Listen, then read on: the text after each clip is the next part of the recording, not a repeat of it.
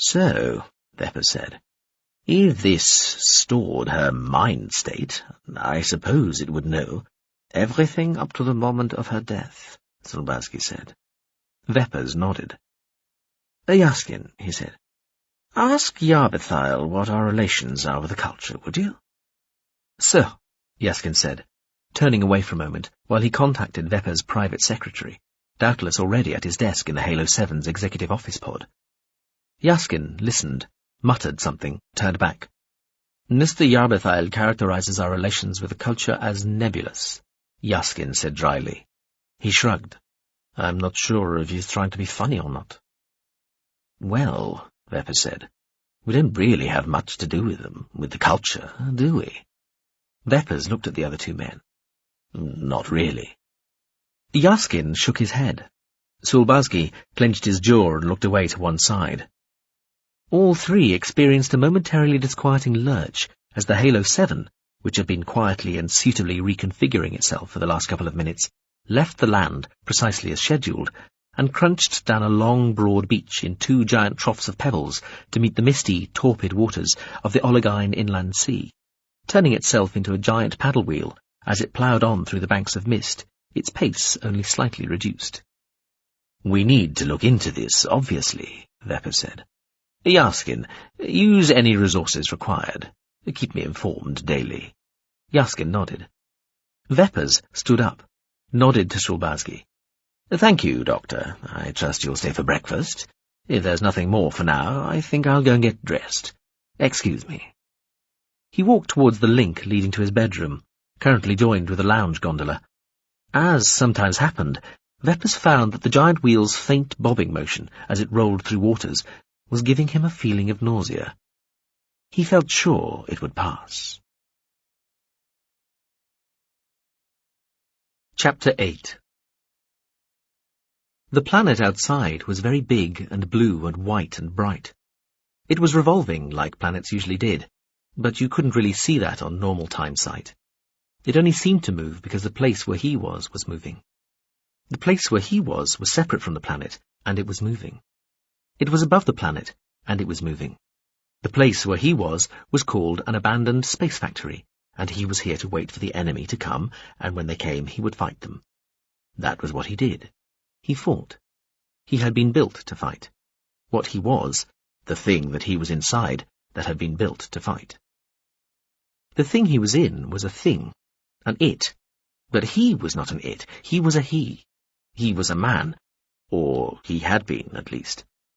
He was still who he was, but he was also inside the thing, the machine, that was designed and built to fight and perhaps get destroyed. But not him. He wouldn't be destroyed. He was still who he was. He was somewhere else as well, and that was where he would wake up if this thing he was in was destroyed. That was how it worked. Vatoy? Captain Vatoy. They were talking to him again. We're losing, he thought, reviewing the latest schematics. You hardly needed the schematics.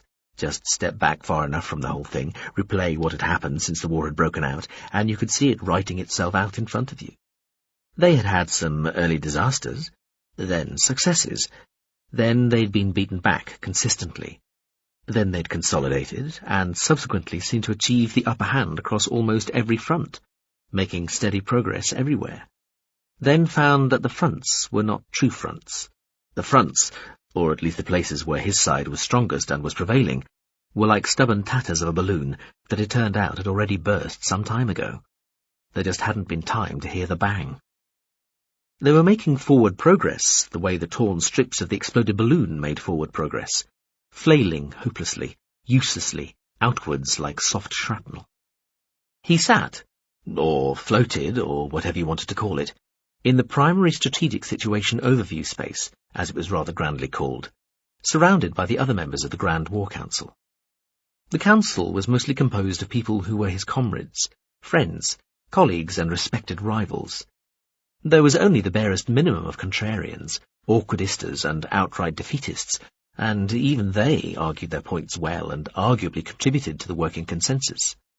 Human, alien, whatever, he knew all of them about as well as was possible by now, and yet still he felt quite alone. He looked round them. There was no perfect, real analogy for the situation he and the rest were currently in.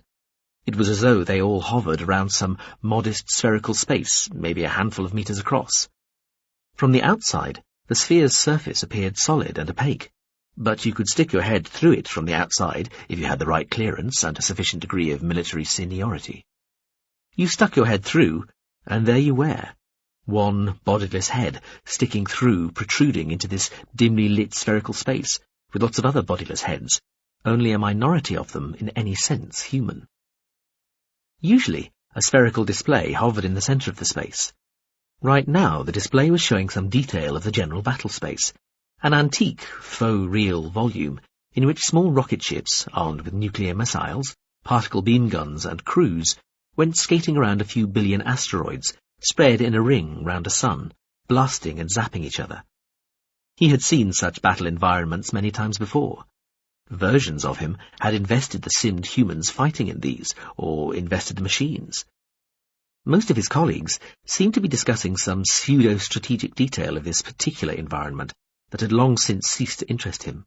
He left them to it, retreating to his own musings and internalized visualization. "We are losing," he thought again. "There is a war in heaven, and we are losing it." The war was amongst the heavens, between the afterlives, if you wanted to be pedantic about it, and it was over the hells. Vatoy! Captain Vatoy! That was his name, but he wasn't going to say anything back to them because he'd been told not to. He'd been ordered not to, and orders meant you had to do what you were told. "Can you hear me?" Yes, he could, but he still wouldn't say anything. "Vatoy, report. That's a direct order." That made him feel strange. If that was an order, then he had to obey it. But then he had been ordered not to do anything that somebody else told him. Not for now, not until a superior got here who had the right codes. So that meant that what he had just heard wasn't really an order at all. It was confusing. He wanted just not to listen to what they said. He could do that. He could shut off comms, but he needed to listen so he could track where they were. The confusion made a sort of hurt in him. He made the thing that he was in check its weapons again, counting rounds, measuring battery status, listening to the energy cell's steady, reassuring hum, and doing a systems readiness check. That was better. Doing these things made him feel better. Doing these things made him feel good. "He can't hear you." That was a different voice saying that. "The techs say he probably can, and he can probably hear you too, so watch what you say." "Can't we private channel?" The different voice. "No. We have to assume he can access them all too, so unless you want to bump helmets or use 2 cups and a string or something, watch what you say." "Sheesh." The different voice. He did not know what sheesh meant. "Listen, Vatoy. This is Major Kanewa. You know me. Come on now, Vatoy. You remember me." He didn't remember any Major Kanewa. He didn't remember very much, he guessed. There was a lot of stuff he felt ought to be there, somewhere, but which wasn't. It gave him a feeling of emptiness, like a magazine that should have been full of rounds because it was at the start of a deployment, and it was supposed to be full, but which wasn't. "Vatoy, listen, son. You've got a problem. Your download didn't complete. You're in the unit, but not all of you is in there. Can you understand that? Come on, son, talk to me." Part of him wanted to talk to the voice of Major Kanewa, but he wasn't going to. Major Kanewa did not qualify as a superior because his signal did not come with the codes that would tell him he really was talking to a superior. "Some sort of sign, son. Come on, anything." He didn't know what the codes were that would tell him he really was talking to a superior, which seemed like an odd thing, but he was guessing that when he heard them he would know. "Vatoy, we know you transferred, but we know it didn't work properly. That's why you're firing on your own side, on us. You need to stop doing that. Do you understand?" He didn't really understand. He sort of understood what they were saying because he knew each of the words and how they went together, but it didn't make sense. He had to ignore it anyway, because the people speaking the words did not have the right codes to be superiors. He checked his weapons again. He sat, floated back, maintaining just enough embodiment to ensure long-term sanity, ignoring the shared display and instead watching the whole war blossom, expand and develop inside his mind. Seeing it happen in fast forward, time after time, his attention zooming in on different aspects of his progression with each iteration. It looked just like The Sims, of course, except at any given point, after it had all started to go wrong, The Sims had always developed differently, better, more optimistically. Wars, simmed in the real, did the same thing, naturally. But ultimately, they were played out in the real, in messy, physical reality, and so didn't seem to carry the same irony that this war did because it, the real war, the conflict that actually mattered here, the war that would have continual and, in a sense, everlasting consequences, was itself a sim. But a sim that was itself easily as complicated and messy as anything in the real. Still a sim, though, like the ones they'd used and were still using to plan the war. Just a bigger one. A bigger one that all concerned had agreed to treat as settling matters, hence as real as these things ever got. That was the war they were losing, and that meant that if they were serious about what they had been trying to do, and were still trying to do, then they were going to have to think about cheating. And if cheating didn't work, then, despite all the accords and laws and customs and regulations, despite all the agreements and solemn treaties, there was always the truly last resort.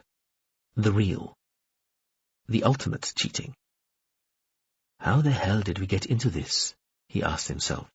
Though of course he already knew the answer. He knew all the answers. Everybody did. Everybody knew everything, and everybody knew all the answers. It was just that the enemy seemed to know better ones. Nobody knew who had first developed the ability to transcribe a naturally evolved creature's mind state. Various species asserted that they or their ancestors had been the ones responsible, but few of the claims were credible and none convincing. It was a technology that had been around in some form for billions of years, and it was continually being reinvented somewhere, out amongst the ever-churning stew of matter, energy, information, and life that was the greater galaxy. And continually being forgotten, too, of course. Lost when ingenue civs were in the wrong place at the wrong time and copped a nearby gamma-ray buster or a sudden visit from advanced unfriendlies. Other hopefuls accidentally, or by demented design, blew themselves up or poisoned themselves or their birthplace, or contrived some other usually highly avoidable catastrophe for themselves. No matter. Whether you made it up all by yourself or got the makings from somebody else, once it was possible to copy a creature's mind state, you could, as a rule, if you had the relevant background and the motivation, start to make at least part of your religion real. Vatoy, we're running out of time here, son. We need to come in there. You need to stand down. Do you understand? You need to offline your... let me just see here. Your aggressive response target acquisition and weapon deployment modules. Do you think you can do that? We don't want to have to come in there and treat you like an enemy. Sir! A different voice. It was going to be easier to number them. Couldn't be dead, could it? Different voice 2. Yeah, maybe Jagar got it. Different voice 3. With his Ipsy carbine? With run from the half clip he got up before it blew his fucking arm and both legs off? Have you seen the specs on this thing? Different voice 1. It isn't dead. He isn't dead. He's there and he's listening to everything we're saying. Sir? Different voice 4. What? Jagal's dead, sir. Different voice 4. Shit. Okay. Vatoy, listen. We've got one man dead out here. You understand that? You killed him, Vatoy. You dropped our TT, and now you've killed one of us. TT stood for troop transport. Now, nobody's going to punish you for this. We know it wasn't your fault. But you have to stand down now, before somebody else gets hurt. We don't want to have to come in there and disable you ourselves. What? Are you fucking crazy? We're 7 suits against a fucking monster robot space tank piece of shit. We don't have a hope in... Different voice 1. Will you shut the fuck up? I'm not telling you again. One more word and you're on a fucking charge. In fact, you are on a fucking charge. That thing can hear you, you fucking moron. And you just gave it our whole fucking status. If we do pile in, you're now officially leading the fucking charge, genius. Fuck. Different voice 1. equals genius. Shut up. Pt.2. 7. There were 7 of them. That was useful to know. Almost every developing species had a creation myth buried somewhere in its past, even if by the time they become spacefaring it was no more than a quaint and dusty irrelevance, though, granted, some were downright embarrassing. Talking utter drivel about thunderclouds having sex with the sun. Lonely old sadists inventing something to amuse themselves with. A big fish spawning the stars, planets, moons, and your own ever-so-special people. Or whatever other nonsense had wandered into the most likely feverish mind of the enthusiast who had come up with the idea in the first place. At least showed you were interested in trying to provide an explanation for the world around you, and so was generally held to be a promising first step towards coming up with a belief system that provably worked and genuinely did produce miracles. Reason, science, and technology.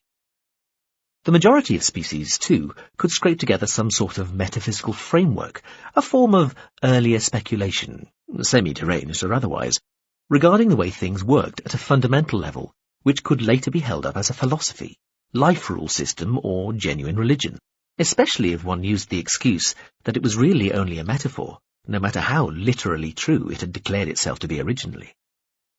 The harder the haul up the developmental ladder a species had suffered, rising from the usual primordial slime of just-dawned sentience with only, for example, the wheel to their name, to the dizzy heights and endless cheery sunshine of easy spaceflight, limitless energy, amusingly cooperative AIs, anti-aging, anti-gravity, the end of disease and other cool tech, the more likely it was that that species would have entertained the idea of an immortal soul at some important point in its history, and still be carrying the legacy of it now they'd escaped the muck and had hit civilizational cruise phase. Most species capable of forming an opinion on the subject had a pretty high opinion of themselves, and most individuals in such species tended to think it was a matter of some considerable importance whether they personally survived or not. Faced with the inevitable struggles and iniquities attendant upon a primitive life, it could be argued that it was an either very gloomy, unimaginative, breathtakingly stoic, or just plain dim species that didn't come up with the idea that what could feel like an appallingly short, brutal, and terrifying life was somehow not all there was to existence, and that a better one awaited them personally and collectively, allowing for certain eligibility requirements after death. So the idea of a soul, usually, though not always immortal in its posited nature, was a relatively common piece of the doctrinal baggage accompanying a people just making their debut on the great galactic stage. Even if your civilization had somehow grown up without the concept, it was kind of forced upon you once you had the means of recording the precise, dynamic state of someone's mind, and either placing it directly into the brain of another body, or storing it as some sort of scale-reduced, but still full, abstract, inside an artificial substrate. Pt.2. Captain Pt.2, I'm ordering you to reply. Pt.2, report status immediately. He was listening, but not paying attention. He kept checking his weapons and systems each time the voice that called itself Major Kanewa said something that made him feel bad or confused. Okay, we're running out of time here, and I sure as fuck am running out of patience. What also made him feel good was looking out through the big curved entrance to the place where he was. The place where he was, where the thing that he was in was, measured 123.3 times 61.6 times 20.5 meters, and was open to vacuum through the big curved entrance which formed one of the short walls. It was cluttered with machinery and pieces of equipment that he did not recognize, but which he had quickly decided were no threat, just useful for cover if he needed it. We're gonna have to go in and do this the hard way. Oh, fuck. Different voice 5. Beautiful. Perfect day for it. Different voice 6. We're gonna fucking die. Genius. Sir, can we wait for... Different voice 2. We're not gonna fucking die. We haven't the time to wait for any other fucker. Control yourselves, all of you. We do this ourselves. Remember all that training? This is what it was for. Wasn't that much training, sir. Genius. I'm not even in the right sort of unit. I'm supposed to be in something called an NCME. I don't even know what that means, frankly. Different voice 4. Oh fuck, oh fuck, oh fuck. Different voice 5. Manine, shut up, son. All of you, shut up. Sir? Different voice 5. Equals Manine. Gulton, that thing of yours delete this motherfucker? Assuredly, sir. Thought you'd never ask, sir. Different voice 6 equals Gulton. The unknowns, treat as enemy, he could hear talking, were all on the outside of the abandoned space factory. The first one who had come in through the big curved entrance to the place where he was must have been Zhigao, the one who is now dead. Okay, we need a plan here. All of you, undeploy back towards me until we're LOS, and we can use laser to talk without this piece of shit listening in. LOS meant line of sight. Zhigao had silhouetted himself against the bit of the big bright blue and white planet visible beyond the curved entrance. The toy had targeted the silhouetted figure within a millisecond of the initial visual field anomalous movement impulse, but he hadn't readied to fire until the figure, moving slowly, had swept his weapon in his direction. Then he had sent an identification friend-foe burst towards the figure and simultaneously flicked it with a laser-ranging pulse. The figure had fired straight at him. Small-caliber kinetic rounds. Approximately 9 bullets had clanged into the unidentified high-solidity object, used as cover, he was hunkered down behind. 2 had hit his own upper weapon SL2 without significant damage, and 4 or 5 flew overhead to hit the bulkhead behind him, producing more clangs he heard through his feet. He had fired back a 6 burst from his right upper light laser rifle unit, registering a direct hit on the weapon he had been targeted by, and 2 more on the lower body of the figure, which mostly flicked backwards into cover, though one part of it, identifiable as a human armoured suit leg, had gone spinning away by itself, spraying fluid, somersaulting rapidly, as it headed out towards the bright blue and white planet, visible through the big curved entrance. Zhigao get a TLF on the fucker? Different voice 3. TLF meant target location fix. Yeah, post it when we get LOS. Different voice 2. He had felt good. Firing and hitting and removing a threat made him feel good. And something about the spinning leg unit, the way it sailed away, its trajectory curving gradually as it went, before it eventually disappeared, made him feel good too. Hey, it pinged Zhigao for it tanked him? Anybody know? Genius. Hold on. Yep. Different voice 2. Shut up and get back here. If I can hear you, so can it. Sir. Different voice 2. That's good, though. The pinging. We can use that. Genius. IFF'd him, too. Different voice 2. Really? Chirpy. Genius. He reviewed the brief engagement with Zhigao and made 2 in-deployment tactical environment operating behavior modification, immediate instigation memoranda. Deselect automatic IFF challenge. Deselect initial laser ranging pulse.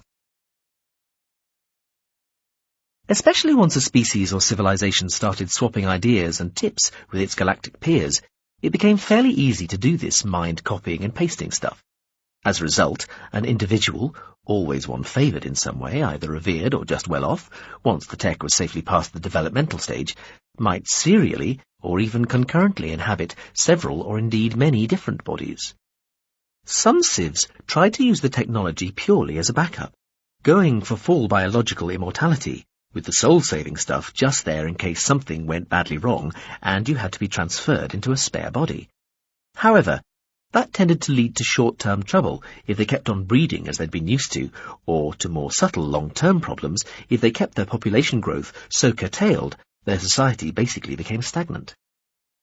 There was always the ever-tempting, profoundly illusory ideal, which every intelligent species seemed to think that only it had ever been clever enough to invent, of unlimited growth forever. But any attempt to implement such a regime very rapidly ran into the awkward fact that the surrounding material in the galaxy, and presumably the universe, was already inhabited, used, claimed, protected, treasured, or even, by general agreement, owned. The long-established result of this was the irritatingly strict rules the galactic community's major players and elders had come up with regarding the reasonable allotments of matter and living space a new species might expect. It boiled down to, you can't have other peoples. but it always felt grossly unfair at the time.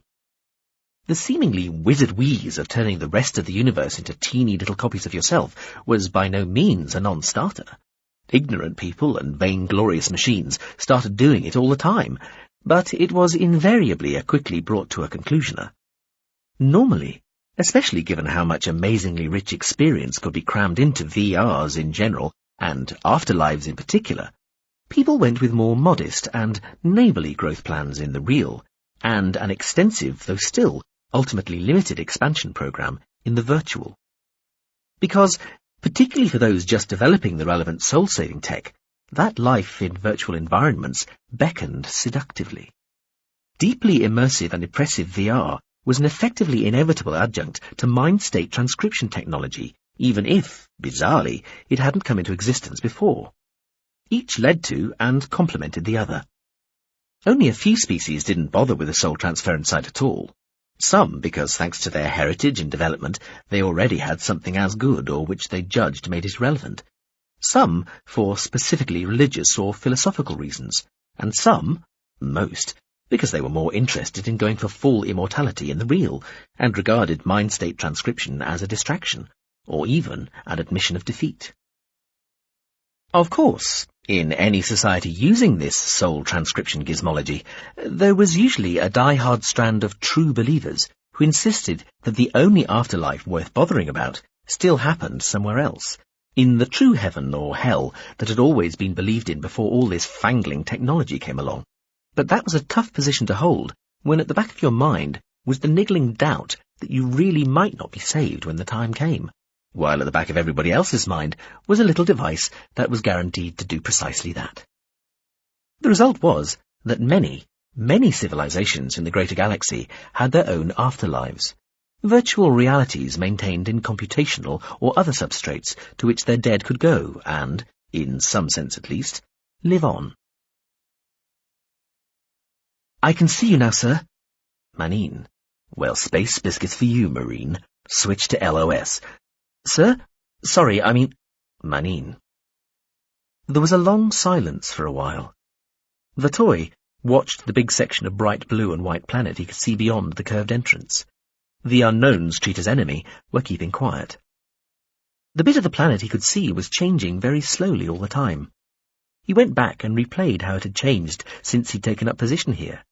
He subtracted the motion component of the place where he was, the place where he was revolving too, but it was revolving slowly and steadily, and that made it easy to subtract.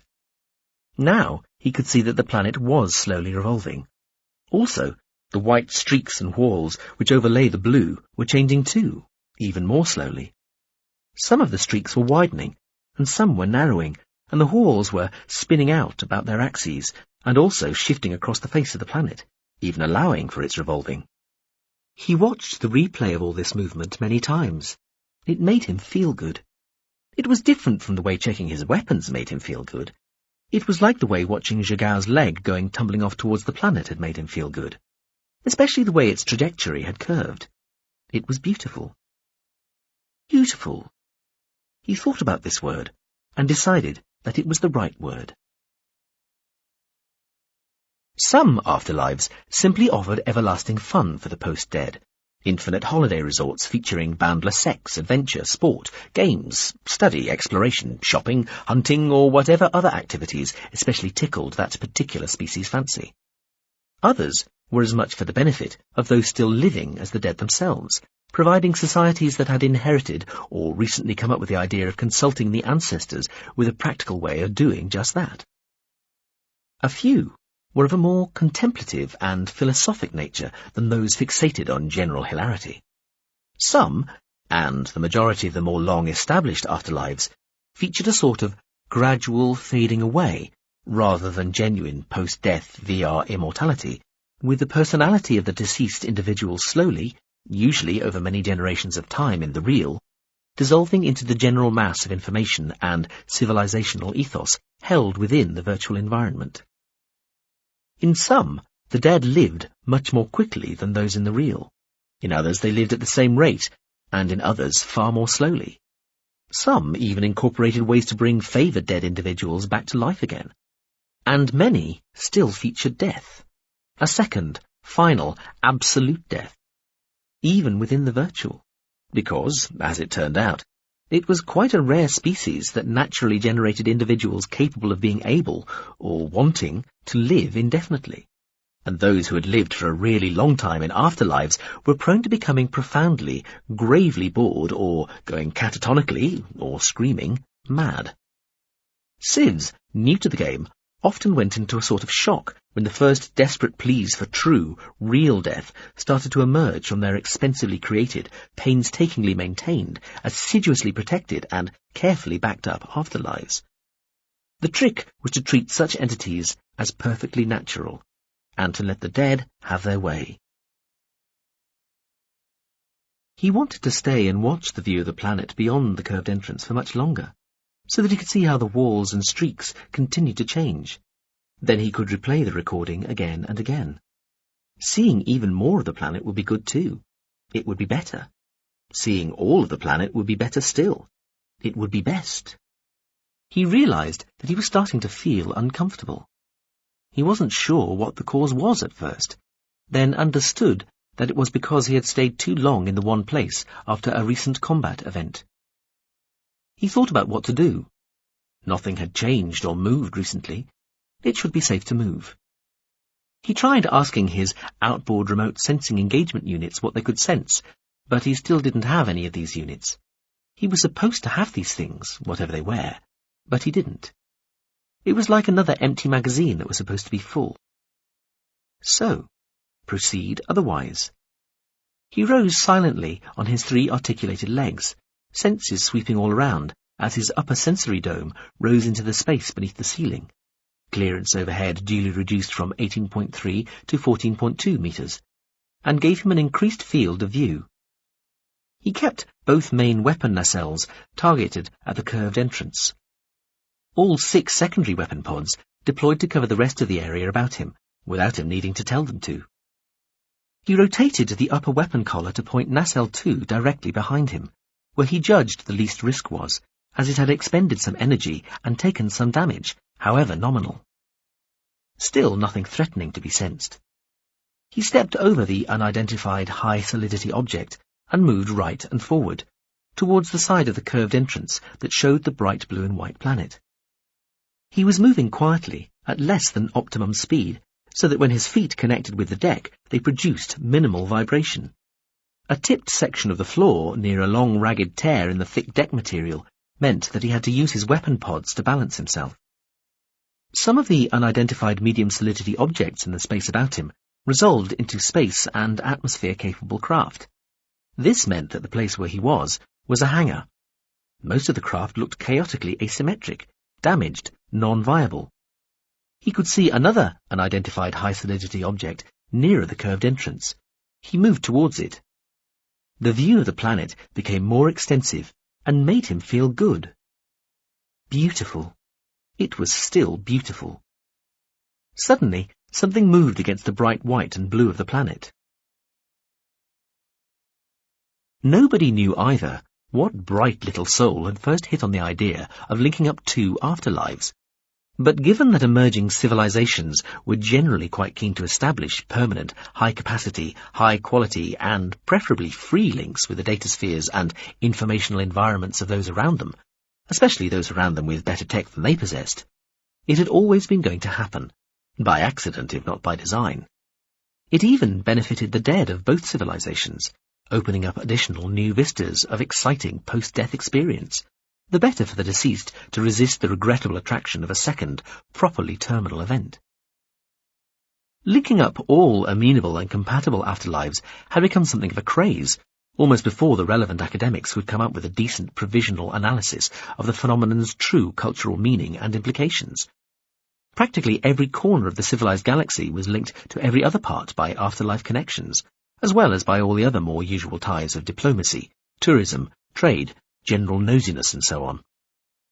So, for many millions of years, there had been a network of afterlives throughout the galaxy, semi-independent from the real, and constantly changing just as the galactic community in the real changed, with civilizations appearing, developing, steady-stating, or disappearing, either changing beyond recognition, relapsing in some way, or going for semi-godhood, sidestepping the material life altogether by opting for the careless indifference that was subliming. Mostly, nobody mentioned the hells. The moving thing was tiny, too small to be a person in a suit, or even an outboard remote sensing engagement unit, either his or anybody else's. It was moving at 38.93 meters per second, and so was far too slow to be considered kinetic ordnance.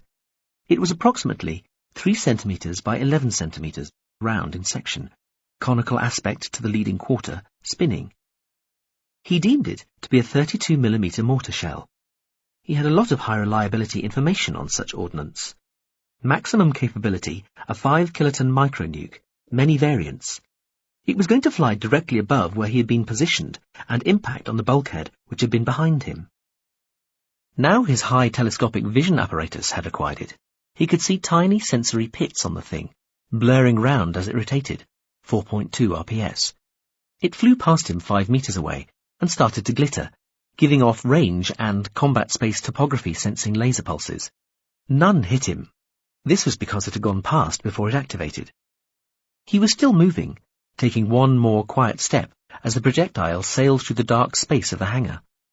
He judged that the ingress of the round meant that an attack might be about to start, and that his best choice had become to hunker down here, still 5 steps away from the unidentified high-solidity object he'd been heading for, opting instead for the partial cover of the nearest unidentified medium-solidity object, an additional advantage accruing from the fact that a subroutine assured him his scale and overall shape in hunkered mode would make him look similar to the now identified medium-solidity object concerned, which was a small, intact but deactivated, high-atmospheric, low-orbit planetary service bombardment unit.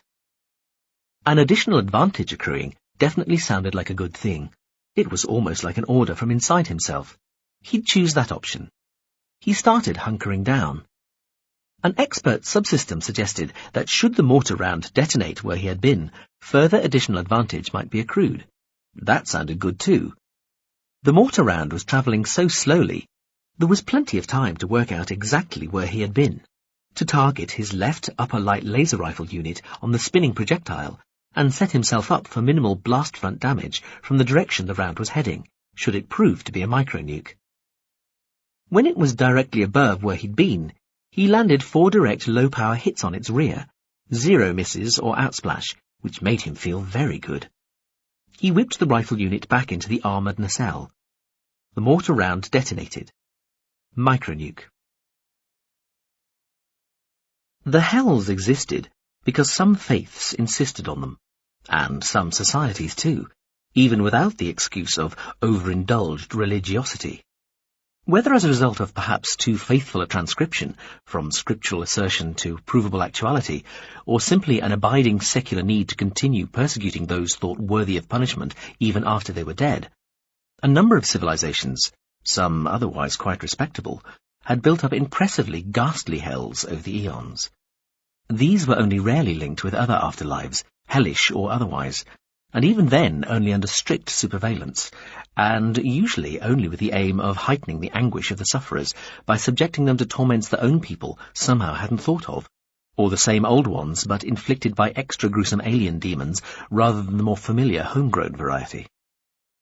Very gradually, though, perhaps just due to the exact nature of the chance mix the contemporary crop of in-play civilizations represented, a sort of network of hells, still only partial and remaining strictly controlled in their interactions, did emerge, and news of their existence and the conditions within them became more widely known. This led to trouble in time. Many species and civilizations objected profoundly to the very idea of hells, no matter whose they were. A lot objected profoundly to the very idea of torture in any event, and the practice of setting up virtual environments, traditionally such dazzlingly fabulous realms of unmitigated pleasure, devoted to inflicting pain and suffering on sentient creatures, seemed not just wrong, but perverse, sadistic, genuinely evil, and shamefully, disgracefully cruel. Uncivilized, in fact, and that was not a word such societies bandied about without having thought carefully about its deployment. The culture took a particularly dim view of torture, either in the real or in the virtuality, and was quite prepared to damage its short and even, at least seemingly, long-term interests to stop it happening. Such a devoutly censorious, non-pragmatic approach confused people used to dealing with the culture, but it was a characteristic that had been there since the civilization's inception, so there was little point in treating it as just a temporary moral fad and waiting for it to pass. As a result, over the millennia, the culture's atypically inflexible attitude probably had shifted the whole meta-civilizational moral debate on such matters slightly but significantly to the liberal altruistic end of the ethical spectrum, that definitive identification of torture with barbarism being perhaps its most obvious mimetic achievement. There was a predictable mix of responses. A few of the Siths hosting hells simply had a think, took the point, and closed them down. Generally, these were species who had never shown any great enthusiasm for the concept in the first place, their number including some who'd only adopted the idea at all because they'd got the erroneous impression it was what all up-and-coming societies did, and they hadn't wanted to appear backward. Some civilizations just ignored the fuss and said it had nothing to do with anybody else. Others, generally those constitutionally unable to look past any opportunity to go spasming into full high dudgeon mode, reacted with hysterical bluster, complaining loudly of bullying, ethical imperialism, grossly unwarranted cultural interference, and persecution bordering on outright hostility. Some of those, having made their point, and after a decent interval, still proved persuadable that hells were unacceptable. But not all. The hells remained, as did the discord they engendered. Even so, now and again, a civ was effectively bribed out of continuing to host hells, usually with tech that was a bit beyond it in the normal course of development, though that was a tricky precedent to set, in case it encouraged others to try the same trick just to get their hands on the relevant toys, so it remained a strategy that had to be used sparingly. A few of the more militantly altruistic civs tried to hack into the hells belonging to those they saw as their more barbaric peers, to free or destroy the tormented souls within, but that carried its own dangers, and a couple of small wars had resulted. Eventually, though, a war was agreed upon as the best way to settle the whole dispute. The vast majority of protagonists on both sides agreed they would fight within a controlled virtuality overseen by impartial arbiters, and the winner would accept the result. If the pro-Hell side won, there would be no more sanctions or sanctimoniousness from the anti-Hell faction, and if the anti-Hellists triumphed, then the hells of the participating adversaries would be shut down. Both sides thought they would win. The anti-Hell side because they were generally more advanced, an advantage that would be partially reflected in the simmed war, and the pro-Hell side because they were convinced they were the less decadent, more intrinsically warlike side. They also had a couple of hidden assets in the shape of civs who nobody knew had been hosting hells, but who had been persuaded to come on board, and who just about, it was decided after a lengthy legal case, qualified due to the way the relevant agreement had been worded. Naturally, also, both sides were convinced they had right on their side, not that either was remotely naive enough to think that that had any possible bearing on the conclusion whatsoever. Battle was joined. It duly raged to and fro across the vast virtual conflict spaces within the scrupulously and multiply policed substrates allotted to it, overseen by a people called the Ishlosinami, a species long notorious for their absolute incorruptibility, Spartan lifestyles, near-complete lack of humour, and a sense of fairness that struck most other normal civs as positively pathological. But now the war was nearing its end, and to Vatoi, it looked like his side was going to lose. It was a micro-nuke, but low yield. Disposable sensor units deployed on his armour main weapon nacelles. His upper sensory dome was retracted beneath its armour clamshell. Watched what happened. 3 submunitions had deployed an instant before the main warhead had exploded, fanning downwards towards the floor where he'd been hunkered earlier. It was hard to be sure, but he thought that he, the thing he was in, would have survived had he still been there. The floor beneath him thudded. There was much damage where he had been. The bulkhead behind was holed, the ceiling above perforated, bulging upwards, now dipping back down, glowing white and yellow-hot as heated supporting elements gave in to the apparent gravity the abandoned space factory's rotation provided. The unidentified high-solidity object he'd been hiding behind earlier had been partially vaporized, destroyed, and shifted across the floor of the hangar until it had impacted with a section of tipped, already damaged floor. "Still there?" Different voice 4. "Hit it, Galton." A bright yellow-white line lanced down from where the ceiling had been, smashing into the hangar deck where Pt.2 had been positioned earlier, and creating an exploding white ball of plasma. This blew outward in a boiling cloud behind a wavefront of condensing particles of molten metals. Meter-scale yellow-glowing fragments of the floor went tumbling everywhere at various speeds, mostly high. He saw one piece somersaulting towards him, bouncing once off the floor and once off the ceiling. He did not have enough time to move. Perhaps, if he had not been hunkered down, he might have been able to avoid it. The piece of wreckage impacted hard on the armoured body of the thing he was inside. It impacted badly, too. Not a flat side, or even an edge hit first, but a jagged point. It smacked into his top, off-centre, so that it half-spun him and sent the piece of wreckage spinning into the shoulder section of his left main weapon pod. Everything shook. Damage control screen spreads filled his field of vision. There was a further impact from above. It was relatively slow, implicitly high inertia. Crushing. "Fuck you, motherfucker! Fuck you! Fuck you! Fuck you!" Genius. "Sir, ordnance discharged, sir." Galton. "Fuck me! I think my anal plug just exited my fucking suit." Different voice 2. That's spatted. That is one spatted shitfuck of an armoured combat unit." Different voice 3. "Got to have done it! Got to have fucking done it! Take fucking that, you miserable three-legged space tank motherfucker!" Genius. "Last one in's an officer.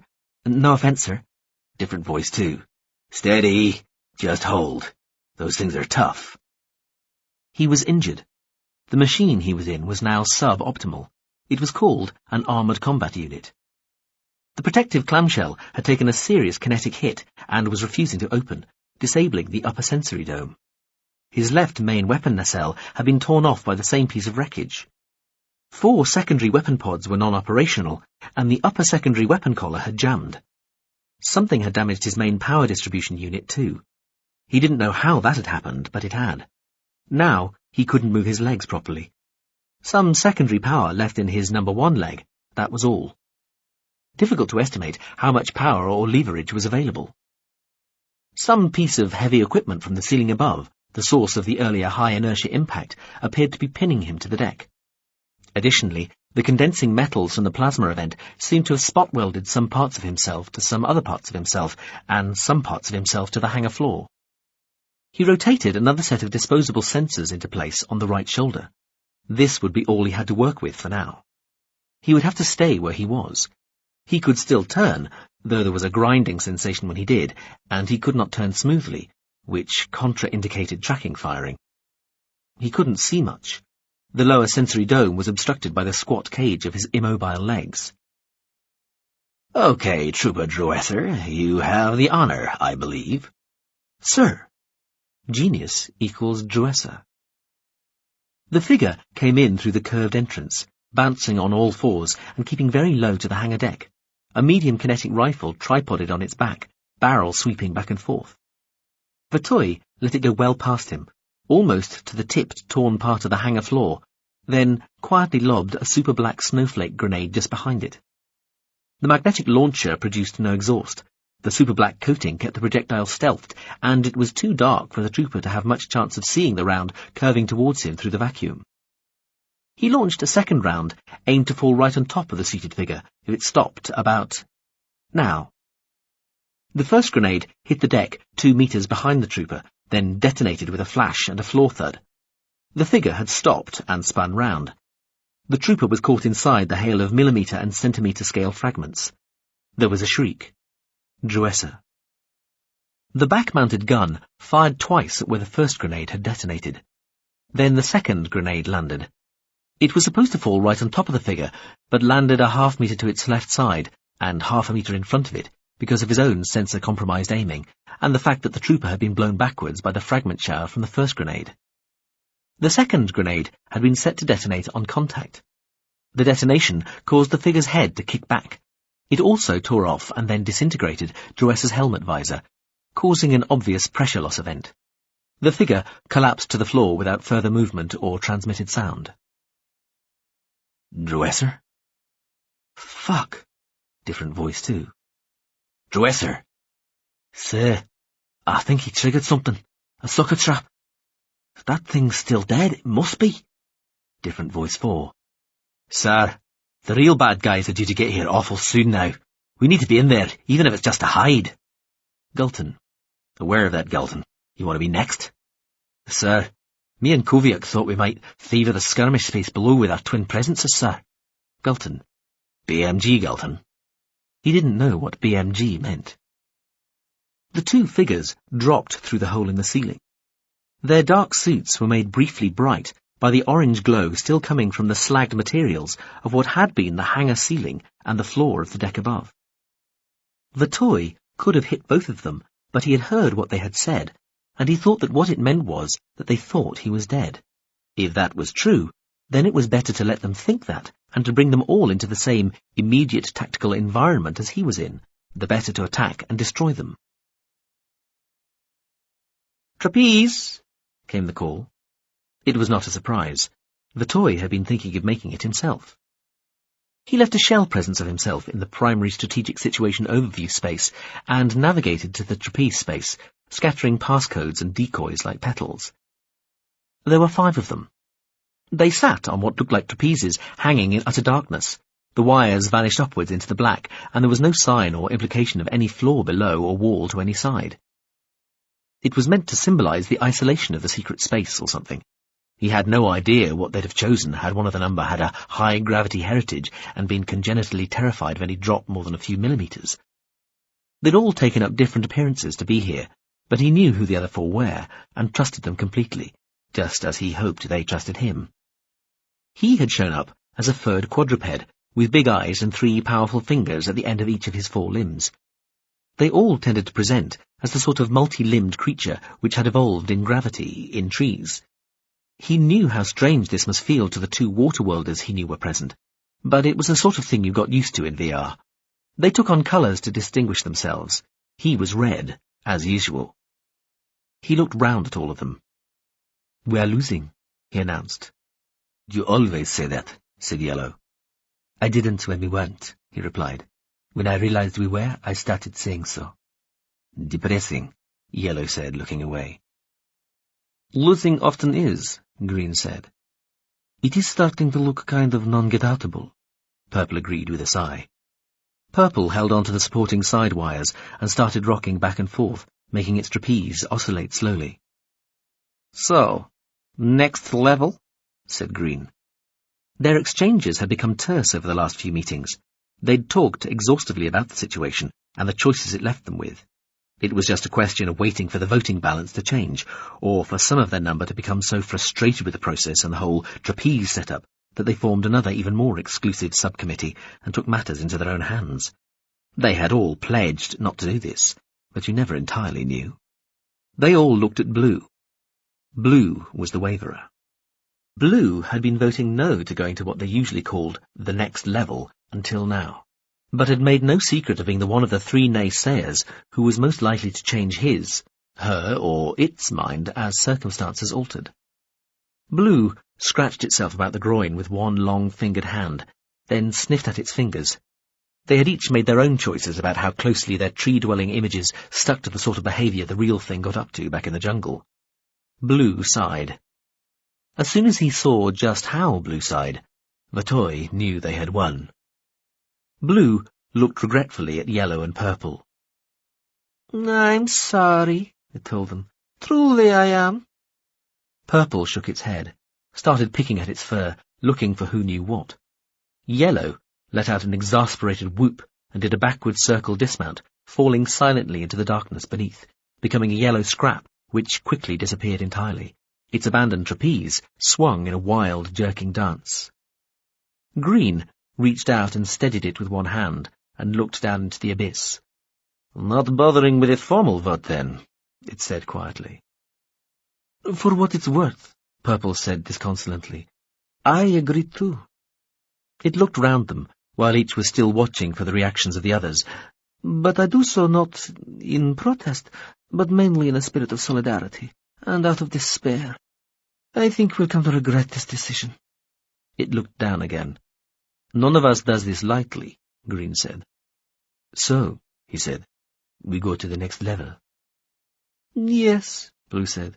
We cheat. We hack, we infiltrate with sabotage, Green said. Those are war skills too. Let's not make excuses for ourselves, Purple muttered. We're still breaking an oath. We'd all rather have achieved victory with our honour fully intact, Green said sternly. But our options now are either an honourable defeat, or the sacrifice of our honour for at least a chance of victory. However achieved, the outcome justifies the sacrifice. If it works. There are no guarantees in war, Green said. Oh, there are, Blue said quietly, looking away into the darkness. It's just that they guarantee death, destruction, suffering, heartache, and remorse. They were all silent for a moment, alone with their own thoughts. Then Green rattled the wires of its trapeze. Enough. We must plan. To the details. They hadn't seen him. 2 were where the plasma event had taken place. 1 was at the body of the trooper Druessa. 1 was somewhere he couldn't see, and the other 2 knelt just 10 meters away, almost in front of him. 12 meters in from the curved entrance. Bit of the fucker over here. One of his arm weapon pods. Different voice too. The 2, kneeling in front of him, looked round, almost at him. That was helpful, telling him where Trooper Different Voice 2 might currently be. Fuck all over here, sir. Gulton. One of the 2 kneeling figures had continued to look in his direction after the other had turned away again. He appeared to be looking straight at him. Is that another bed under that? It was the one who had said he was Major Kanewa. His gun had started to level, pointing straight at him. He fired both his available laser rifles at the 2 kneeling men, achieving multiple hits with high outsplash but minimal reflectivity, and several observed piercing hits, though the Major Kanewa figure was partially shielding the one behind, who was probably Different Voice 4. He followed up with a couple of anti-armoured personnel, light armoured vehicle mini-missiles. At the same time, he swung his remaining main weapon nacelle round to target the part of the hangar where he'd been earlier and where Gulton and Koviak were now. He used the railgun, set to scatter. Tiny, hyperkinetic rounds made a disintegrating haze out of the tipped section of the floor, the bulkheads and ceiling. As the main weapon nacelle had deployed, it had roughly tracked across the location of the trooper, kneeling by the body of Trooper Druessa, so he'd loosed a trio of general-purpose, high-explosive fragmentation subscale missiles towards them. Then he lobbed 5 more subscales towards the centre of the railgun's targeting area, cutting their engines off almost as soon as they exited the weapon nacelle, so that they fell into the part of the target area he couldn't see. From the start, he'd been pumping round after round of snowflake, heat-seeker, emission-homing and movement-primed grenades overhead, guessing at where Different Voice 2 might be, behind him in the hangar. Some of the grenades ricocheted off the ceiling, but that did not really matter. The trooper Major Kanewa and the figure behind him disappeared in the twin explosions of the mini-missiles. Unidentifiable gurgling screams might have been Gulton and Koviak. They cut off quickly as the railgun rounds continued to eat away at the bulkheads, floor and ceiling. The subscales erupted in the centre of the hangar, creating a billowing cloud of gases and debris. The 2 troopers, one of them Druessa, who was already dead, vanished in the fireballs. The lobbed subscales landed in a spread in what was left of the hangar's rear corner, filling it with a brief haze of plasma, gas and shrapnel. He stopped firing, railgun magazine depleted by 60%. Debris trajectoried, impacted, ricocheted, fell back, tumbled, slid, became still. The gases dissipated, mostly through the wide curved entrance that framed the view of the big bright blue and white planet outside. No transmissions. The only traces of the troopers he could see were ambiguous in nature and quite small. After nearly 9 minutes, he used what power he had in his single operational leg, trying to lift himself free from whatever was pinning him. The attempt failed, and he knew he was trapped. He thought there was a high likelihood he had not killed the trooper who'd been somewhere in the hangar behind him, but his attempt to rise, which had caused some movement of the wreckage around and over him, attracted no further hostile attention. He sat there and waited, wishing he could see the beautiful planet better. Others arrived half an hour later. They were different troopers, with different suits and weapons. They didn't have the correct IFF codes either, so he fought them too. By the time he was blown out of the hangar entrance in a cloud of plasma, he was completely blind, almost without any senses. Only his internal heat sensors and a feeling that he was experiencing a faint but gradually increasing force from one particular direction, once he allowed for the fact that he was tumbling, told him he was falling into the atmosphere of the beautiful, bright white and blue planet. The heat increased rapidly and started to leak into his power and processing core through piercing damage channels sustained in the engagement just past. His processor suite would shut down or melt in 18, no 11, no 9 seconds, 8, 7, no 3, 2, 1. His last thought was that it would have been nice to have seen the beautiful. He returned to the simulation within a simulation that was the primary strategic situation overview space. In Trapeze, they discussed the initial details of plans that might end the war one way or the other. Here, they were still reviewing and re-reviewing the same old territory they'd been fretting over when he'd left. "One of your old stamping grounds, isn't it, Vatoy?" one of the others in the High Command said, as they watched the irrelevancy of the war amongst these tumbling rocks and lumps of ice replay itself. Rocket exhausts plumed in the darkness amongst the billions of orbiting fragments. Munitions blazed, forces swept back and forth. "Is it?" he said. Then he recognized it. He'd been many things in this war. He had died within the simulations many times, some failing of character or application on his part occasionally contributing to his end. More usually the mistakes of those above him in the command structure, or just the need for sacrifice, providing all of the cause. How many lifetimes had he spent waging war? He had lost count, long ago. Of course, here, in the kingdom of the dead, engaged in a seemingly never-ending fight over the fate of the souls of the departed, further deaths were no barrier to continuance. After each death in service, the soldier's achievements were reviewed by panels of his peers and other expert minds. Had he been brave, cool under fire, resourceful? According to the answers, lessons were learned. Soldiers reincarnated to fight again rose, fell, or maintained their position in the ranks, depending on how well they were judged to have done, and military practice itself changed gradually in response to the same adjudication. Gradually at first, Vatoy had worked his way up through the hierarchy.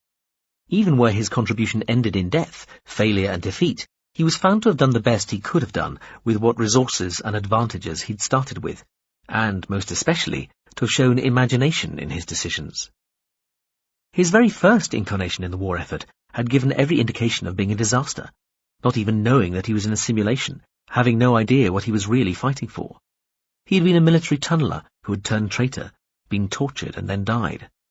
Still, he had thought to walk through the poison gas rather than try to outrun it, which had counted in his favour, and the fact that such a previously stalwart and dependable soul had chosen to take his chances with the enemy rather than immediately try to get back to his own side had counted more against those in charge of that aspect of the battle space than it had against him, and helped convince those then running the war at a higher level that much of it was being waged too harshly and with too great an emphasis on secrecy. And, yes, here, in this open maze of broken moons, drifting rocks, abandoned facilities and empty factories many generations of combatants ago, he had been part of the struggle. Again, even though he had ended up fighting all too successfully against his own people, that had not been his fault. He had not even been his complete self in that instance, some all-too-believable glitch within the recreated scenario, meaning that his download into the combat unit had been only partial, leaving it crippled inside, not knowing who was friend and who was foe. Still, even reduced, his essence had fought well, displayed imagination and shown some glimmerings of trying to develop. That had been worth another promotion. Yet, here was that same place, still disputed. Not all the subsequent battles throughout and amongst the somersaulting cascade of rocky debris and the orbiting industrial wasteland of deserted infrastructure wheeling round the system's planets had produced a decisive victory for either side. He looked at it, remembering, wondering what other troopers like his old self still laboured, fought and died there. "We need a decision," the group leader for this watch said. "Pursue? Hold? Abandon?" Her disembodied head looked round all the others at once, fixing her gaze on each simultaneously, because in the sim, of course, you could do this. He voted abandon, though he was not convinced. Abandon was the decision, by just the one vote.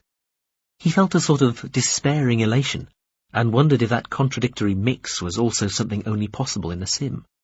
It had been so long since he'd been properly alive, he was no longer sure. It didn't matter.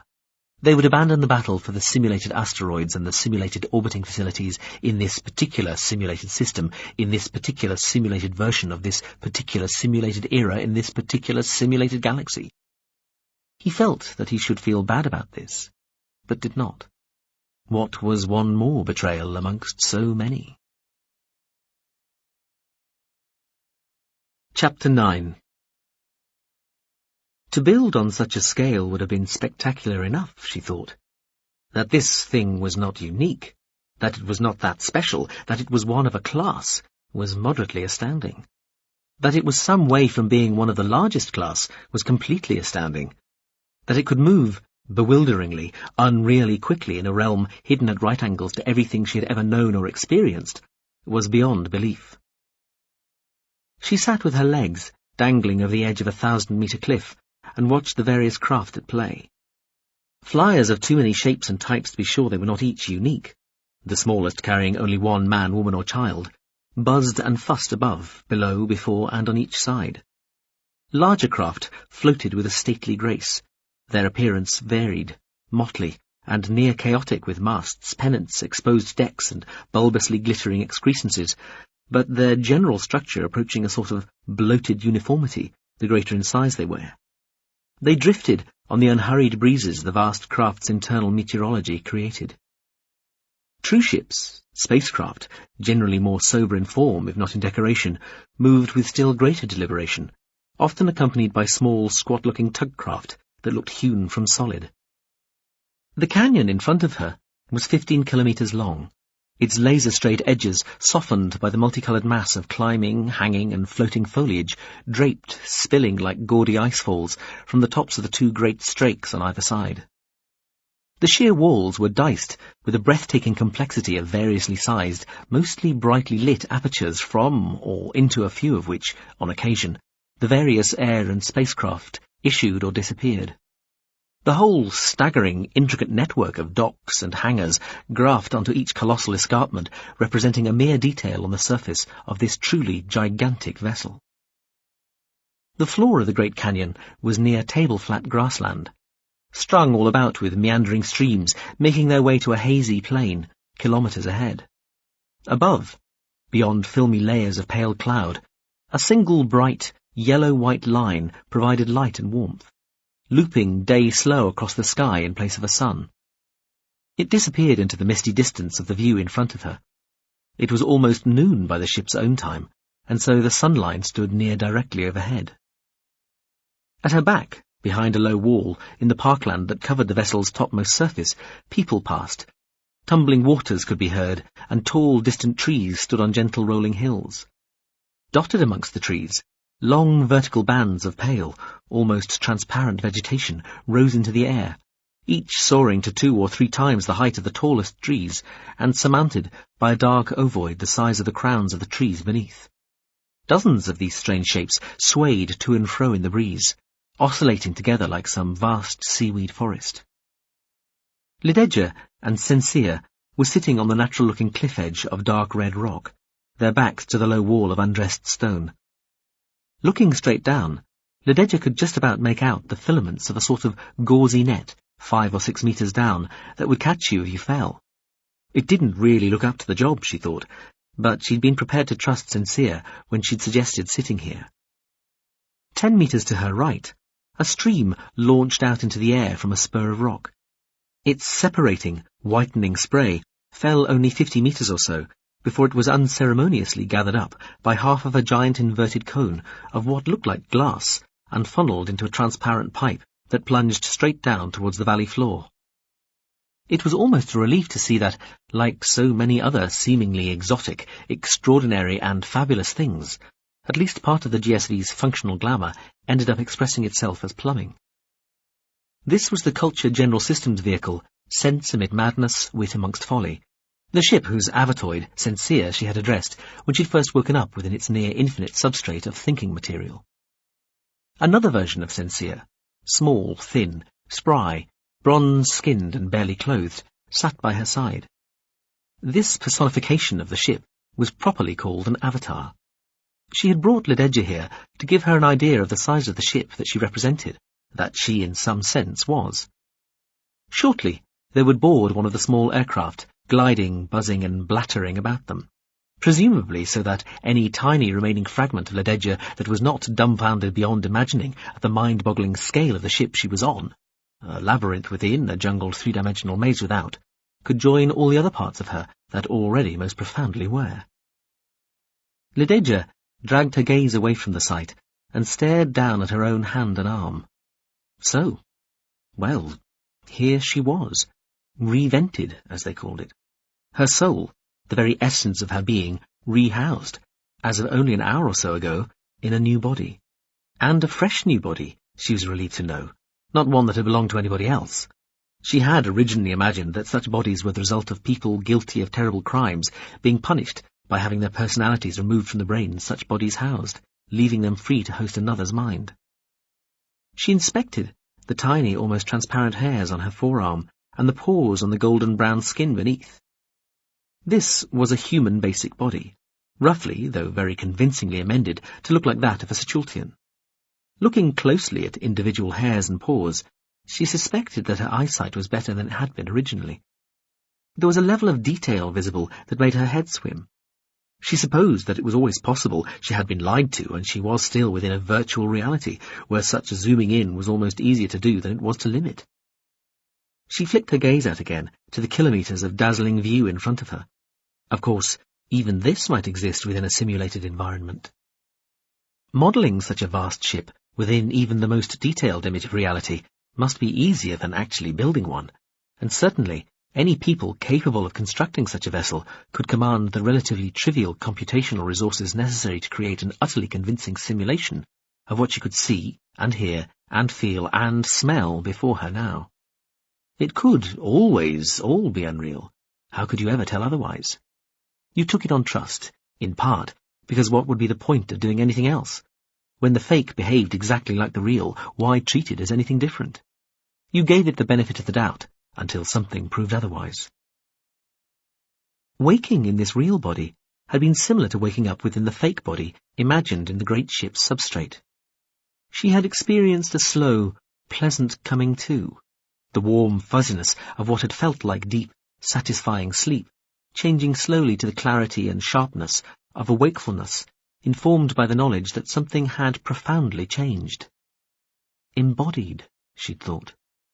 Embodiment was all, Sincere had told her, ironically while they were talking in the virtual.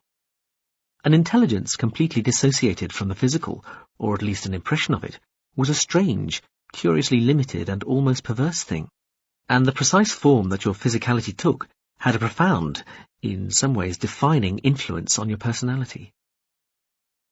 She had opened her eyes and found herself in a bed of what looked like snowflakes, felt like feathers, and behaved like particularly obedient and well-disposed insects.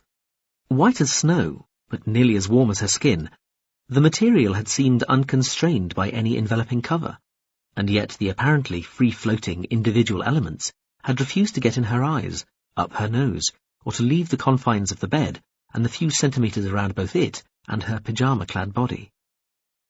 Beyond the bed had been a modest, sparsely furnished room, 3 or 4 metres to a side, with one window wall looking out onto a brightly lit balcony, where she could see Sincere sitting in one of 2 chairs. The avatar had gazed out at the view for a few more moments before turning to her and smiling. "Welcome to the land of the living," she'd said, waving one hand. "Get dressed. We'll have some lunch and then we'll go exploring." So now, here they sat, with Lededja trying to take in what she was seeing. She looked back at her arm again. She had chosen pale purple blouson pants, cuffed tight at the ankle, and a filmy but opaque long-sleeved top of the same colour, sleeves rolled back to the elbows. She looked pretty good, all in all, she thought. The average culture human, from what she could gather having seen a few hundred of them now in passing, and disregarding the outlandish outliers, as it were, was hardly taller than a well-fed Sechultian, but ill-proportioned, Legs too short, back too long and emaciated looking, bellies and behinds uncomfortably flat, shoulders and upper back looking almost broken. She supposed to them she looked hump-backed, pot-bellied and big-bottomed, but no matter. To her, she looked exactly, almost perfectly right. And a beauty, which was what she had always been, and had always been destined to be, with or without the cell-level markings that had invested her body down to the bone and beyond. She had no more false modesty, she realized, than sincere, than the ship itself. Lededja looked up from her arm. "I think I'd like some form of tat," she told Sincere. "Tattooing," the Avatar said. "Easily done, though we can definitely do better than just permanently marking your skin, unless that's what you specifically want." "What, for example?" "Take a look." Sincere waved one arm, and in front of them, and hanging over the 1,000-meter drop, a series of images appeared of culture humans displaying tattoos even more fabulous than her own had been, at least at skin level. Here were tattoos that genuinely shone rather than just glowed a little, or could reflect. Tattoos that moved, that lased, that could loop out to create real or hologrammatic structures beyond the surface of the skin itself. Tattoos that were not just works of art, but ongoing performances. "Have a think," Sincere said. Lededja nodded. "Thank you. I shall." She looked out at the view again. Behind them, on the path on the far side of the low wall, a small group of people passed. They were talking in a culture's own language, Marain, which Lededja too could now speak and understand, though not without a certain deliberation. Sichultian formal was still what came naturally to her, and was what she and Sincere were speaking now. "You know that I need to get back to Sichult," she said. "Business to conclude," Sincere said, nodding. "When would I be able to leave?" "How about tomorrow?" She looked at the Avatar's brazen skin. It looked false, as though she was made of metal, not genuine flesh and bone. Lededja supposed that that was the idea. Her own skin was not so different in tone. From a distance, she and Sincere might have looked quite similar in colour. But from close up, hers would appear natural, both to a Sichultian, and even, she was sure, this motley assortment of strange-looking people. "That would be possible." "Well, you could make a start. You're some distance away. It'll take a while." "How long?" Sincere shrugged. "Depends on a lot of things. Many tens of days, I'd guess. Less than 100, though, I'd hope." She made a gesture with her hands Lededja guessed was meant to signal regret or apology. "Can't take you myself. Way off my course schedule. In fact, at the moment, we're heading sort of tangentially away from the enablement space." "Oh." Lededja hadn't realized this. "Then the sooner I get started, the better." "I'll put the word out to the ships. See who's interested," Sincere said. "However, there is a condition." "A condition?" She wondered if there was, after all, some form of payment expected. "Let me be honest with you, Lededja," Sincere said with a quick smile. "Please," she said. I strongly suspect that you may be returning to Sichult with murder in your heart." Lededja said nothing for as long as it took for her to realize that the longer she left it to respond, the more like agreement that silence seemed. "Why do you think that?" she asked, trying to imitate Sincere's level, friendly, matter-of-fact tone. "Oh, come now, Lededja," the Avatar chided. "I've done a little research. The man murdered you." She waved one hand casually. "Perhaps not in cold blood, but certainly when you were completely helpless. This is a man who has had complete control over you since you were born, who forced your family into servitude and had you marked forever as a chattel, engraved like a high-denomination banknote made out specifically to him. You were his slave. You tried to run. He hunted you like an animal, caught you, and when you resisted, he killed you. Now you are free of him, and free of the marks that identified you as his, but with a free pass back to where he, probably imagining that you are entirely dead, still is quite unsuspecting." Sincere turned to Lededja at this point, swivelling not just her head, but her shoulders and upper body, so that the younger woman could not pretend not to have noticed. Lededja turned too, less gracefully, as Sensia, still smiling, lowered and slowed her voice ever so slightly and said, "My child, you would not be human, pan-human, Sitcholtian, or anything else if you didn't positively ache for revenge." Lededja heard all this, but did not immediately react. "There is more," she wanted to say. "There is more. It is not just about revenge." But she couldn't say that. She looked away, kept staring at the view. "What would the condition be then?" she asked. Sensia shrugged. "We have these things called slap drones." "Oh, yes?" She had vaguely heard of drones. They were the culture's equivalent of robots, though they looked more like items of luggage than anything else. Some of the tinier things floating in the great hazy view in front of them were probably drones. She already didn't like the idea of a variety with the word slap in its title. "They're things that stop people doing something they probably ought not to do," Sensia told her. "They just accompany you." She shrugged. "Sort of an escort. If it thinks you're about to do something objectionable, like hit somebody or try to kill them or something, it'll stop you." "Stop? How?" Sensia laughed. "Well, just shout at you at first, probably. But if you persist, it'll physically get in the way, deflect a blow or push aside a gun barrel or whatever. Ultimately, though, they're entirely entitled to zap you, drop you unconscious if need be. No pain or damage, of course, but—" "Who decides on this? What court?" Lededja asked. She felt suddenly hot, and was acutely aware that on her new, paler skin a flush might show as a visible blush. "The court of me, Lededja," Sensia said quietly. With a small smile Lededja glanced at, then looked away from. "Really? On whose authority?" She could hear the smile in the Avatar's voice. "On the authority of me being part of the culture, and my judgment on such matters being accepted by other parts, specifically other minds of the culture. Immediately, because I can. Ultimately." "So even in the culture, might is right," Lededja said bitterly. She started rolling her sleeves down, feeling suddenly chilled.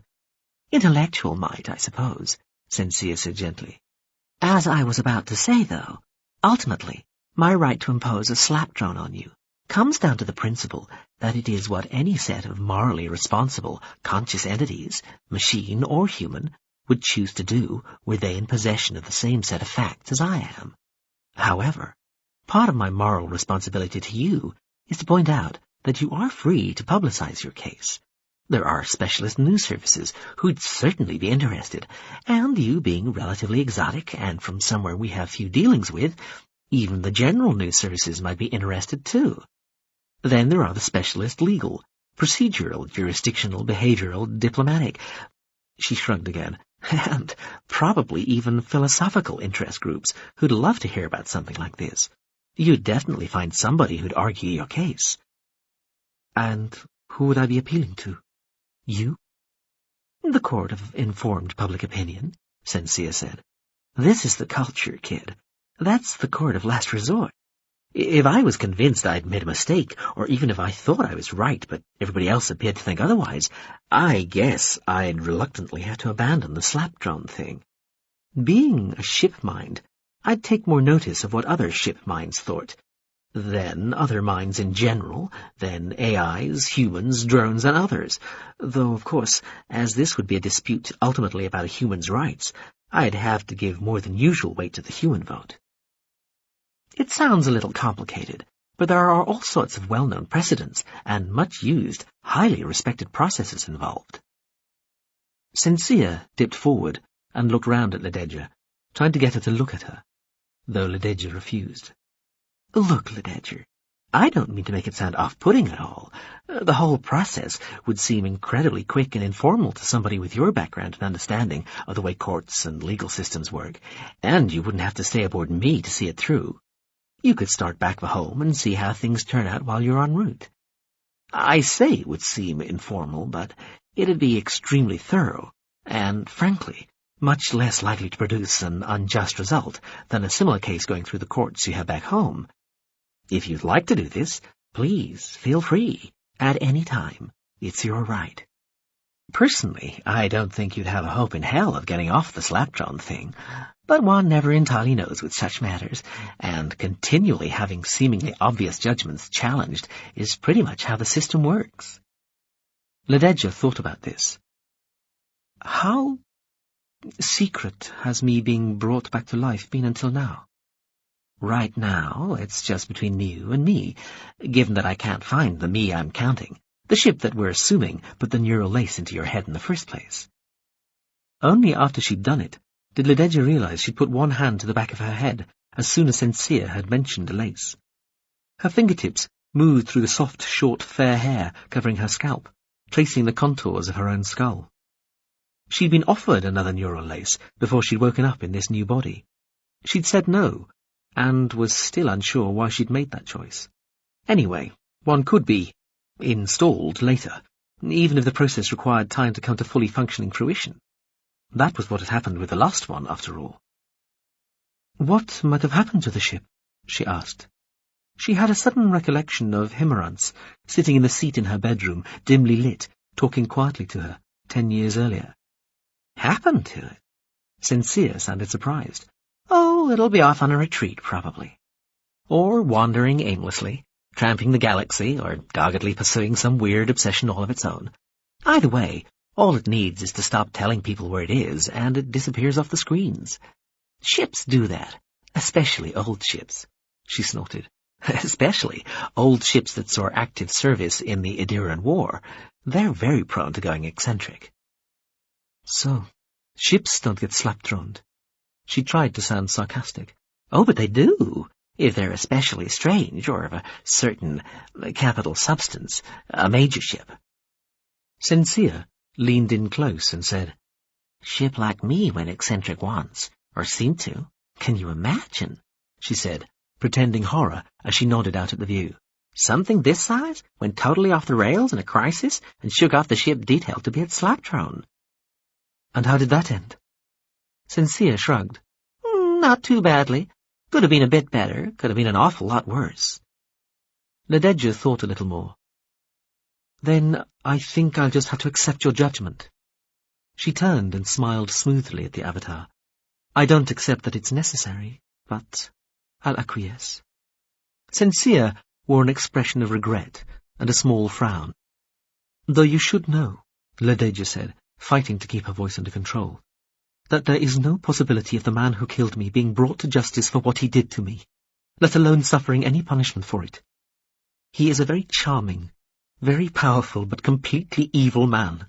He is utterly selfish and self-centered, and due to his position he can and does get away with anything. Anything at all. He deserves to die. It would absolutely be the correct moral thing to do to kill Joy Leveppers, my personal grievance against him set entirely aside. If I am going back to my home with murder in my heart, as you put it, then you are making exactly the wrong moral choice in deciding to protect him. I understand how you feel, Lededja, the Avatar said. I doubt it. Well, I certainly understand the force of what you're saying. Please accept that at least.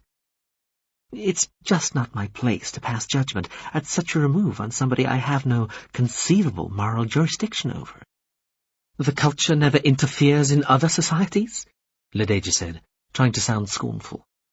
It was one of the few things she could recall having heard about the culture back in Sichult. Its people were hopelessly effeminate, or unnaturally aggressive females. The story changed according to exactly which aspect of the culture's alleged demeanour the Sichultian press and establishment wanted to portray as shocking, depraved, or despicable. It didn't use money, and it was ruled by its giant robot ships that interfered in other civilizations. Despite herself, she could feel tears welling up behind her eyes. Good grief, yes, we're interfering all the time, the Avatar admitted. But it's all carefully thought out, long-term managed, and there's always got to be some strategic goal that'll benefit the people being interfered with. Sincere looked away for a moment. Well, usually. That's not to say things don't go awry on occasion. She looked back at Lededja. But that's all the more reason to take care, especially when this is a person of such importance, with such a degree of fame, notoriety, or whatever, and with control over so much of your civilization's productive. So his position, his money protects him even here? Lededja protested, trying hard not to cry now. I'm sorry, Sensia said. That's the reality of the situation. We don't make your rules. As an alien being, he has as much right as anybody else has not to have me collude in any plot against his life. As a focus of power within your society, anything that happens to him matters more than it does to almost anybody else. It would be irresponsible not to take that into account, even if I did share your desire to kill him. What chance would I have anyway? Lededja said, sniffing and looking away. I'm no assassin. I could happily kill him, but I've no particular skill in such matters. My only advantage is that I know something of his estates and houses and the people who surround him. She raised her hand, studied its back and front, and I don't look like I used to look, so I might have a chance of getting close to him. I imagine he's well protected, Sensia said. She paused for a moment. Yes, I see that he is. Your news services seem most taken with these cloned people, the Zi. Lededja thought to say something to the effect that Yaskin was the real bodyguard, Vepa's true last line of defence, but then thought better of it. Best not to be seen to be thinking in such terms. She sniffed some more, wiping her nose on her hand. You don't have to go back, Lededja, Sensia said gently. You could stay here, make a new life in the culture. Lededja used the heels of her hands to dry around her eyes. You know, for almost as long as I can remember, that was the one thing I wanted, she said. She glanced at Sensia, who looked puzzled. All those years, all those times I tried to run away, the one thing nobody ever asked me was where I might be running to. She smiled a small, thin smile at the Avatar, who looked surprised now. If they had asked, Lededja told her, I might even have told them I was running away to the culture, because I'd heard they'd escaped the tyranny of money and individual power, and that all people were equal here, men and women alike, with no riches or poverty to put one person above or beneath another. But now you're here, Sensia offered, sounding sad. But now I'm here. I find Joyla Vepas is still deferred to because he is a rich and powerful man. She took a deep, shuddering breath. And I find I need to return because that is my home, like it or not, and I must make my peace with it somehow. She looked sharply at Sensia. Then I might come back. Would I be allowed to come back? You'd be allowed. Lededja nodded once and looked away. They were both silent for a few moments.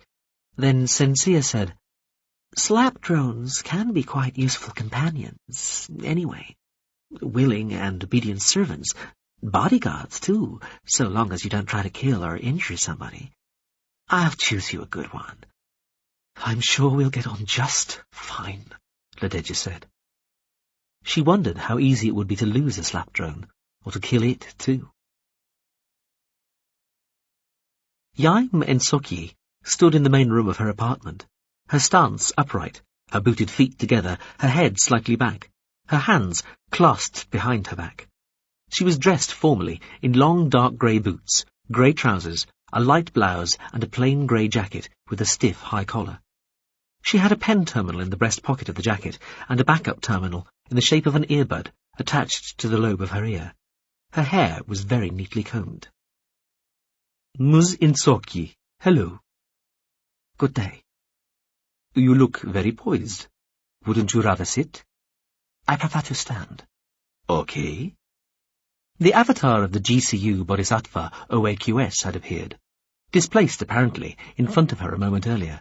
Its coming heralded half an hour before by the call she'd received. She'd had time to dress and compose herself. The avatar took the form of an old-looking drone nearly 1 metre long, half that across and 1/4 metre in height. It floated at eye level.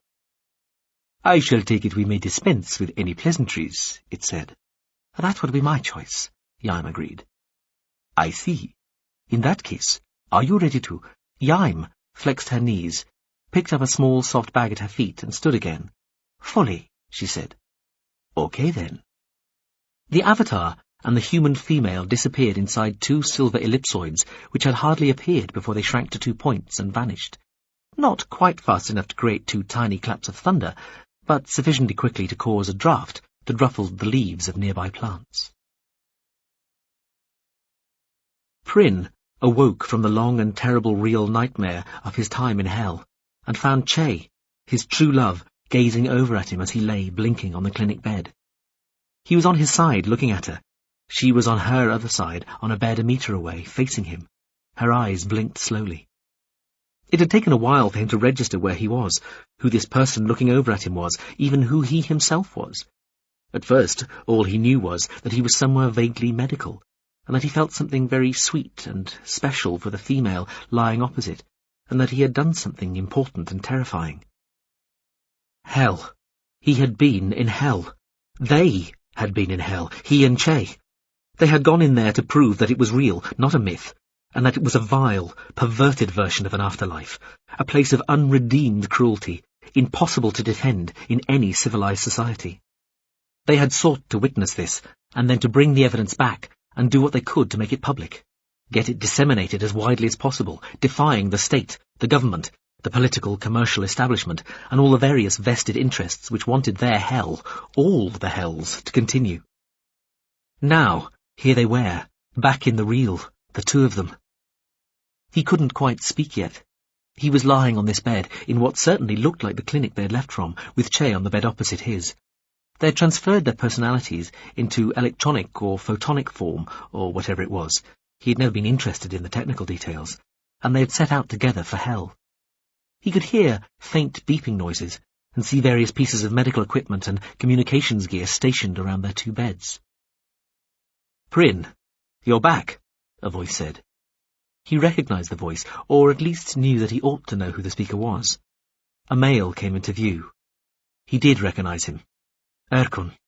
He was called Erkun, and he was the medic-cum-comms wizard who'd been overseeing the transfer of their personalities, their beings, from their own bodies, through the communications network to whatever the state-run link to hell was, and then on to the hell itself. And back, of course. That was the point. They had to come back. And so they'd been sent with links of code attached that would let them come back. In the hell, these had been disguised as necklaces of barbed wire. They gave the wearer one brief spell to impersonate one of the more powerful and privileged demons within the hell, and one chance to get back out of the virtual world, back to the real. He remembered the blue glowing gate, and the mill and the valley side with the X-shaped devices bearing the rotting corpses. Blue glowing gate, and his desperate leap, holding her. Tumbling in the air, somersaulting so that he went through first, her and his limbs immediately afterwards if possible. "You made it," Erkun said, clapping both trunks together. He was dressed like a medic, white waistcoat, tail bunned and pinned, hooves in little white booties. "You're back! You made it! And Che, is she—" Erkun turned to look at Che. She was still staring straight ahead. Prynne had thought she was gazing at him, but of course she wasn't. She blinked slowly again, exactly as she had a little earlier. "Right behind you?" Erkun asked, voice trailing away a little as he looked at the medical units and comms gear gathered around her bed. He pulled out a tablet remote and started tapping at it, trunk fingers dancing over the icons, letters and numbers. "Is she?" he said, falling silent. He stopped tapping at the remote and looked stricken at Prynne. Erkun, Che, the bed she was lying on, and the whole small clinic room on a houseboat in a lagoon off a shallow sea, all started to waver and dissolve as tears began to fill Prynne's eyes. There were 3 others besides Prynne and Erkun. They had kept the core team as small as they possibly could to avoid the pro-hell people finding out. They lay on couches on a deck, looking out over the lagoon towards the distant dunes and the sea. Birds flew across the reflection of a livid sunset, dark shapes against the long rips and tearings of the cloud-streaked sky. There were no other boats or houseboats visible. The one they were on looked innocent enough, though it concealed some very high-tech gear and a buried optic cable linking them to a satellite array in the nearest small town, kilometres distant. Prynne had been awake for about half a day now. They needed to decide what to do next, especially about Che. "If we leave her under, we can reintegrate her fine whenever she comes back," Byath said. He was their mind state expert. Even with a broken mind? Pryn asked. Certainly, Byath said, as though this was some sort of accomplishment. So we take a perfectly healthy sleeping mind and plonk a broken one into it, and it's the broken one that wins, that emerges, Yolera said. She was their main programmer, the whiz that had come up with the barbed wire code to let them escape from the hell. Byath shrugged. The newer writes over the older, he told her. That's just normal. But if we wake her, Pryn began. If we wake her, she'll be just as she was before the two of you went under, Sulta said. He was their mission controller, their main ex-government source and another comms expert. But the longer she's awake and living any sort of normal life, the harder it gets to reintegrate her two personalities. The unconscious one here that doesn't include her experiences in the hell, and the virtually conscious one, wherever it is, that does. He looked at Byath, who nodded to this. Which, given that the latter will probably leave her out of her mind, Erkin said, may be for the best. She could be treated, Erkin said. There are techniques. These techniques have been tried on somebody carrying all the nightmares of hell in their head? Yolera asked. Erkin just shook his head and made a sucking noise. How long before any reintegration becomes impossible? Pryn asked. At worst, problematic within hours, Byath said. Few days, probably. Week at the most. Overwrite would be brutal. Could leave her catatonic at best. Only humane course would be trying to prize the hell memories in piecemeal. He shook his head. Very likely her continuance personality would just reject the memories completely. Nightmares would need watching. You really don't think she's likely to pop out soon? Erkin asked Pryn. Erkin had his tablet remote propped up in front of him, monitoring Che's condition in the clinic room just a few meters away. Pryn shook his head. I don't think there's any chance, he said. She'd forgotten what the emergency code was, what it was for, how you operated it. Like I keep saying, she even denied that there was any real. And those bastard demons would have been on her in seconds after I barged through. If she didn't follow me in a few heartbeats, she isn't following me for months. He started crying again. The others saw, huddled closer, made soothing noises, and those closest reached out to touch him with their trunks. He looked round them all. I think we have to wake her, he told them. What happens if we do get her back? Yolera asked. She can be given some sort of existence in a virtual world, Sulta said.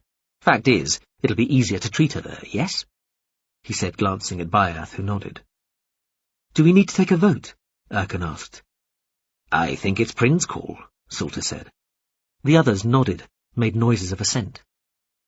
You'll have her back, Pryn, Yolera said, reaching out to stroke him gently with one trunk. Pryn looked away. No, I won't, he said. When they did wake her the following morning, he had already left. He didn't want to see her. He didn't want to abandon the one he loved and who was still in hell by accepting the love of the one who had never been there, no matter how whole, perfect and untraumatized she might be. No doubt this Che, this one who had never seen hell, would feel injured by his actions and not understand how he could be so cruel to her. But then, he had seen what real hurt and real cruelty was, and the person that he was now could never pretend that what had happened to the two of them in hell had somehow not taken place and changed who he was forever. The room where Lededja had woken to see Sincere sitting outside on the balcony was hers for as long as she stayed on the ship.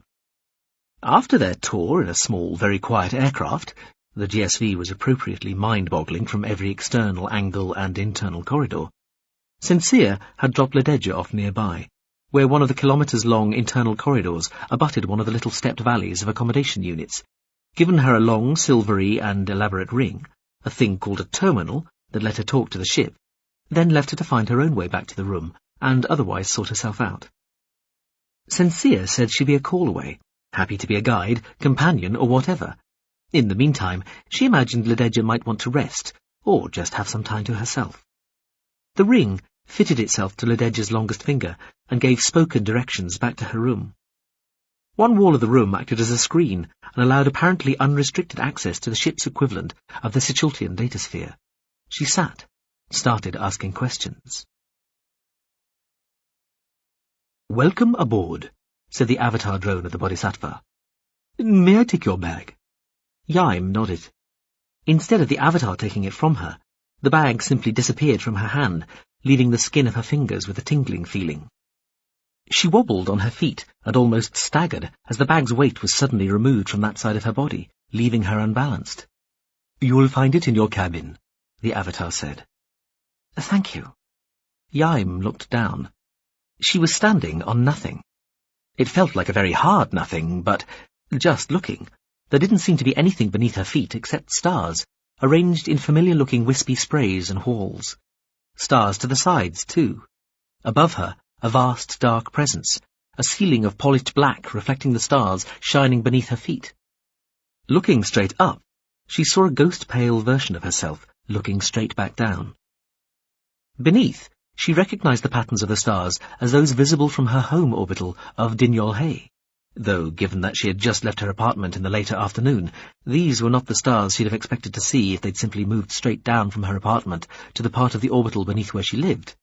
The ship was obviously some distance further away. She felt pleased with herself to have worked this out so quickly. "Do you need time to freshen up, adjust, orientate yourself, or otherwise?" the drone began. "No," Iain said. She stood as she had before, though with feet spread a little. "May we begin?" "Yes. Your full attention, please," the Bodhisattva said. Your full attention? Iain felt mildly insulted. Still, this was Quietus. It was known for its air of formal austerity and a degree of implicit asceticism. If you didn't like the discipline involved in most things quietudinal, you shouldn't have signed up in the first place. There was a spiteful rumour, seemingly incapable of being entirely laid to rest, that the more recently manifested specialist divisions of the culture's contact section were only there to provide substitute employment niches for those desperate but unable to make the cut and get into special circumstances itself. Contact was the part of the culture that handled more or less every aspect of the culture's interactions with everything and everybody that wasn't the culture, from the investigation of unexplored star systems to relations with the entire panoply of other civilizations at every developmental level. From those still unable to scrape together the plan for a world government or a functioning space elevator, to the elegantly otiose but nevertheless potentially deeply powerful elders, and the still more detached from reality sublimed, where any vestige or trace of such exotic entities remained. Special Circumstances was, in effect, the contact section's espionage wing. There had always been specialist subdivisions within the organizational behemoth that was Contact. Special Circumstances was only the most obvious, and, uniquely, it had been formally separate almost since its inception, largely because it sometimes did the sort of things the people who were proud to be part of Contact would have been horrified to have been remotely associated with. As time had passed, though, especially over the last 500 years or so, Contact itself had seen fit to introduce various reorganizations and rationalizations which had resulted in the creation of 3 other specialist divisions, of which the Quietudinal Service was one. The Quietudinal Service, Quietus, as it was usually called, dealt with the dead. The dead outnumbered the living in the greater galaxy by some distance, if you added up all those individuals existing in the various afterlives the many different civilizations had created over the millennia. Happily, mercifully, the dead generally tended to keep themselves to themselves, and caused relatively little trouble compared to those for whom the real was still the place to exist within and try to exploit. However, the sheer scale of their numbers ensured that important issues involving the deceased still arose now and again. The dead Quietus dealt with might be technically departed, but they were sometimes far from quiet. A lot of the time, such matters were effectively about legality, even about definitions. In a lot of societies, the principal difference between a live virtual person, possibly just passing through, as it were, between bodies, back in the real, and a dead virtual person, was that the latter had no right to property or any other kind of ownership outside of their own simulated realm. Perhaps, not unnaturally, there were those amongst the dead who found such a distinction unfair. This sort of thing could lead to trouble, but Quietus was skilled in dealing with the results. Relatively small in terms of ships and personnel, Quietus could nevertheless call on whole catalogued suites of dead but preserved experts and expert systems, not all of which were even pan-human in origin, to help them deal with such matters, bringing them back from their fun-filled retirement or out of suspended animation where they had left instructions that they were ready to be revived if they could be of use when circumstances required. Slanged as probate by some of those in SC, Quietus had links with special circumstances, but regarded itself as a more specialized service than its much older and larger sibling utility. Most of the humans within Quietus regarded any links with SC as deplorable in essence and only very occasionally necessary, if ever. Some just plain looked down on special circumstances. Theirs, they felt, was a higher, more refined calling, and their demeanour, behaviour, appearance, and even dress reflected this. Quietus ships added the letters OAQS for On Active Quietudinal Service to their names while they were so employed, and usually took on a monochrome outer guise, either pure shining white in appearance or glossily black. They even moved quietly, adjusting the configuration of their engine fields to produce the minimum amount of disturbance both on the sub-universal energy grid and the 3D skein of real space. Normal culture ships either went for maximum efficiency or the always popular, let's see what we can squeeze out of these babies approach. Similarly, the human and other biological operatives of Quietus were expected to be sober, serious people while they were on duty, and to dress appropriately. It was to this division of contact that Iain belonged. Your full attention indeed. Oh well. Rather than reply, Iain just nodded. Suddenly, she was surrounded waist-deep in stars. The drone, the far-distant stars beneath her feet and their reflections had all disappeared. This is the Ruprin cluster in Arm 11 near Tip, the ship's voice said all around her. Arm 11 near Tip was a little under 300 light-years distant from the region of space where the orbital Dinyol Hay lay circling around the sun at Chilbieth. In galactic terms, this was practically next door.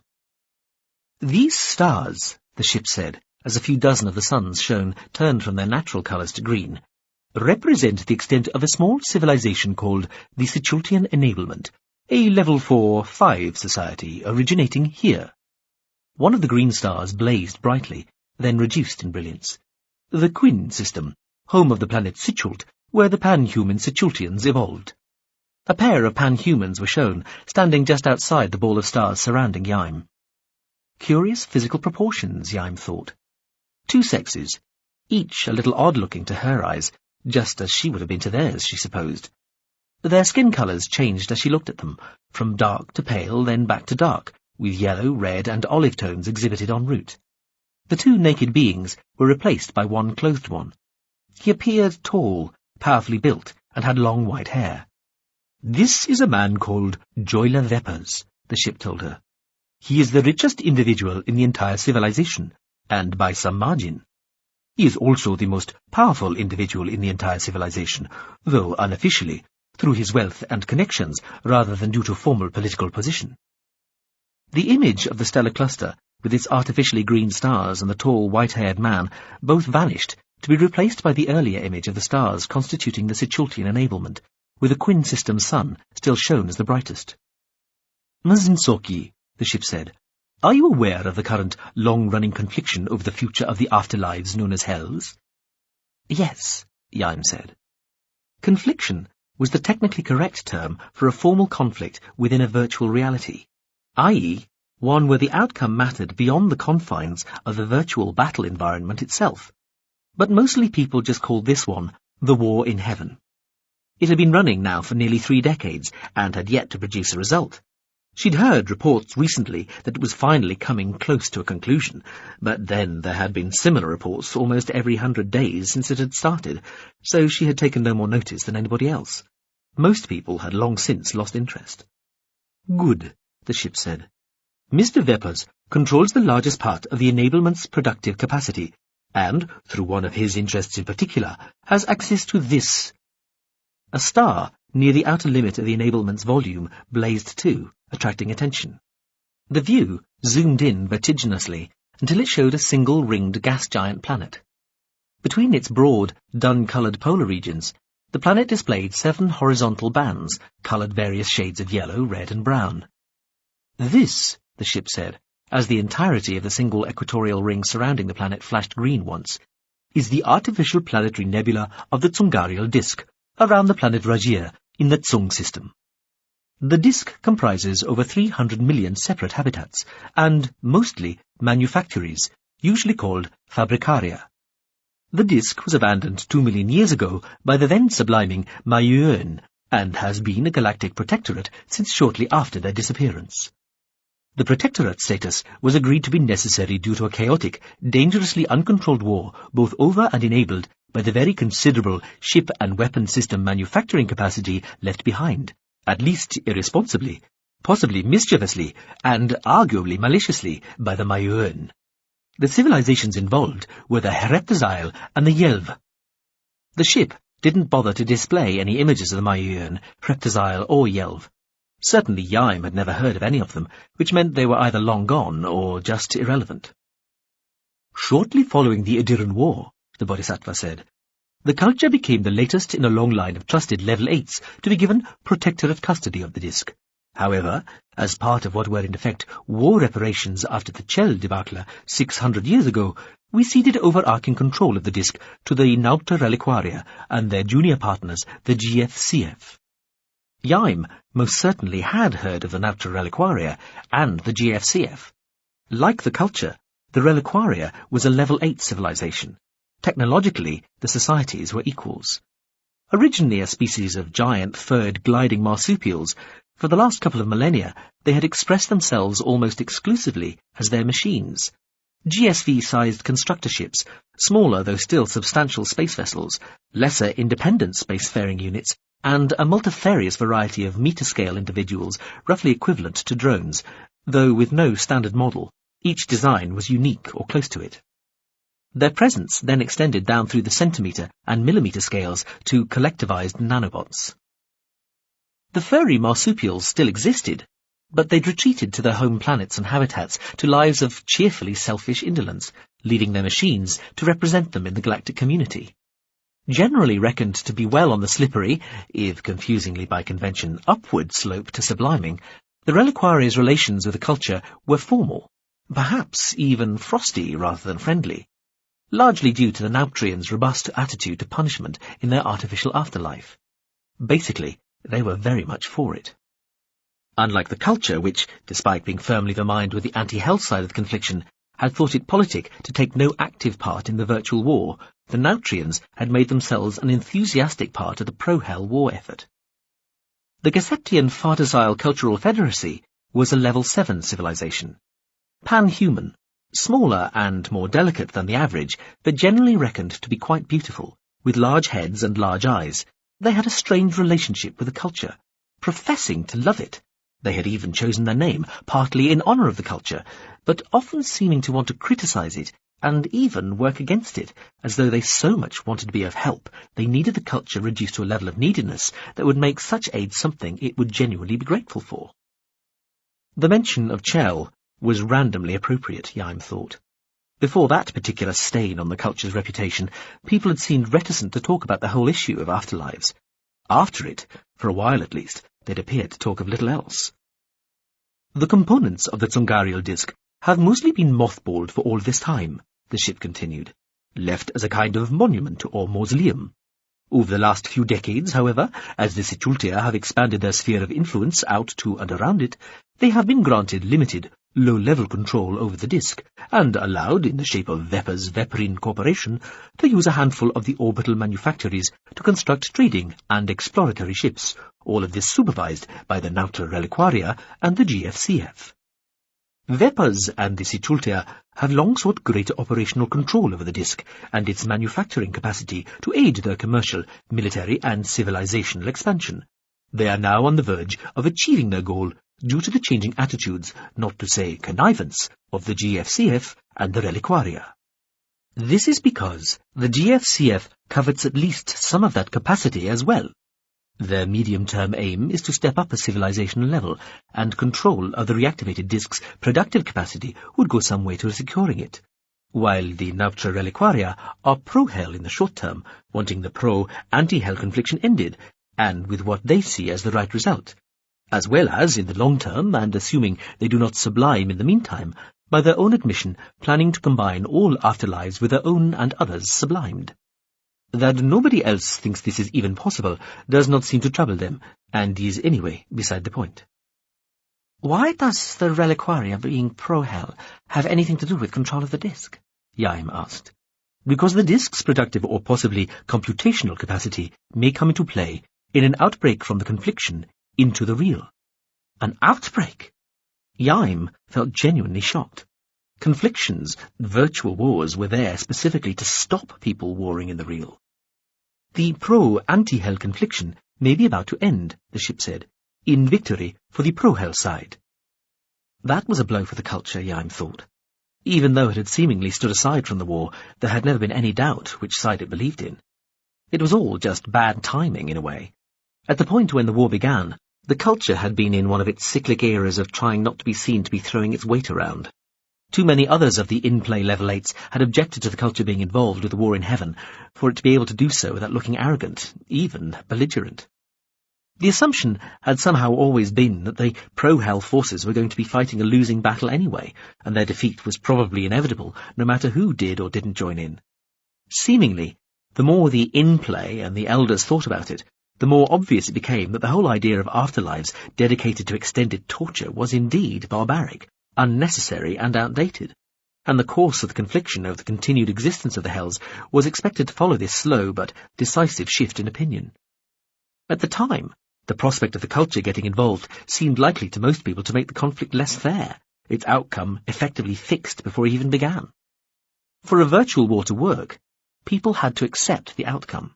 The losing side in particular had to abide by the result rather than cry foul, revoke the solemn pledges they had made in the war conduct agreement drawn up before the conflict began, and continue as things had been before.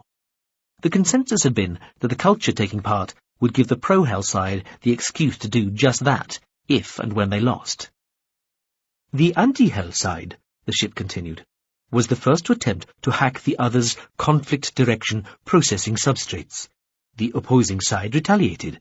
The anti-hell side has additionally attempted direct hacking attacks on some of the hells themselves, seeking either to release the inmates or to destroy the virtual environments completely. The various hacking attacks by both sides have almost all failed. Those that succeeded did little damage, and the vast majority of those by both sides were detected by those targeted, leading to multiple judging and arbitration disputes, all of which are currently being kept sub judice. Successfully so far, though probably not for much longer. Extensive legal and diplomatic disputes are anticipated, and almost certainly being prepared for. There are certain, so far unsubstantiated reports that some of the secret substrates within which several major hells are running are located not where one might expect to find them, essentially within the volumes of influence of their parent civilizations, but instead within the Tsungarial disk, or elsewhere within the Sichultian enablement. The worry is that an outbreak of the confliction into the real may involve the Tsungarial disk, especially the until now dormant majority of the Fabricaria and the hidden substrates that may also lie there. If this is truly the case, then the potential for a substantial war in the real would seem high. Thus, the Sichultian enablement suddenly and unexpectedly finds itself in a position of power well beyond that which its developmental level would lead one to expect. It is poised to contribute significantly, possibly decisively, to a situation of extreme importance, the outcome of which might lead directly to a significant conflict in the real, involving several high-level players. Given that Mr. Veppers is so powerful within the Sichultian enablement, what he thinks and does, therefore, becomes of profound importance. Iain thought about this. Why would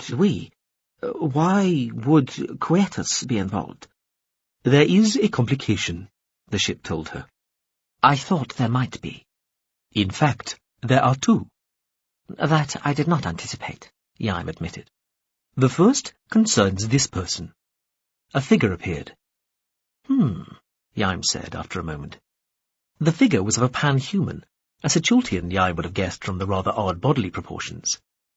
This one was female, bald or shaven-headed, and dressed in a short sleeveless tunic, which displayed extensive and intricate multicoloured abstract markings on her night-black skin. She was smiling. Looking closely, Iain could see further markings on the female's teeth and the whites of her eyes. The two naked figures she'd been shown earlier hadn't had anything like that. Those, though, had been generalised, textbook figures. The person shown here, like the image of Veppers, was an individual. "Sichultian?" she asked. Yes.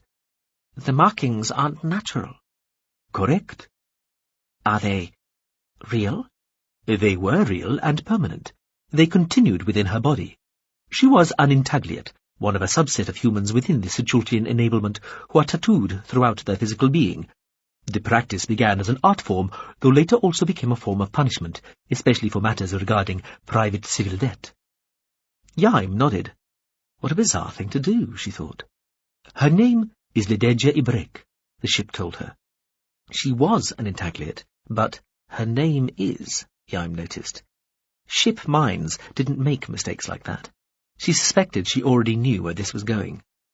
Ibrek died between 5 and 10 days ago in Ubruata, the capital city of the Sichultian enablement's originating planet Sichult, the ship told her. She may have been murdered. If so, then the murderer may have been Joyle Veppers, or somebody controlled by him, somebody in his employ. The Sichultia do not possess, or, as far as we know, have even limited access to mind-state transcription or soul-keeper technology. However, there is an unconfirmed report that Muzibrek's personality was somehow retrieved from her when she died, and that she was revented aboard the GSV Sense Amid Madness, Wit Amidst Folly. Oh, it was nearby? It was nowhere near nearby. It was over 3,000 light-years distant from the nearest part of the Sichultian enablement at the time, and no ships or other entities representing or associated with the vessel were closer than approximately 900 years away at the time, either. Nor had the ship or any of its known associates ever had any recorded dealings with the Sichultian enablement. How mysterious. There is a possible link, however, between these seemingly unrelated components. Aha!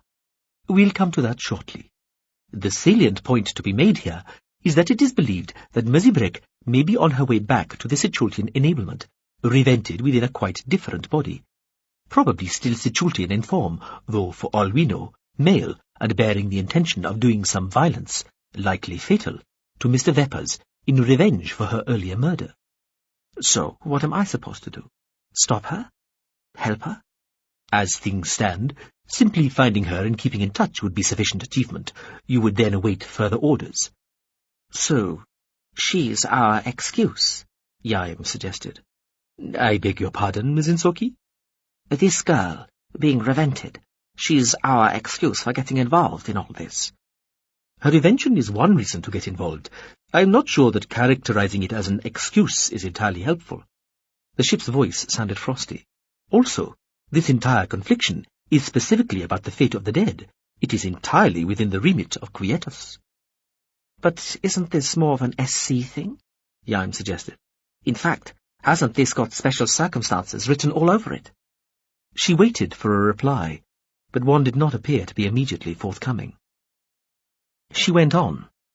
This does sound like it involves tangling with Equivtech galactic players, with the intention of stopping a proper ships and everything full-scale shooting war. I'm not sure how much more hardcore SC than that a situation can get. That's an interesting observation. Is SC involved in this? Not that we know of. Who would we be within this context? Let me rephrase that last reply. Not that I know of. This was mildly illuminating. Quietus had a deliberately flat organizational structure, in theory perfectly so at ship level, all the minds concerned having equal knowledge and an equal say. In practice, there was a degree of legislative, executive, strategic, tactical distinction, some minds and ships doing the planning while others subsequently undertook the execution. Shouldn't we tell SC? She asked. I'm sure that is being considered. My immediate task is to brief and transport you. Yours, Ms. Nosoki, is to attend to this briefing, and, assuming you are agreeable, take part in this mission. I see, Iain nodded. That was her told. What's the other complication? The projection of the brown, red and yellow gas giant with its artificial ring system returned, replacing the image of the Sichultian female. Approximately 208,000 years ago, a proportion of the dormant Fabricaria in the Tsungarial disk suffered a smatter infection in the shape of the remains of a hegemonizing swarm outbreak, which took refuge there. The heg swarm was duly dealt with in the usual manner and annihilated by the cooperative of civilizations then responsible for overseeing that volume of space. The smatter infection was assumed to have been expunged from the disk components at the same time. However, isolated recurrences of it have taken place over random intervals ever since.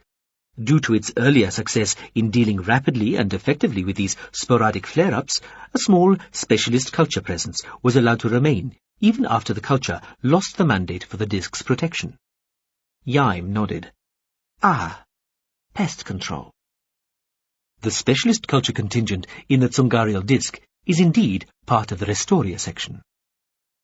Restoria was the part of contact charged with taking care of hegemonizing swarm outbreaks when, by accident or design, a set of self-replicating entities ran out of control somewhere and started trying to turn the totality of the galaxy's matter into nothing but copies of themselves. It was a problem as old as life in the galaxy, and, arguably, heg swarms were just that, another legitimate, if rather over-enthusiastic, galactic lifeform type. Even the most urbanely sophisticated, scrupulously empathic and excruciatingly polite civilization, it had been suggested, was just a heg swarm with a sense of proportion. Equally then, those same sophisticated civilizations could be seen as the galaxy's way of retaining a sort of balance between raw and refined, between wilderness and complexity, as well as ensuring that there were both always room for new intelligent life to evolve, and that there was something wild, unexplored, and interesting for it to gaze upon when it did. The Restoria section was the culture's current specialist contribution to this age-old struggle, as often known as pest control as by its official title.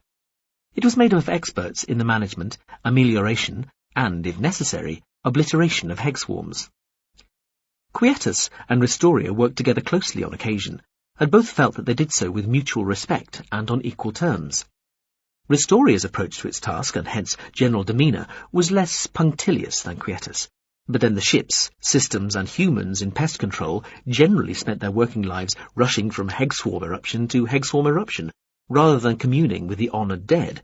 So a buccaneering rather than considered and respectful bearing was only to be expected. The Restoria mission at the Tsungarial disk has been kept informed regarding the potential for the Fabricaria to come into play should the confliction spill over into the real, and has requested any help that might be available so long as it draws no extra external attention to the mission or the disk. We are happy to provide, and are lucky to have had assets, including but not limited to myself and you, close by, given that the situation may become one of extreme urgency very quickly. Whether Restoria has also made such a request to special circumstances is not known to us. It is worth noting that the smatter infestation within the disk has been in abatement for the last few decades, and will, it is hoped, not enter into the equation. Smatter was the name given to the bitty remains of a heg swarm after it had been stamped out as any coherent threat. Usually, it didn't last significantly longer than the outbreak itself, and just got mopped up. If some bits did persist then, while you could never afford to ignore the stuff, you didn't really need to fear it. On the other hand, some of it getting into a mothballed system of a few 100 million ancient mothballed manufactories did sound like awfully bad luck, Iain thought. Actually, it sounded like the kind of thing that woke Restoria people up at night sweating and screaming. The image of the gas giant planet and its glittering artificial disk rotated slowly and silently in front of Iain. What was the possible link between the components you mentioned earlier? She asked. It is a potential link between the GSV Sense Amid Madness, Wit Amidst Folly, and the Sichultian enablement in the shape of this vessel. The ringed gas giant disappeared, to be replaced by the slim but chunky image of a Hooligan-class limited offensive unit. It looked like a long, quite substantial bolt with various smoothed-off washers, nuts and longer collars screwed onto it.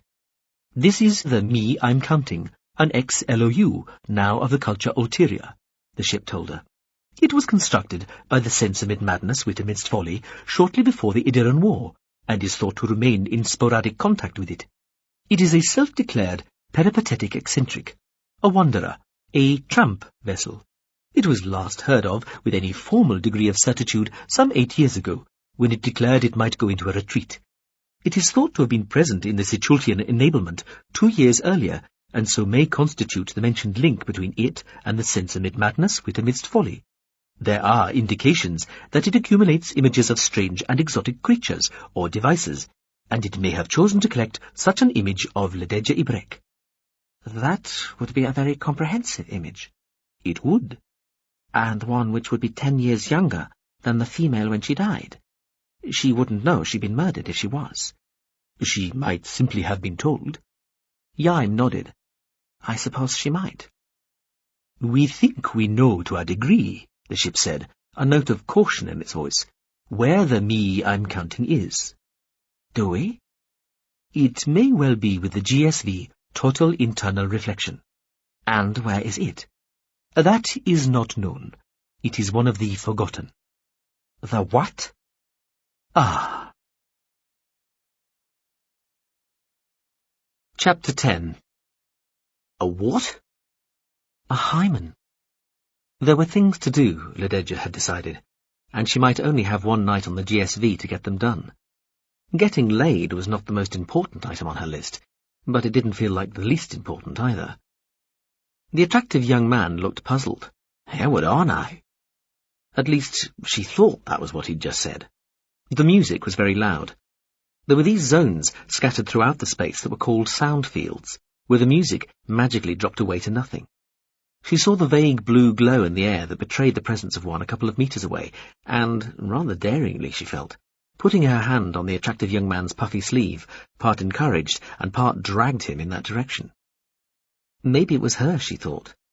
She was talking Moraine, the culture's own language, and while it felt bizarrely natural to just launch out and express herself in it, every time she stopped to think about what she was doing, she sort of tripped over herself and stuttered to a stop.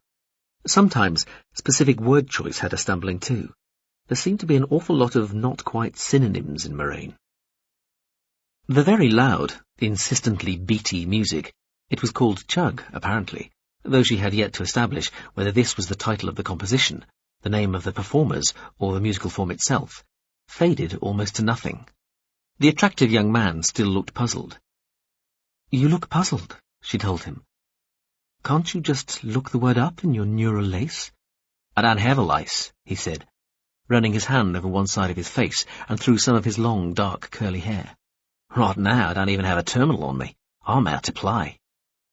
He looked up to where the cone of the noise-reducing sound field seemed to be emanating from the ceiling of the space unseen in the darkness above. Ship, what's a hymen? A hymen, she corrected.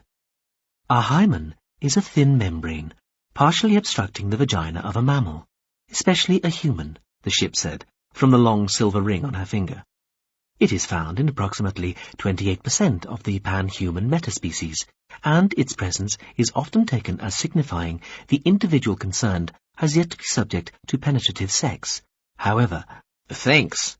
The attractive young man curled his fingers round the ring on her finger, muffling the ship's voice and causing it to stop.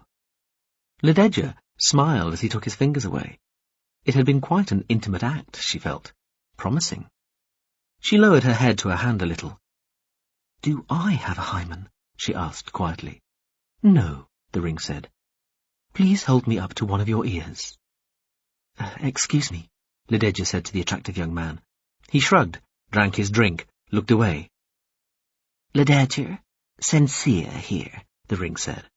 The body blank I used didn't come with defined genitalia at all. It was told to become female at the same time as the basic Sichultian characteristics were programmed in. The default setting is no hymen. Why? Do you want one? She brought the ring round to her mouth. No, she whispered. She frowned, watching the attractive young man smile and nod to somebody nearby. He didn't look Sichultian, of course, but he looked different, a bit the way she looked different. When she had come up with her general plan of action hours earlier, sitting in front of the wall screen in her room after Sincere had left her, she had asked about and quickly found various scheduled social gatherings of those amongst the ship's not quite 250 million population who did not look like the average culture human. In a ship with that many people aboard, there were always going to be plenty of individuals who didn't conform to the culture norm. The way to think of the ship's living space, she'd decided, was as a single giant city, 50 kilometres long by 20 across, and a uniform kilometre in height.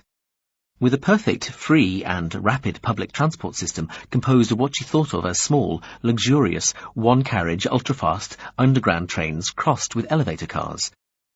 She was used to the idea of cities attracting the eccentric and the strange, the people who would be ostracised or even attacked in the countryside or smaller towns and villages if they behaved as they really wanted to behave, but who could become themselves, amongst others of whatever kind they were, when they came to the city. She'd known she would find some people somewhere who would find her attractive. There was still the matter of finding what she was coming to think of as the alternative ship, though, and that did take priority. This place, Divinity in Extremis, was some sort of combination of semi-regular social event, performance space and drug bar. It had a reputation. When she'd started asking the screen about it, Sincere had butted in, the avatar's voice suddenly coming out of the screen in place of the more neutral ship voice she'd just been getting used to, advising her that Divinity in Extremis wasn't the sort of place somebody new to the culture necessarily wanted to get involved with. Lededja had bit back her annoyance, thanked Sincere for her advice, and politely asked her not to interrupt again. So, Divinity in Extremis. Ship avatars were known to come here. "You're interrupting again," she whispered into the ring. She smiled at the attractive young man as he frowned into his now empty glass. "I could have pretended I was just the ship," Sincere's voice replied reasonably, sounding annoyingly unannoyed. "I assumed you wanted more detail on the physical process that led to your current incarnation.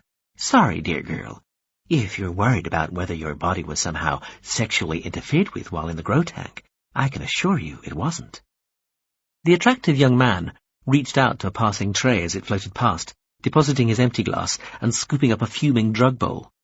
He brought it up to his face and inhaled deeply. "Never mind," Lededja said. "Sincere." "What?" "Please go away now." "Duly gone. One tip, though. Don't you think it's time you asked him his name? Goodbye. Talk to you later." Lededja looked up, still smiling. The attractive young man went to hand her the drug bowl. She was about to take it with her right hand, but he pulled it away again, gesturing to her left hand. She took the bowl with her left hand instead and raised it tentatively towards her face. The attractive young man took her right hand and curled his fingers round the ring again. While she was still sucking in the fragrant grey smoke from the bowl, he pulled the terminal ring off her finger and threw it high over his shoulder. "That was mine," she protested. She looked in the direction the ring had gone, but it must have landed 10 metres away over the mass of people in the place, and there was no sign of anybody catching it and bringing it back. "Why did you do that?" He shrugged. "I felt like it." "Do you do everything you feel like doing?" He shrugged again. "Pretty much." "How am I supposed to speak to the ship now?" He looked even more puzzled. He inhaled from the drug bowl. She hadn't realised he'd taken it back. "Shout," he suggested. "Talk to the air? Ask somebody else." He shook his head, looked at her critically. "You're really not from round here, are you?" She thought about this. "Yes," she said. She wasn't sure she approved of somebody who just assumed it was all right to manhandle her, remove something that wasn't his and just throw it away like it was something worthless. His name was Admile. She told him her name was Led because she thought Lededja was too much of a mouthful. "I'm looking for a ship's avatar," she told him. "Oh," he said. "I thought you were, cruising." "Cruising? For sex?" Possibly that too," she said. "Well, definitely, though." She had been going to say definitely but possibly not with him, but then thought that might be too blunt. "You want to have sex with a ship's avatar?" "Not necessarily.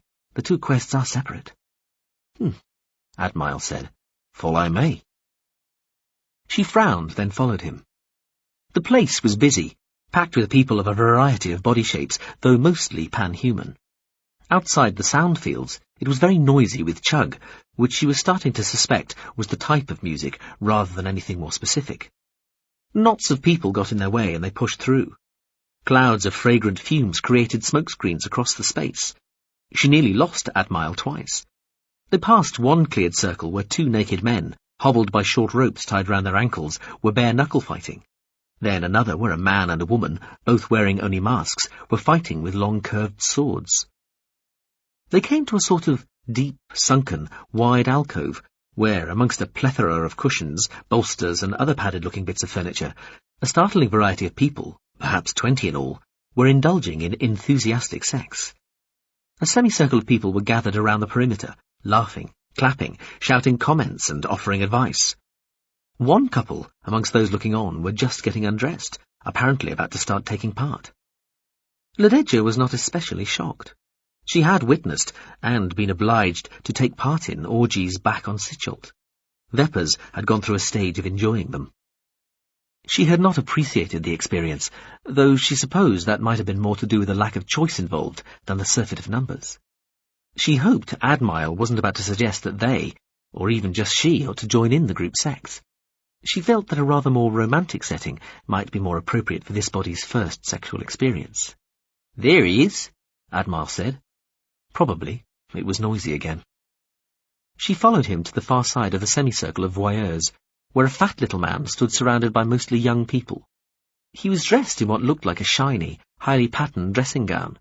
His hair was thin and lank, and his face was jowly and covered in sweat. He was, she realized when she thought about it, the fattest person she had seen since she'd been here by some margin. The fat little man was repeatedly spinning a coin in the air and catching it. Each time the coin landed on his pudgy palm, its top surface flashed red. "It's skill," he kept saying, as the people around him shouted and called out. "It's skill, that's all. Look, I'll make it green this time." This time, when the coin landed, it flashed green instead of red. "See? Skill. Muscle control. Concentration. Skill, that's all." He looked up. "Admile, tell these people this is just skill, won't you?" "Anything riding on this?" Admile asked. "Any bets been taken?" "Nothing," the little fat man said, tossing the coin again. "Red." "Okay," Admile said. "It's just skill," he told the people. "See?" the little fat man said. "Red." "That doesn't make it fair, though," Admile added. "Oh, you're no use," the little fat man tutted. Red again. "Led, this is Jalichi. He's an avatar. You're an avatar, aren't you, Jalichi?" "I'm an avatar." Red. "Of the good ship Armchair Traveller." Red. "A more than averagely peripatetic GCU of the..." Red. "Mountain class." Red. "An avatar who, I swear, is using nothing." Red. "But muscular skill to make this coin come up red." Red. "Every." Red. "Single." Red. "Time." Green. Oh, fuck. There was jeering. He bowed. Sarcastically, Lededja thought, if such a thing was possible. He tossed the coin one last time, watched it flip in the air, and then held open the breast pocket of his extravagantly decorated dressing gown. The coin dropped into the pocket. He extracted a kerchief from it and mopped his face as some of the people who'd been watching started to drift away. "Led," he said, nodding to her. "Pleased to meet you." He looked at her, toe to top. She had dressed very conservatively at first, then changed her mind and opted for a short, sleeveless dress, deciding to revel in the freedom to do so without displaying her legally approved Veppers designed tattoo. Jalichi shook his head. "You don't look like anything I have stood up here," he said, tapping his head. "Excuse me while I consult my better half." "Oh, you're Sitcheltian, is that right?" "Yes," she said. "She wants to have sex with the ship's avatar," Admile told him. Jalichi looked surprised. "Really?" he asked. "No," she told him. "I'm looking for a disreputable ship." "Disreputable?" Jalichi looked even more surprised. "I think so." "You think so?" Perhaps, she thought, avatar or not, he was just one of those people who thought it the height of wit to constantly ask questions when they weren't called for. "Would you know of one?" she asked. "Many. Why do you want a disreputable ship?" "Because I think the sense amid madness, wit amidst folly, means to send me away on one that will be too well behaved." Jalichi scrunched up one eye, as though this answer had hit him with the force of a spit. She had been flicking through various documents and presentations she had discovered through her room screen, looking at what the culture knew about and thought of the enablement, when the ship had called back, "Lededja, I've found you a ship." The vessel's neutral voice had told her straight out of the screen. Oh, thank you. The image of what she supposed must be a culture spaceship had appeared on the screen, pasted over what she'd been looking at. It resembled a rather featureless skyscraper lying on its side. It's called the usual but etymologically unsatisfactory. Is it? Don't worry about the name. The point is, it's heading in your direction, and it's agreed to take you. It's setting off late tomorrow afternoon. It will take me to Sichult? Most of the way. It'll drop you at a place called Bohm, a transfer station and dock complex just outside the enablement itself. I'll arrange local transport from there while you're en route. Won't I need to pay money for that? Leave that to me. Would you like to talk to the ship? Arrange when to board? Okay. She'd talked to the usual but etymologically unsatisfactory. It had sounded cheery but boring. She'd thanked the GSV again, and then had sat frowning at the screen once control of it was returned to her. She'd started looking for document sites about culture spaceships. They appeared to be almost without number. There were millions of ships. Each seemed to have what was in effect its own public logbook and its own fan club, often more than one. And there were innumerable documents, presentations, on particular types and classes of ships, or those which had been constructed by specific manufactories or other ships. It was bewildering. She could understand why culture people just asked their local AI or mind for whatever information they wanted. Trying to work your way down through all the detail yourself was daunting. Perhaps she should just ask. That seemed to be the way you did things in the culture. On Sichult, you had to think about what subjects and people it was safe to ask certain things about, but not here, apparently. On the other hand, doing it yourself felt more secure. She was already fairly au fait with how you did all this. It wasn't vastly different from the way the enablement arranged access to the data it was prepared to share with the general public. Plus, she'd had practice while she'd still been in the ship's virtual environment before she'd been revented into this body. Here in the real, using the screen, she knew how to monitor the level of machine intelligence she was talking to. A sidebar at the edge of the screen changed according to whether she was talking to, or just using, a completely dumb program, a smart but witless set of algorithms, one of 3 different levels of AI, an intelligent outside entity, or was linked directly to the main personality of the GSV itself. The bar had ascended to its maximum when Sensia had broken in earlier with her warning about divinity in extremis. She'd asked the Level 1 AI to bring up sites which rated ships, and soon found one run by a small collective of ship fans which gave both the sense amid madness, wit amidst folly, and the me I'm counting what she thought sounded like fair assessments. She asked about the usual but etymologically unsatisfactory. Boring, obedient, well-behaved, possibly with ambitions of being chosen for more exotic service, though if it thought it was ever going to get into SC it was deceiving itself. She wasn't sure what SC was. Maybe she'd come back to that. She'd called up a list of ships currently on the GSV. She'd shaken her head. There were nearly 10,000 named vessels aboard right now, including 2 of a smaller class of GSV, themselves containing other ships. The exact number changed as she watched it, the final digit flickering up and down, presumably as vessels arrived and departed in real time. 4 GSVs under construction, less than 50% bay occupancy rate. She was still assuming that she was under some form of surveillance, and had noticed that the more complicated was the question you asked, the further up the smartness bar you went towards the ship's own personality. She wanted to avoid that, so rather than just ask, which are the bad boy ships, she found shortcuts that let her sort the ships currently aboard according to the dubiousness of their reputations.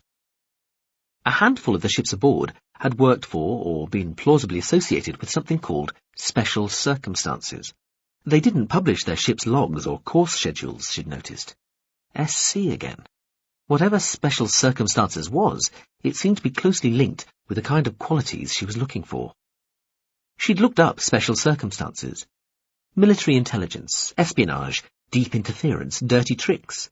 This, she'd thought, sounded promising. It seemed to have almost as many people interested in it, a lot of them profoundly critical, as all the ships did put together. She looked a little closer at some of the anti-SC sites. Profoundly critical. Say that kind of thing about similar organisations within the enablement, and you'd be on a sharp end of a visit from them and quite probably never heard of again. None of the handful of ships she'd wanted to talk to had been immediately available. She'd found out how to leave messages with them, and had done so. Over there, to your left. Further left. Straight on for about 5 meters, said a neutral voice, rapidly coming closer to where she stood, with Admire and the fat little avatar. That's her, talking to the rotunda gentleman. Nadejda turned and saw a cross-looking lady walking smartly towards her, holding something small and silver in her fingers. She marched up to Nadejda. This thing, she said, brandishing the ring in Nadejda's face, will not shut up, even in a sound field. That's her, the ring said primly. Admire waved some drug fumes out of the way and peered at the ring before turning to Nadejda. Want me to throw it away again? Further? No, thank you, Nadejda said, taking the ring from the woman. She began, but the woman was already walking away. Nadejda held the ring in her hand. Hello again, the ship's neutral voice said. Hello. I was thinking of going body surfing, Jalichi announced. Anybody want to go body surfing? Admire shook his head. Good, Nadejda said, slipping the ring onto one of his fingers. Perhaps I'll see you later. Body surfing meant taking off most of your clothes and throwing yourself down a great curved slope of upward charging water, either on your back, front, behind, or, if you were especially skilled, feet. This all happened in a great half-dark hall full of whoops and happy screams, overlooked by bars and party spaces. Some people did it naked, others donned swimwear. Jalichi, fitted with what looked like a pair of eye-wateringly tight trunks, was spectacularly bad at it. He found it hard to exercise any control, even when he was flat on his back with all 4 limbs extended. Nadejda discovered she was quite good as long as she didn't try to stand up. She was coasting on her behind in a tidy spray of water, holding on to Jalichi's left ankle with her right hand to stop him spinning out of control and keeping them within talking distance of each other. So, you want to go somewhere you won't reveal for reasons you want to keep secret, but you don't want to take the ship the GSV suggested. That's broadly it, she agreed. Also, I would like to talk to the ships aboard here, which have or had links to special circumstances. Really? Jalichi wobbled, spraying his face with water. Are you sure? He wiped his face with one hand, oscillating to and fro until he placed the hand back on the watery slide. I mean, really sure? Yes, she told him. You're not the avatar of one of them, are you? He said he was the avatar of the armchair traveller. That hadn't been a name she'd recognized, but for all she knew, these ships changed their names or had several different names they used as it suited them. No, he said. Humble general contact unit, me. Going about standard contact business. Honest. Nothing to do with SC. He squinted at her. She thought it might just have been the water. You sure you want to talk to SC? Yes. They pirouetted slowly, caught by a localized rush of uphill-headed water. Jalichi looked thoughtful. He nodded to the side. It seems I have no skill in this. Enough. Let's try another sort of surfing. What is this? Nadejda asked. They were standing in a short, broad, carpeted corridor, one wall of which was punctuated by 5 sets of plain double doors. Jalichi, back in his colourful dressing gown, had pulled the central set of double doors apart with some effort, and was stopping them from sliding back by wedging the left one with his slipper-shod foot. Nadejda was looking through the open doors into a dark, echoing space, lined with vertical cables and cross-beamed with girders. She heard rumbling noises, sensed movement, felt a draft on her face. The air smelled oily, half familiar. She and the fat little avatar had been whisked here by the usual slick process of travel tube with only minute-long walks at either end. What she was looking at here felt somehow much older, much cruder. Recreation of a tall building elevator shaft, he told her. Don't you have these? We have skyscrapers, she said, holding on to the right-hand door as she leant in. And elevators. There was the rather grimy-looking top of an elevator car reassuringly close beneath, only a metre or so down. Looking up, she saw the shafts and cables climbing into the darkness. I've just never seen inside a lift shaft before, except in a screen, I suppose. Then there's always just the one, shaft. Uh-huh, Jalichi said. Jump on. I'll let go the doors. Careful, though. No safety net. She jumped onto the roof of the car beneath. Jalichi followed her, making the roof's surface quiver. The doors above hissed closed, and the car started to ascend immediately. She held on to one of the cables. It was greasy with dark, gritty oil, and looked over the edge. The great, dark shaft held space for 10 elevators, 5 on each side. The car accelerated smartly, the slipstream tugging at her hair and making Jolici's dressing gown flap as they whizzed upwards. She looked down, leaning a little further out as they shot past sets of closed double doors almost too fast to count. The bottom of the shaft was lost in the darkness. She was grabbed from behind by one shoulder. She heard herself yelp as she thudded into Jolici's surprisingly solid body. An instant later, a dark shape plunged past her in a storm of disturbed air. She had narrowly missed getting decapitated by a rapidly descending car. Jolici released his hold on her. Like I said, no safety net. This is a dangerously faithful physical recreation.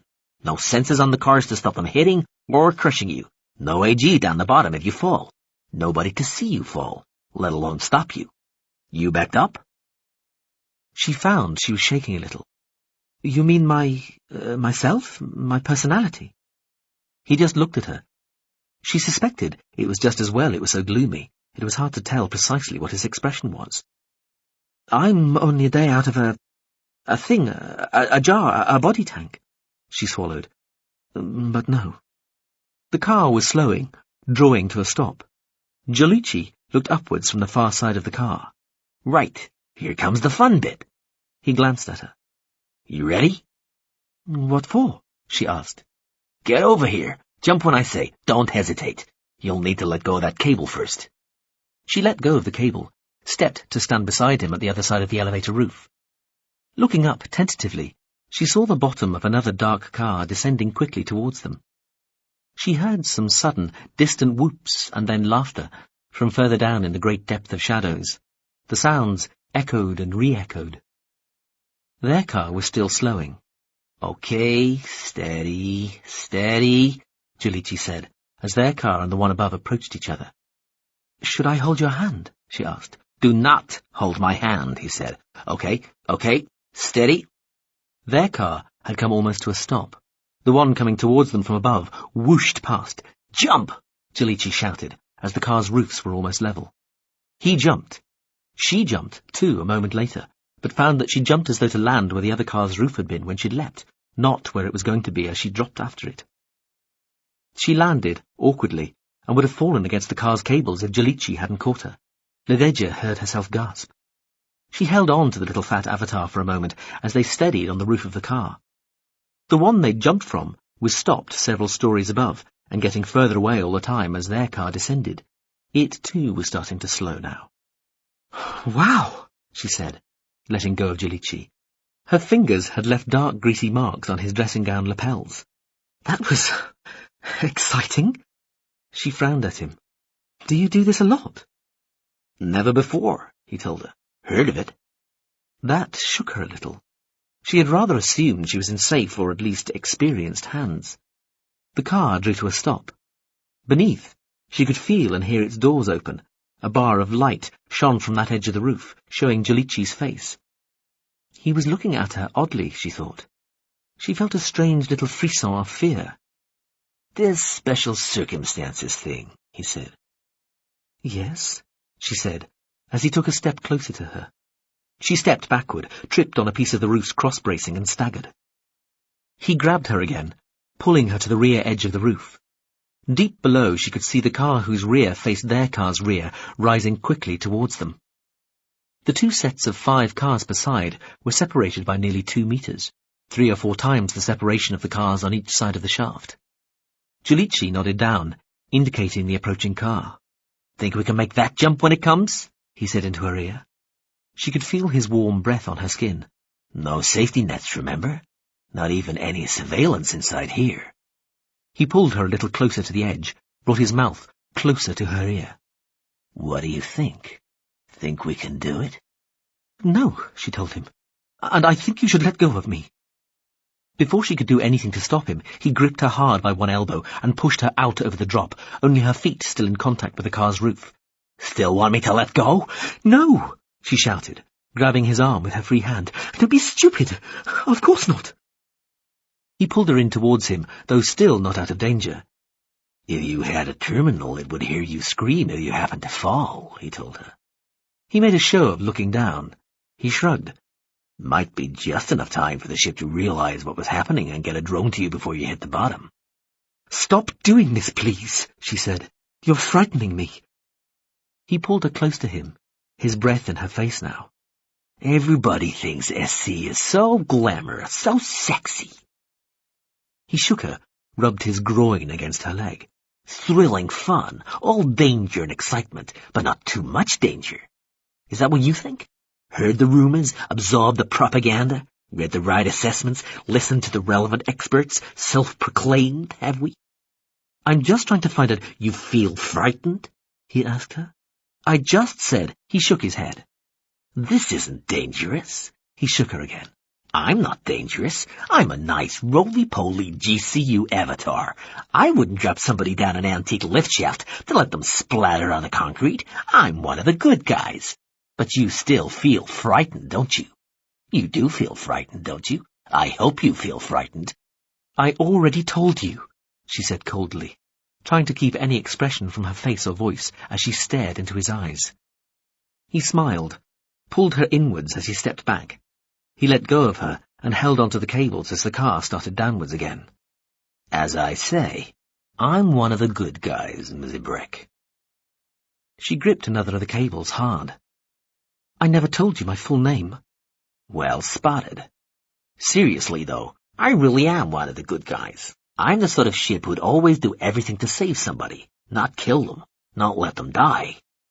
SC, its ships, its people, might be on the side of the angels, but that doesn't mean they always behave like the good guys. In fact, as you're falling down the metaphorical lift shaft, I can virtually guarantee it will feel like they're the bad guys, no matter how ethically sound the carefully worked-out moral algebra was that led them to chucking you into it in the first place."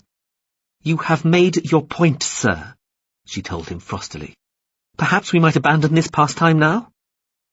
He looked at her for a few moments longer. Then he shook his head, looked away. "Well, so you're tough," he said, "but you're still a fool." He let out a deep breath. The elevator car was pulling to a stop. "I'll take you to an SC ship." He smiled without any humor. "If and when it all goes horribly wrong, feel free to blame me, if you still can. It'll make no difference." The Forgotten, the Bodhisattva told Iain and Sokyi, also known as oubliettionaires. There were times Iain might occasionally be forced to admit when a neural lace would indeed be useful. If she had one, she could be quizzing it now, asking it for mentions, references, definitions. What the hell was an oubliettionaire? Of course, the ship would know she was making such inquiries. She was on the ship now, not the orbital, so any lace or terminal business would be conducted through the Bodhisattva's mind or its subsystems. But at least with a lace, you could have the relevant knowledge just dumped into your head, rather than have to listen to it one word at a time. "I see," Iain said. She folded her arms. "I'm listening." But they are ships of a certain predisposition, shall we say, normally a GSV, usually with a few other ships and a small number of active drones aboard, and often containing no humans at all, the Bodhisattva told her. They resign from the day-to-day informational commerce of the culture, stop registering their position, take themselves off into the middle of nowhere, and then they just sit there, doing nothing, except listen indefinitely. Listen. They listen to one or more, probably all, I'd imagine, of the handful of widely scattered broadcast stations which send out a continual update on the general state of matters in the greater galactic community in general, and the culture in particular. News stations, for want of a better word. Broadcasting?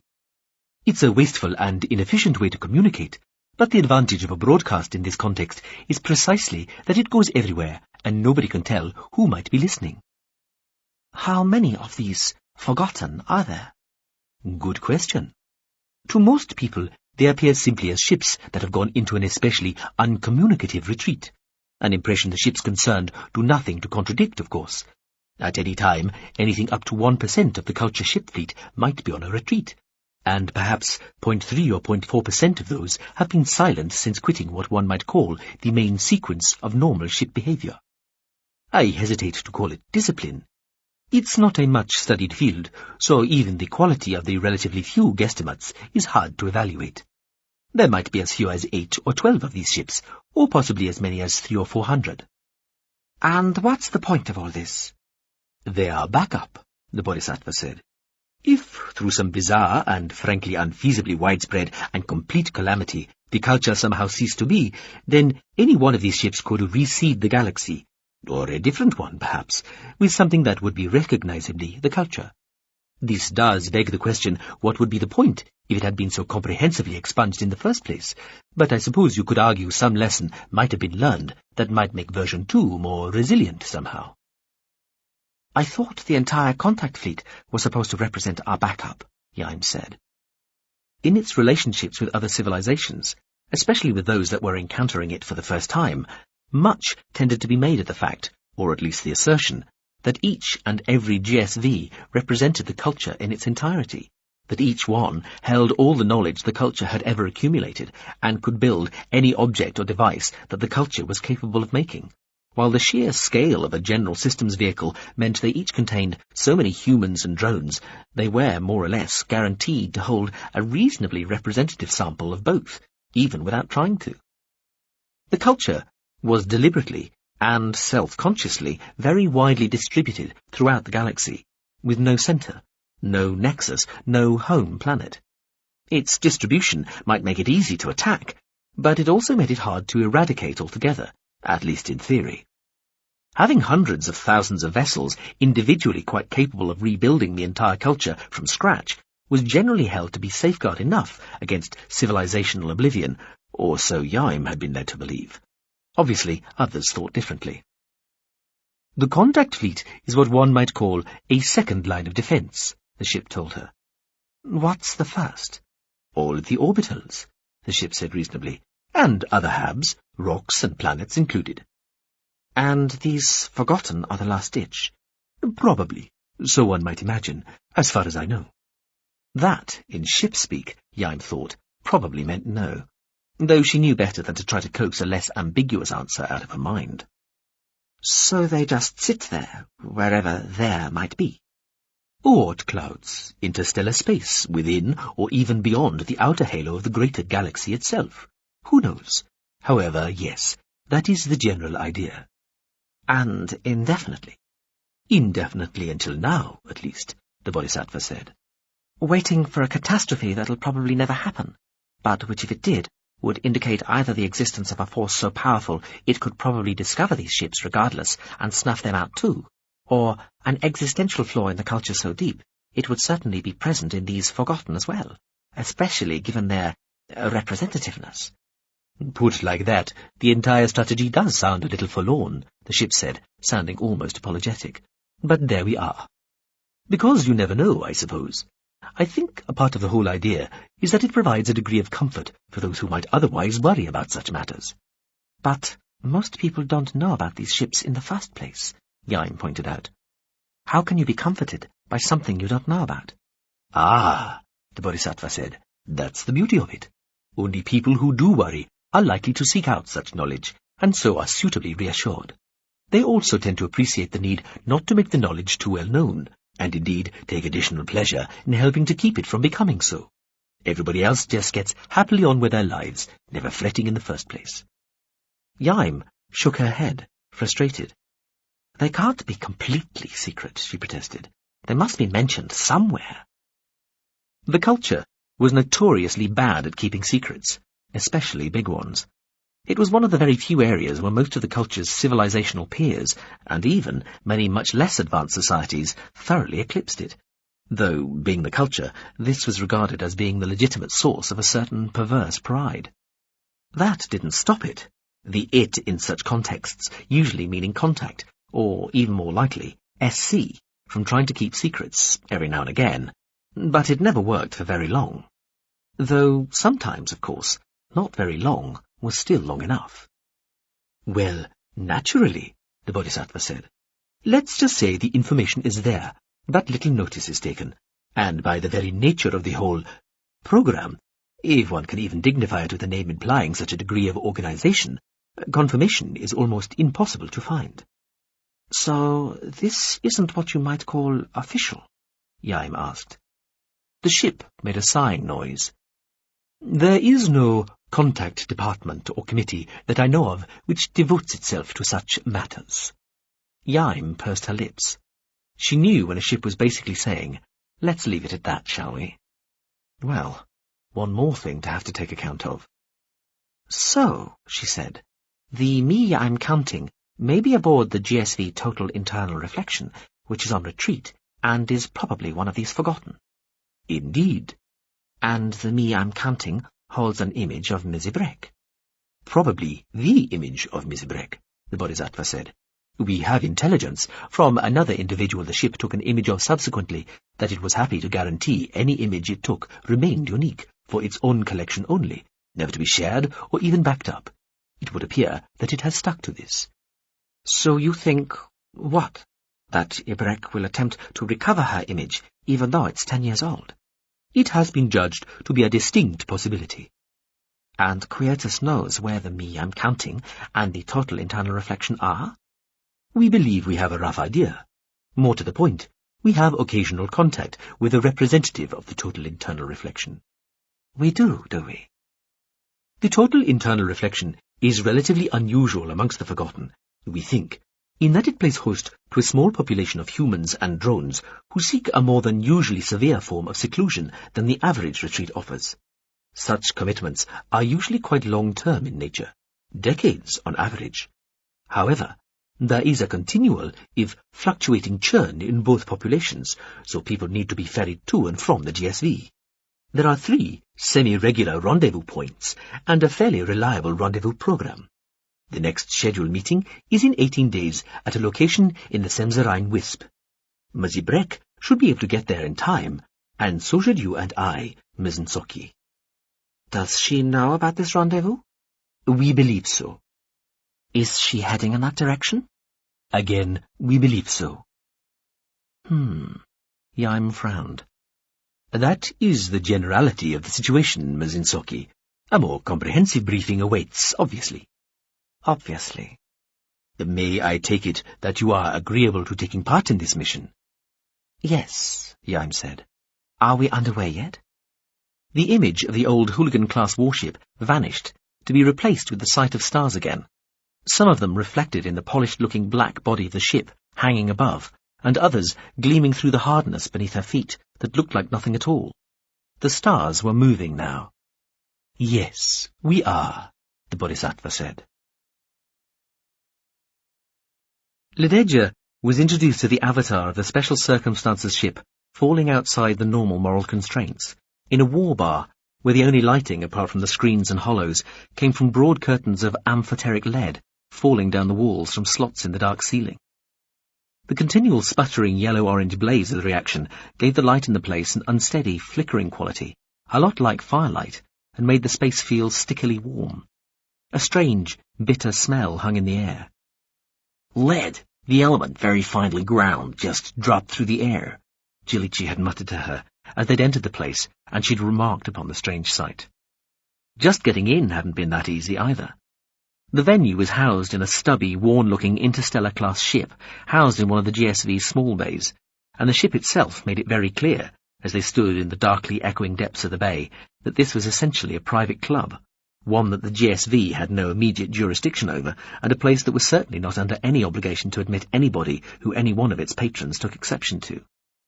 "My name is Jilichi, avatar of the armchair traveler," Jilichi told the single small drone floating by the ship's closed lower hatchway.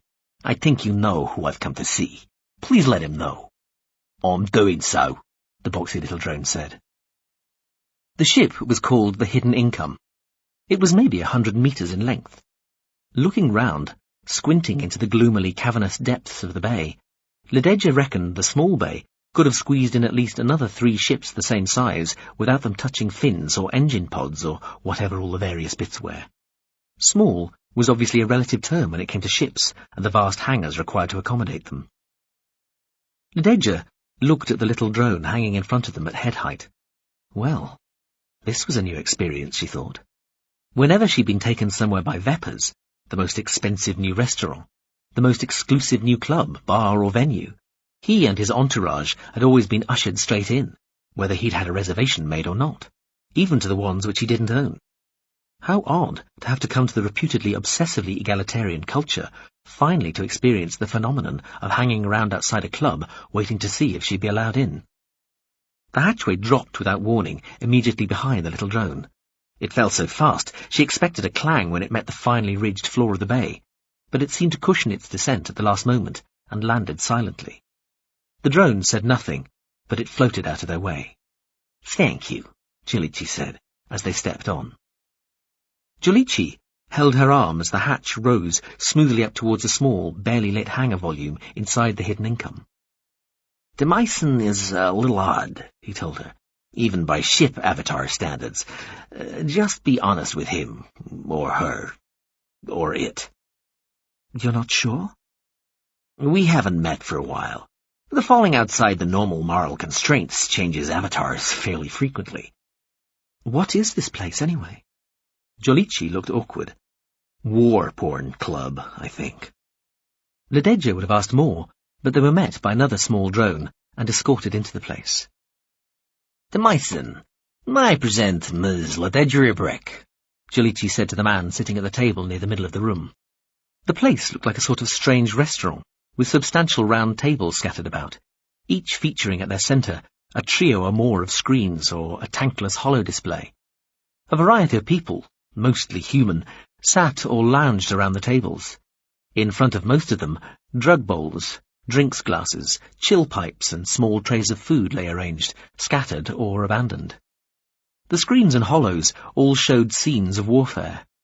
At first, Lededja assumed they were screen, just movies, but after a few moments, and a few grisly sequences, she decided they might be real. Most of the people in the room weren't looking at the screens and hollows.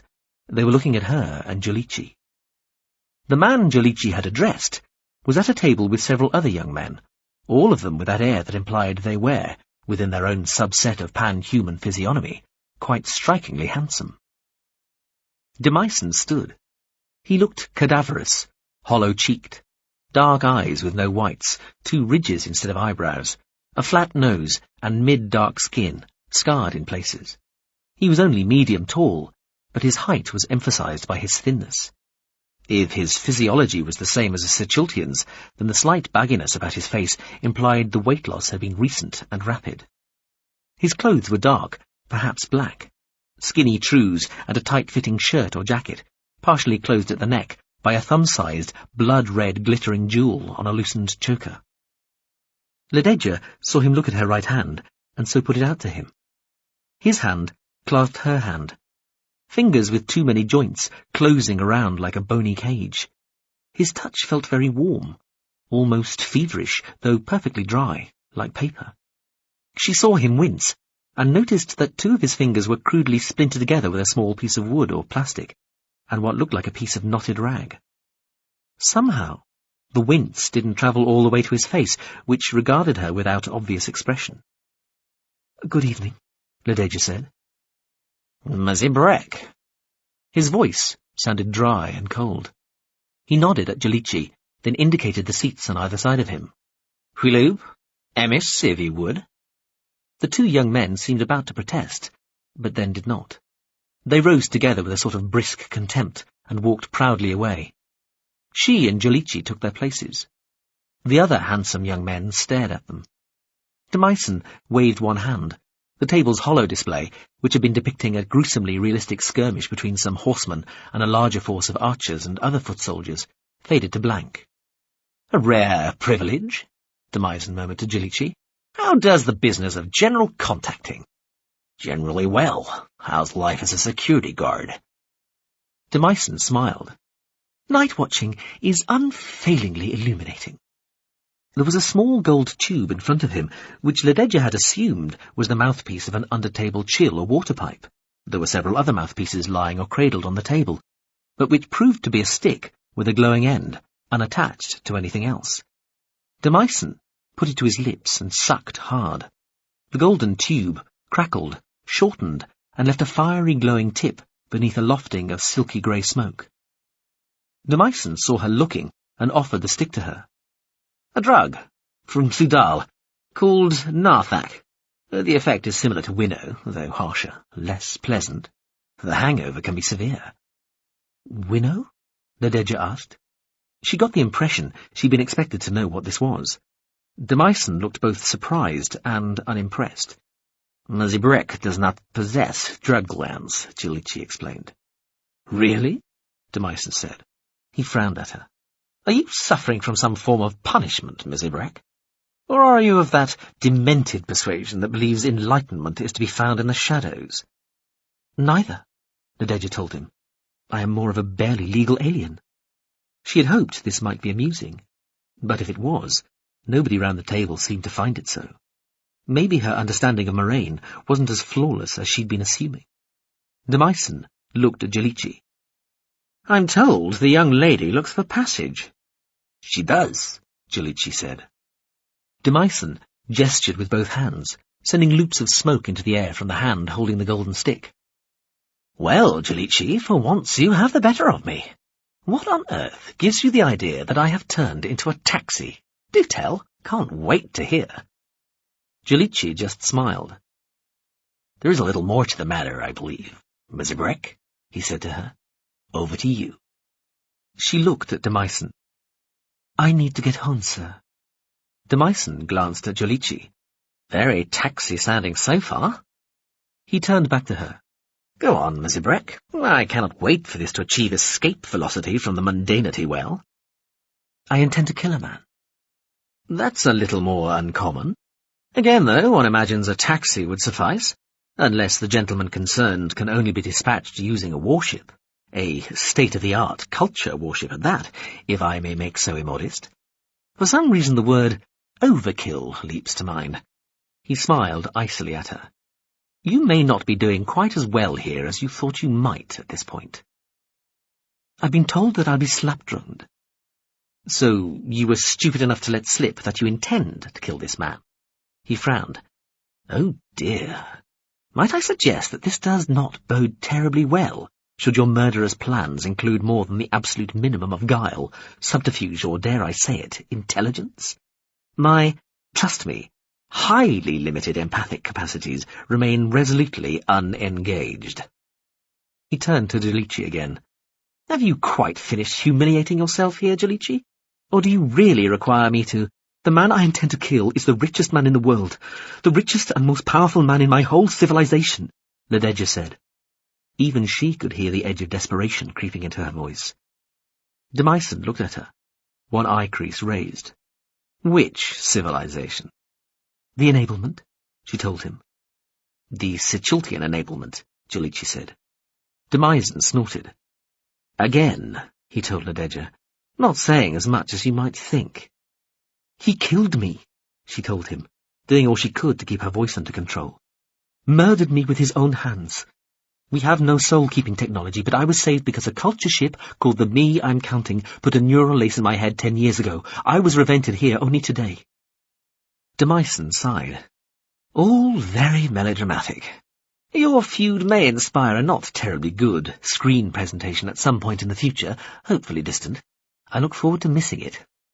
He smiled thinly again. Now, if you wouldn't mind excusing yourselves. He nodded to the two young men who'd vacated their seats for Nadejda and Jalichi earlier. They were standing nearby now, looking on, quietly triumphant. Jalichi sighed. I'm sorry I wasted your time, he said as he rose. Still, I hope to make you sorrier, De Meissen said with an insincere smile. I was talking to Mzibrek. And I was not, De Meissen said, standing as Nadejda did. He turned to her, put the gold smoking stick to his pale lips and pulled hard. He looked at her and said, Best of luck finding a ride, as he exhaled. He smiled more broadly and ground the yellow-red glowing tip of the stick into the open palm of his other hand. There was a distinct sizzling noise. Again, his body seemed to flinch, though his face remained serene. What? This? He said, looking down at the ash-dark burn on his skin as Nadejda stared at it openly aghast. Don't worry, I don't feel a thing, he laughed. The idiot inside here does, though. He tapped the side of his head, smiled again. Poor fool won some sort of competition to replace a ship's avatar for 100 days or a year or something similar. No control over either body or ship whatsoever, obviously, but the full experience in other respects, sensations, for example. I'm told he practically came in his pants when he learned an up-to-date warship had volunteered to accept his offer of body host. The smile became broader, more of a grin. Obviously not the most zealous student of ship psychology, then. So, Demyson said, holding up his hand with a splintered finger and studying it. I torment the poor fool. He put his other hand to the one with the splintered fingers, waggled them. His body shuddered as he did so. Lededja found herself wincing with vicarious pain. See? Powerless to stop me, Demyson said cheerily. He suffers his pain and learns his lesson, while I, I gain some small amusement. He looked at Jolichi and Lededja. Jolichi, he said with obviously feigned concern, you look offended. He nodded, creased his eyes. It's a good look. Trust me. Sour opprobrium suits you. Jolichi said nothing. Huilub and Emis resumed their seats. Standing there, Demyson put out both hands and stroked the hair of one and the shaved head of the other, then cradled the finely chiselled chin of the one with the shaved head using his unsplintered hand. And, fascinatingly, the fellow, he used his splintered fingers to tap the side of his head again, hard, is quite defiantly heterosexual, with a fear of bodily violation that borders on outright homophobia. He looked round the table of young men, winking at one of them, then gazed radiantly at Jolichi and Lededja. Lededja stamped across the floor of the dimly lit small bay. There must be other SC ships, she said furiously. None that will talk to you, Jolichi said, hurrying after her. And the only one that would seemed solely to want to shock and demean me. Jolichi shrugged. The abominated class of general offensive unit to which our friend belongs is not known for its mildness or sociability. Probably spec when the culture was going through one of its periods of feeling that nobody was taking it seriously because it was somehow too nice. Even amongst those, though, that particular ship is known as something of an outlier. Most SC ships conceal their claws and keep the psychopathy switch to full off, except when it's judged to be absolutely necessary. In the travel tube, deflated but calmer, Lededja said, Well, thank you for trying. You're welcome. Was all that you said in there true? Every word. She looked at him. I trust you'll treat what you heard just now as in confidence. Well, that is something you might have thought to say beforehand, but all right. I promise what you said will go no further. The fat little avatar looked thoughtful. I realize it might not feel like it, but you may have just had a narrow escape, Mizzy Brick. She looked coldly at him.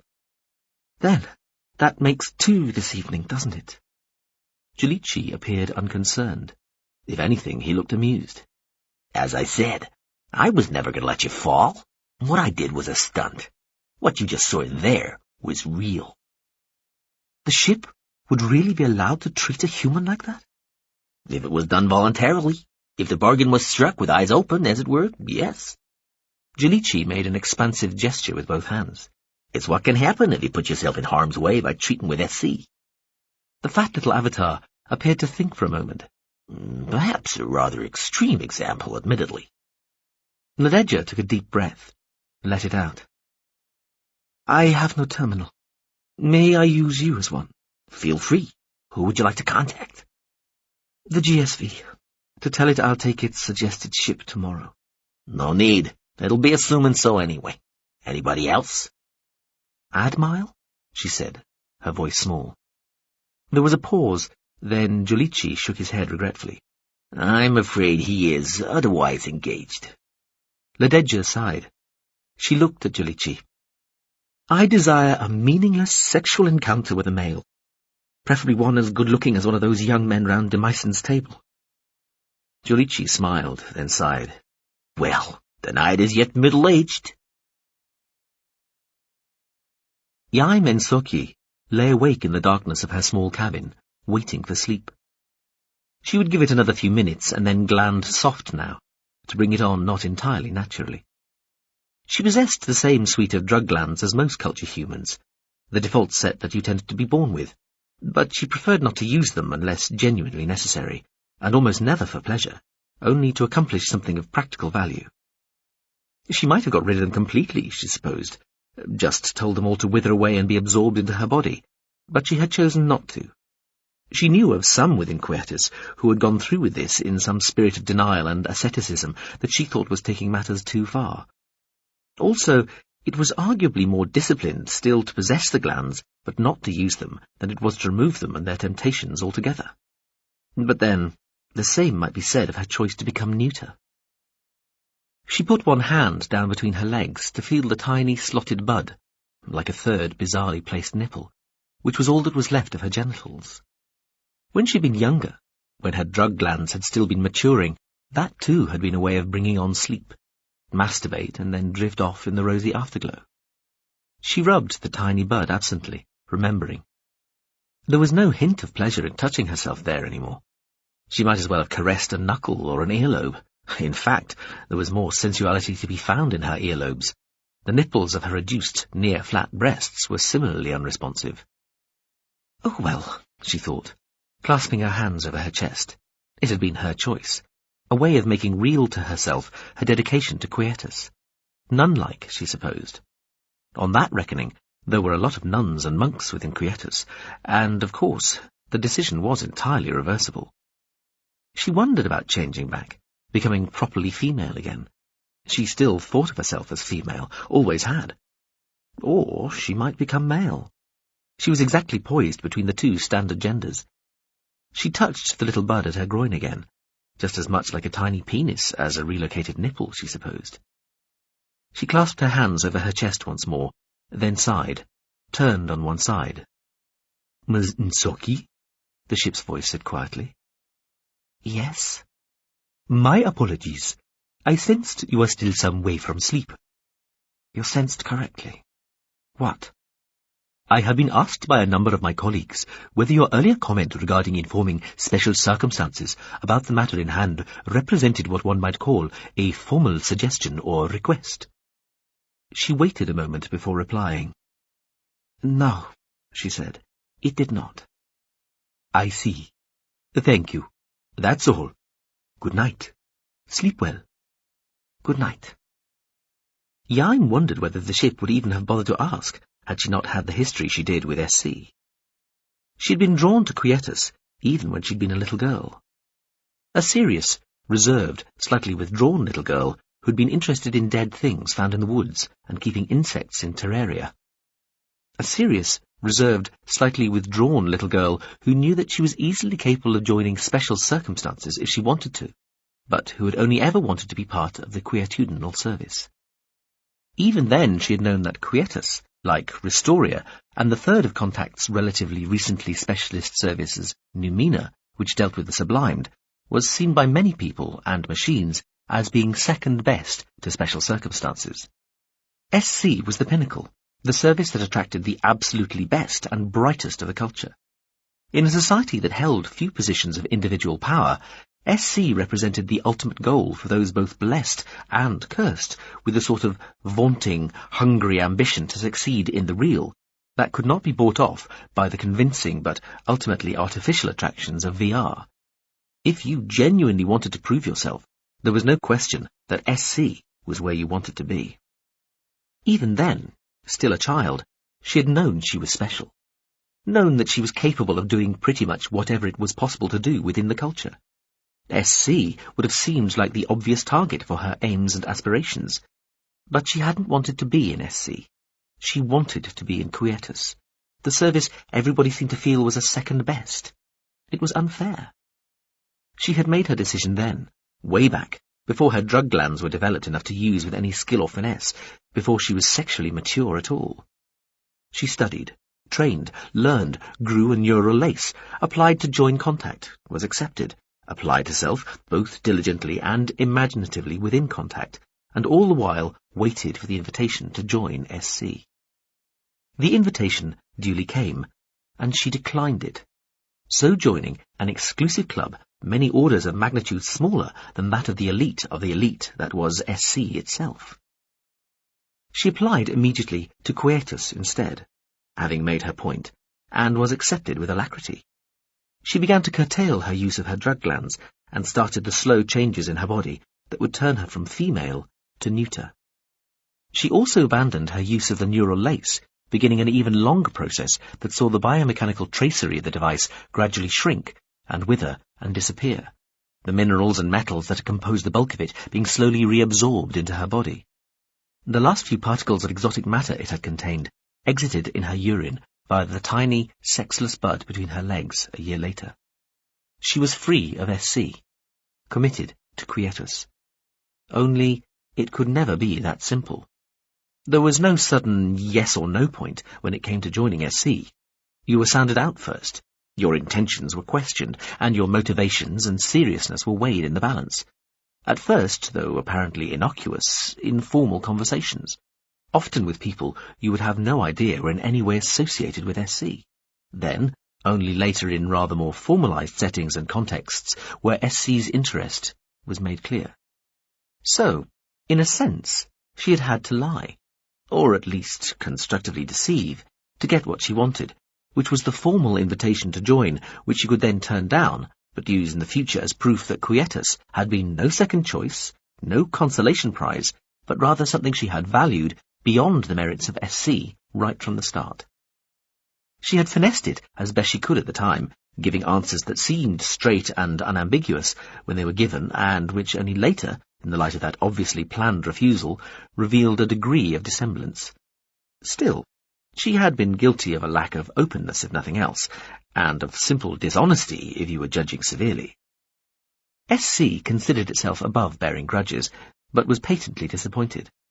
You did not come to the stage of being asked to join it without establishing quite strong relationships with people who had become mentors and friends while in contact, relationships which normally would be expected to go on developing once you were in SC itself, and it was to those individuals, and even a couple of ship minds, that she felt she owed apologies. She duly said sorry, and the apologies were duly accepted. But those had been her darkest hours, the moments in her life, the memories of which still kept her awake when she wanted to sleep, or woke her up in the middle of the night, and she could never quite shake the feeling that this was the single, least resolved issue in her life, the loose end whose niggling presence would trouble her to the end of her days.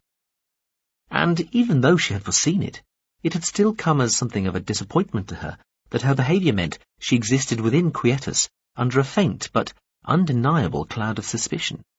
If she could turn down SC to prove a point, might she not repudiate Quietus too? How could you ever fully trust somebody like that? And was it not possible that she had never really resigned from SC at all? Might Iain and Soki not still be a special circumstances agent, but a secret one, planted within Quietus, either for reasons too arcane and mysterious to divine until some point of crisis arrived, or just as a sort of insurance for some set of circumstances still unenvisaged? Or even with no clear motive at all, beyond establishing that SC could do such a thing simply because it chose to prove it could. She had miscalculated there. She had thought the whole bluff with SC would only prove how utterly dedicated to Quietus she was, and her subsequent flawless behaviour and exemplary service would serve to reinforce the point. It hadn't worked out like that. She was of more value to Quietus as a symbol, subtly but effectively publicised, of its equality of worth with SC than she was as a functioning and fully trusted Quietus operative. So she spent a lot of time frustrated, unused, twiddling her thumbs and kicking her heels, when she might have been kicking other people's ass with SC, as at least one of her friends had pointed out. She had taken part in a few missions for Quietus, and had been reassured that she had done well, indeed near perfectly. Still, she was less used than she might have been, less used than inferior talents who had joined at the same time, less used than her skills and abilities would have implied she ought to be. Offered occasional scraps, never anything of real substance. Until now. Now, at last, she felt she was being asked to behave like a true Quietus operative, on a mission of genuine importance, even if it might only be because where she lived happened to be quite close to the place where a Quietus agent was suddenly required. Well, arguably, she'd had bad luck in the way Quietus had chosen to react to her attempt to prove how much she valued it. Maybe that bad luck was just being balanced now. Luck came into it. Even SC recognised a place for chance, and being in the right place at the right time was, if not a gift, certainly a blessing. Contact even had a phrase for it. Utility is 7/8 proximity. Iain sighed, turned over, and fell asleep. Chapter 11. Lovely to see you, radiant as ever. And Fulio, this gorgeous creature still putting up with you. So far, Veppers, got your eye on her yourself, have you? Never taken it off, you know that, Fulio. Veppers clapped the other man's stout shoulder and winked at his slender wife. Oh, your poor nose, Our said, pushing back locks of soot-black hair to display glittering earrings. Poor? Nonsense, never richer. Veppers flicked one finger against the new cover over his nose, which was still slowly growing back underneath.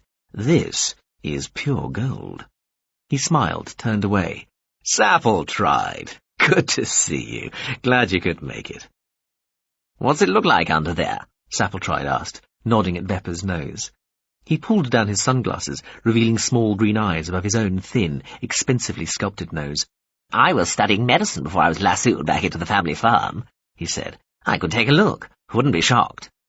My dear Sapple-Tried, it looks great under this. Face facts.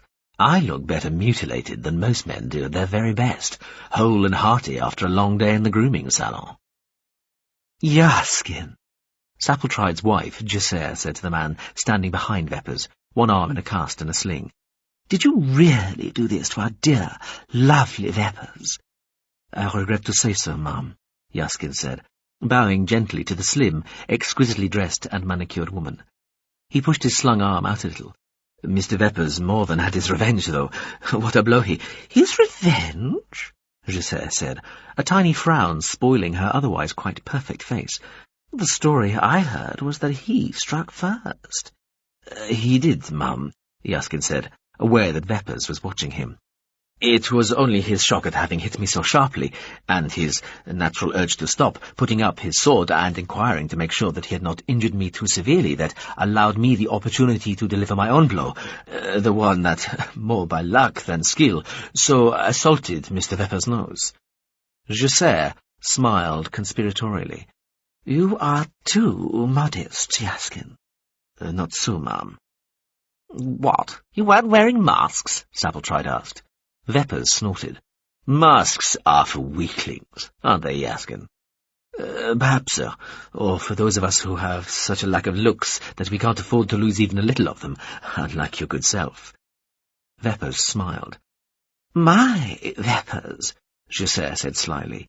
Do you have all your servants flatter you so? Absolutely not. I work to prevent it, Veppers told her. But the truth will out. Giselle laughed delicately. You're lucky he didn't run you through, Jaskin, she told him, her eyes wide. She slipped her arm through her husband's. Sappy here beat Joyler at some sport at school, and he near throttled him, didn't he, dear? Ha! He tried, Sapple-Tried said, running a finger round his collar. Nonsense, Veppers said, turning to somebody else. Raunt, you ancient withered old rogue. That committee still hasn't jailed you yet. Who have you had to bribe? Nobody that you haven't already got to, Veppers. And Hilf, still an accessory. More of a bauble, Joyler. The woman, much younger than her husband, though still in expensively well-preserved middle age, coolly regarded his nose. Well now, dear me, think you'll still be able to sniff out trouble? Better than ever, he told her. I'm sure. Anyway, good to see you back in the land of the sociable. She held one hand out to be kissed. Can't have you hiding away. What shall we all do for fun? You tell him. He spends too much time away on business trips, Giselle contributed, leaning in. My only aim is to keep your good selves entertained, Veppers told the two women. Ah, Feschel. We'll have a word later, yes? Certainly, Joyler. Jaskin put one finger to an earbud. The boats are ready, sir. They are? Good. He looked round the other people in the slim barge. He clapped his hands, stopping most of the other conversations in the open vessel. Let's enjoy the fun, shall we? He raised his hands above his head, clapped them loudly again. Listen, he hollered. attracting the attention of people in the other two barges behind. "Your attention, please. Place your bets, choose your favourites. Our game begins." There was some cheering. He took his place in the seat, raised just a little higher than the rest, in the bows of the slim craft. Astil, Vepper's butler, saw to his master's needs, while other servants moved down the central aisles of the barges dispensing drinks. Above the seated VIPs, sun canopies rippled in the breeze. In the distance, over tree-dotted pastureland, the serried neatness of the kitchen orchards and the formal gardens of the estate, the turrets and ornamental battlements of the mansion house of Aspersium were visible. Some birds flew up from the network of small lakes, ponds and channels beneath. The great torus-shaped mansion of Aspersium sat near the centre of the estate of the same name. Aspersium was easily the largest private estate in the world. Had it been a country, its land area would have ranked it as the 54th largest out of the 65 states that still had some administrative significance in the unified world that was Sichult. It was the centre of, and central to, the Veppers' family fortune, in more than merely symbolic ways. The original source of the family's vast wealth had been computer and screen games, followed by increasingly immersive and convincing virtual reality experiences, sims, games, proactive fictions and multiply shared adventures, as well as further games of every sort and every level of intricacy. From those given away as free samples on smart paper food wrappers, through those playable on devices as small as watches or jewellery, all the way to those which demanded either total bodily immersion in semi-liquid processor goo, or the more simple, but even more radical, soft-to-hard wiring of biological brain to computational substrate. The house had long been ringed with comms domes, kept just out of sight of the house itself, but linking it, and the buried masses of computer substrate it sat on, via satellites and system edge relay stations to further distant processor cores and servers all over the hundreds of planets that made up enablement space, and even beyond, to similar, if as a rule not quite so developed, civilizations that, with surprisingly little translation and alteration, found the games of the Veprine Corporation just as enjoyable and fascinating as Sichultians themselves did. Still zealously guarding their original code, many of those games effectively reported back, eventually, via all those intervening arrays, servers, processors and substrates, to the still potent seat of power that was Aspersium. From the estate house itself, whole worlds and systems could be rewarded or punished according to how assiduously the local law enforcement agencies applied anti-piracy legislation. Billions of users could be granted access to the latest upgrades, tweaks and bonus levels, and lucrative personal online and in-game behaviour, preference and predilection data could be either used by the Veprine Corporation itself or sold on to other interested parties, either of a governmental or commercial nature. Word had it that this sort of micro-managed operationality was no longer quite so centrally controlled, and the house had ceased to be the place that all versions of all games came to get their latest updates. Certainly, there were fewer obvious satellite domes and programming geeks about the place than in the old days, but it was still much more than just a fancy country house. The birds, disturbed from the network of waterways beneath the barges, wheeled in the sky, calling plaintively. The little convoy of barges moved along a network of aqueducts, poised above the watery landscape below. A couple of dozen skinny stone towers anchored the supporting stonework of delicate arches and flying buttresses which held the airborne canals aloft. At each of the towers, the viaducts broadened out into circular basins, collaring the slim spires and allowing the barges, individually or joined as a tiny fleet, to change direction onto other channels. Half a dozen thicker towers held lifts within them and had quaysides where people could embark and disembark from the barges. The viaducts were only a couple of metres wide, with thin stone walls and no walkways alongside, so that one could look almost straight down. 20 metres beneath, in the channels, pools and lakes below, a dozen miniature battleships were just setting out from their individual start positions. Each warship was the length of a large single-person canoe, and had been designed to resemble a capital ship from the age when armour plate and large caliber guns had ruled the seas of Sichult. Each ship contained a man, who powered his vessel by pedalling, turning a single propeller at the stern, steered it with a tiller attached to a bracket round his waist, and used his hands to aim and fire the 3 or 4 gun turrets his ship carried, each equipped with 2 or 3 guns. Where the bridge would have been on the superstructure of full-size vessels, there was a series of slits, very like those in an ancient armoured helmet from the days of swords, lances and arrows. These provided the only way for the man inside the vessel to see out. Gun aiming was accomplished by nothing more sophisticated than dead reckoning and skill. The crewmen of the miniature warship traversing the turrets and elevating their guns by way of a set of wheels and levers contained within his cramped compartment. Each ship also came equipped with a set of miniature torpedoes and a system of lights, the searchlights of the original ships, that let the vessels communicate with each other to form temporary alliances and swap information. Pennants flew from their masts, identifying who commanded them. The crewmen were far more highly trained than mere jockeys, Veppers contended. He had piloted the ships himself quite often from when he had first come up with the idea, and still held the occasional amateurs-only battle for himself and similarly rich and competitive friends. But the truth was, there was a great deal of skill involved, more than it was worth acquiring for a mere pastime. These days, the amateur versions of the ships were fitted with engines, which made life a little easier, but it was still taxing enough just manoeuvring the damn things without running aground or crashing into the banks of the channels, never mind the surprisingly difficult task of aiming the guns accurately. The amateur versions had better armour and less powerful weapons than the ships they were watching now. Two ships caught a brief glimpse of each other from either end of a long channel connecting pools close to their start positions. Disappearing from view again, they each elevated and fired their guns towards where they thought the other would shortly be, more in hope than with any expectation of a hit. Both sets of shells landed scattered amongst the low grassy hills of islands, in miniature reed beds and in the channels, raising skinny spouts of water. Neither part of either salvo landed closer than a ship length from its intended target.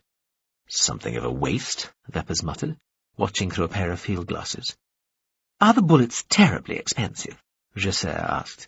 Veppers smiled. "No, I mean, they only have so many." "Do they load the guns themselves?" Fulio asked. "No, automatic," Veppers said. The ship's main weapons were almost more like grenade launchers than true guns. Certainly, they had nothing like the range they should have had that too been scaled proportionately. The little shells they fired fizzed and left a trail of smoke as they curved out across the waters, but they were explosive and could do real damage, piercing the armour of a ship and starting a fire within, or, hitting near the waterline, holing them so that they started to sink, or disabling turrets or the rudder or prop if they hit the right place. A handful of pilots had been killed over the years, either struck by lucky shots that squeezed through the viewing slits, or drowning when their vessel turned over and the damage they had sustained had made it impossible to work the escape hatches, or choking or burned to death. Usually you could put out a fire by scuttling your ship. The channels, pools, and most of the single large lake were generally little more than half a metre deep, so the command citadel, where the pilot's head was, would still be just above water, even when the ship was sitting on the bottom. But valves jammed, or men were knocked unconscious, and accidents happened. There were rescue teams of helpers and divers standing by, but they were not infallible. Twice, ships had blown up completely, the contents of their magazines detonating all at once, most spectacular, though on one occasion fragments of wreckage had flown far enough to threaten the spectators, which had been worrying. The pilots, all part of Veppers' general staff, with other part-time duties, were well paid, especially if they won their battles, and the risk of real injury and even death made the sport more interesting for the spectators. Today's match was a team game, 2 ships to a side, the winning team being whoever was first to sink 4 of their opponents. The first thing the 6 sets of ships had to do was find each other. Each ship started individually from one of the dozen floating boathouses scattered around the perimeter of the watery complex at any of several dozen randomly chosen locations. The miniature naval battle itself, ship against ship or fleet against fleet, guns flashing and roaring, smoke drifting, shots landing, pieces getting blown off the ships, fountains of water bursting into the air when a torpedo hit, was only part of the delight of watching, Veppers found. Much of the enjoyment came from having this godlike overview of the whole battle arena, and being able to see what the men in the ships couldn't see. Most of the islands and channel banks were too high to see over when you were sitting in one of the miniature battleships. However, from the network of aqueducts above, pretty much every part of the watery maze could be seen. It could be almost unbearably exciting to see ships converging on the same pool from different directions, or to watch a damaged vessel, limping home and nearly there, being caught by another ship lying in wait for it. "You should have smoke, you know, Veppers," Fulio told him, as they all watched the ships cruise down the channels leading away from their starting points. They went at different speeds, some favouring high speed to get to some tactically important pool or junction before anybody else, some favouring a more stealthy approach. Where the geography allowed, you could learn a lot by causing few waves yourself, but watching for signs of the wakes of others as you passed side channels. You know, from their funnels, that would make it look more realistic, don't you think? Smoke, Veppers said, raising the pair of binoculars to his eyes. Yes, sometimes we have smoke, and they can put down smoke screens. He lowered the glasses, smiled at Fulio, who had not been to one of these displays before. It makes it hard to see from up here, though, that's the trouble. Fulio nodded. Ah, of course. Don't you think you ought to have pretty little bridges linking all the islands? Auer asked. Veppers looked at her. Pretty little bridges. Between the islands, she said. Little arched bridges, you know, bowed. It would look so much prettier. A little too unrealistic, Veppers informed her, smiling insincerely. Also, they'd get in the way of the shells. Too many ricochets. There are wading routes between the islands for when the staff need to access them, sort of submerged paths. Ah, I see. Just a thought. Veppers went back to watching his own two ships. They'd been started far enough apart for it all to look convincingly random, though a quiet word had been had to let the two pilots know where the other was starting out from. So they were beginning with a slight advantage over the other 5 teams. Their pennants were silver and blue, the Veppers' family colours. One of his ships chanced upon one of the red team, powering down a channel forming the stem of a T-junction, just as the other vessel was crossing ahead, allowing it to loose a salvo from its A and B turrets. Veppers always favoured ships with 2 forward-facing turrets and 1 rear-facing. It seemed more attacking, more adventurous. It also meant that a broadside consisted of 9 shells rather than 8. It was the first proper engagement of the afternoon.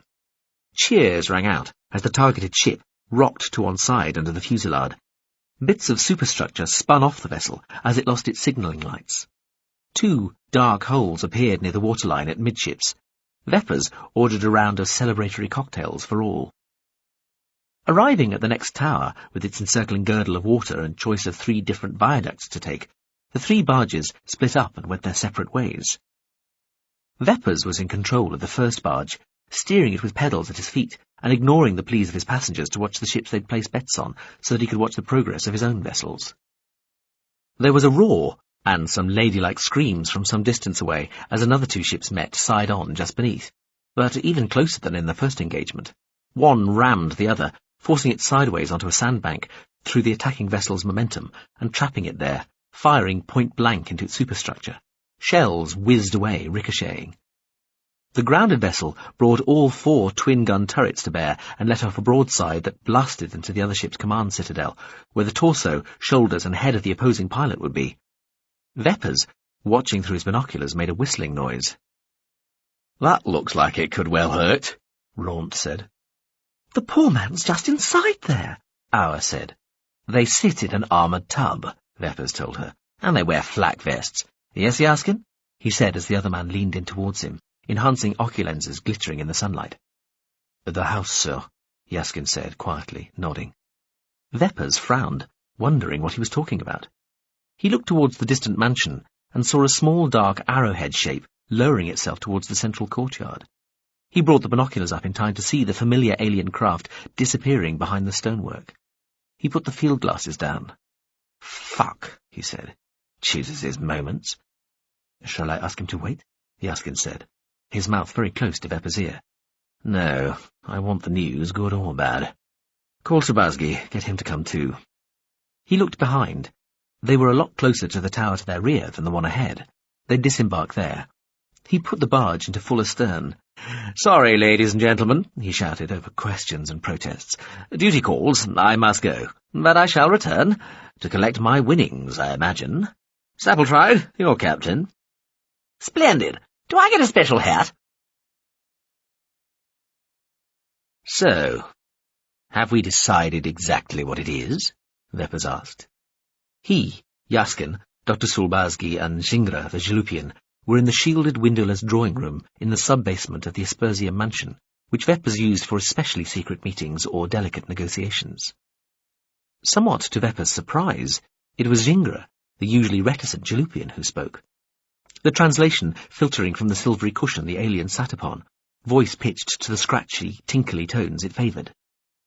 I believe it to be consistent with an intermembranial full-spectrum cranial event state germinatory processor matrix with singular condensate collapse indefinite distance signaling ability, level 8 player in manufacture, bilateral carboniform panhuman subdesign.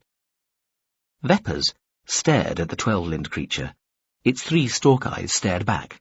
One dipped down, let itself be cleaned and wetted by its mouthparts, then flipped jauntily upright again. The alien had returned with the thing that had been in the girl's head, the thing that might or might not be a neural lace. Zingra had had its own techs analyse the device, using Jalupian technology. If Vepers was being honest with himself, he would have to admit that over the handful of days that the device had been with the Jalupians, he had quite happily let thoughts of the thing and its implications slip from his mind. Yaskin had been unable to establish any more useful facts about it beyond what they already knew, and on the couple of occasions they had talked about it, they had largely convinced themselves that it must be a fake, or just something else, maybe alien, maybe not, that had somehow found its way into the furnace. The alien extended one bright green limb towards Shulbarsky, giving him the device back inside a little transparent cylinder. The doctor looked at Vepers, who nodded. Shulbarsky poured the shimmering blue-grey thing into his palm. "My dear Zingra," Vepers said after a moment, with a tolerant smile, "I think I understood every single word you said there, but sadly, only as single words. Put together like that, they made no sense at all. What are you talking about?" He looked at Yaskin, who was frowning mightily. I told you, the alien said. Probably it is what remains of an intermembranial full-spectrum cranial event state germinatory. Yes, Vepers said. As I say, I heard the words. Let me translate, said Shulbarsky. It's a culture neural lace. You're sure this time? Yaskin asked, looking from the doctor to the alien. Certainly, level 8 player in manufacture, Zingra said. But who put it in her? Vepers asked. Definitely not the clinicians? Shulbarsky shook his head. Definitely not. Agreed, the Jalupian said. Not. Then who? What? Who could have? Nobody else that we know of, Shulbarsky said. Level 8 player manufacture is absolutely certain, Zingra said. Level 8 player so-called culture manufacture likely to ratio of 143 out of 144 in total. Almost certainly, in other words, the doctor said. I suspected it was on the start. It's culture. Only to ratio of 143 out of 144 chances, Zingra pointed out again. Additionally, device implantation might have occurred at any time from immediately subsequent to birth event to within last 2 local years approximately, but not closer to present. Probably. Also, only remains of very most fine cilia-like twiggings likely burned off in furnace. But the kicker, Shulbarsky said, is in the one-time signaling capacity. Zingra bounced once on its silvery cushion, the Jalupian equivalent of a nod. Singular condensate collapse by event, indefinite distance signaling ability, it said. Used. Signaling? Vepers said. He wasn't sure if he was simply being slow here, or if a deep part of him just didn't want to know what might be the truth. He already had the feeling he usually got before people delivered particularly bad news. It didn't signal her. He heard his own voice trail off as he looked again at the tiny, nearly weightless thing that lay in his palm. Mind state, Yaskin said. It might have signalled her mind state, her soul to somewhere else, somewhere in the culture. Malfunction rate of said process betrays ratio of equal to or higher than 4 out of 144 in total, Zingra said. And that is really possible? Vepers asked, looking at all 3 of them in turn.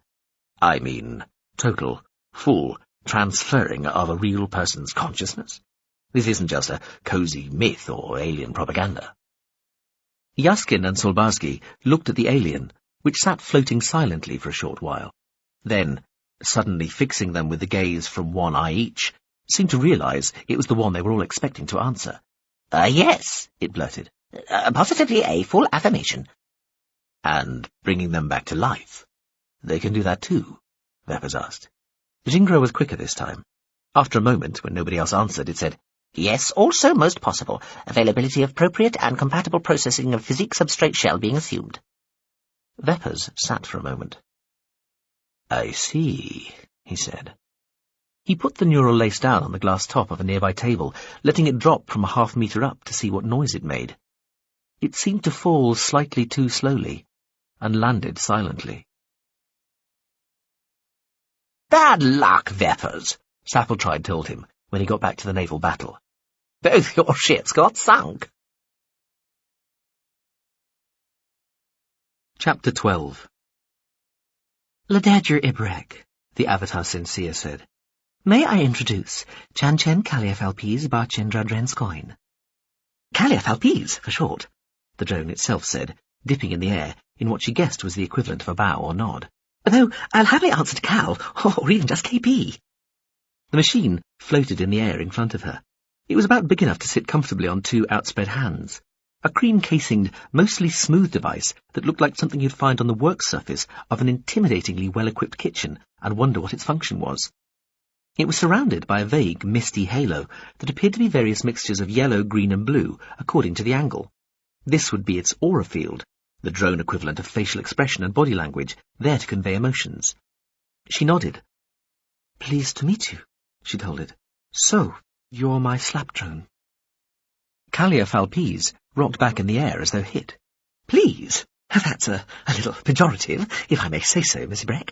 I'll be accompanying you principally for your own convenience and protection.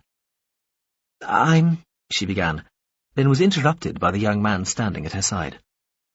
My lovely lad, he said. I'm sorry, I can't wave you farewell properly, but I must go. Now let me. He took her hand, kissed it, then after a shake of his head and a wide smile, he held her head in both hands and kissed her face in a variety of places.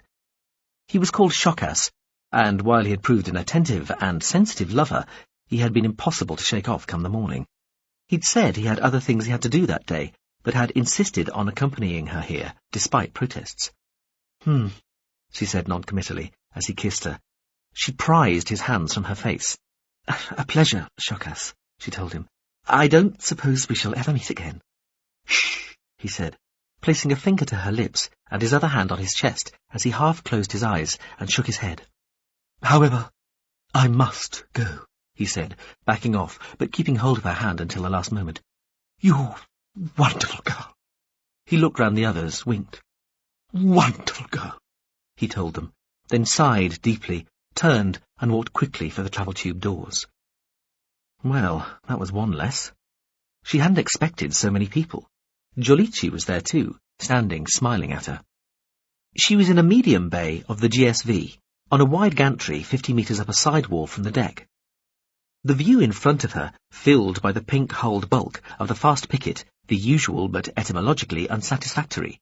Near 300 relatively slim metres of ancient warship now turned to more peaceful duties, such as ferrying people about the galaxy when they were heading for points not covered by the culture's more routine transportation arrangements.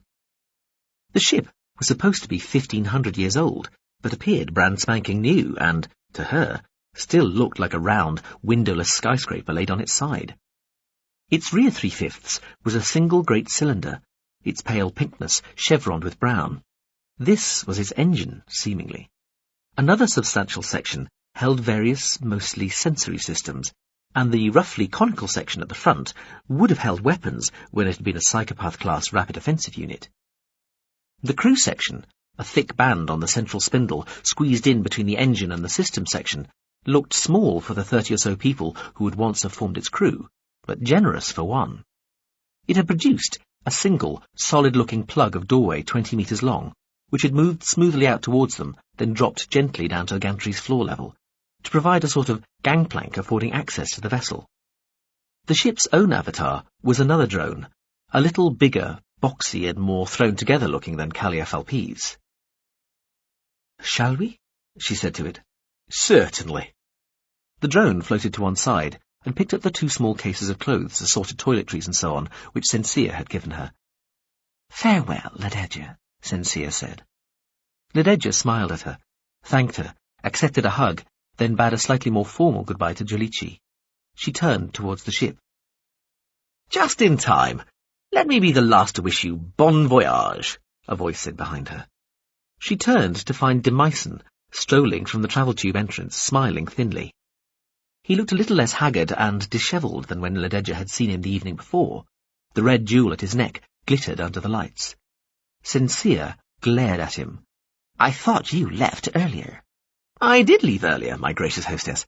I am currently some 80 years or so distant on an acutely divergent course, and travelling only slightly more rapidly than your good self, though still just about within real-time control range, at least for something as intrinsically slow-reacting as a human host, all of which I hope you're well aware of."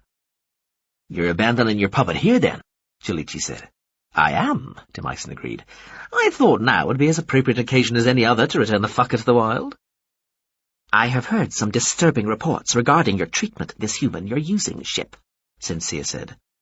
Lededja looked at the GSV's avatar. For a small, frail-looking lady with frizzy blonde hair, she seemed suddenly invested with a steeliness Lededja found herself glad was not directed at her. Demyson turned to Sincere.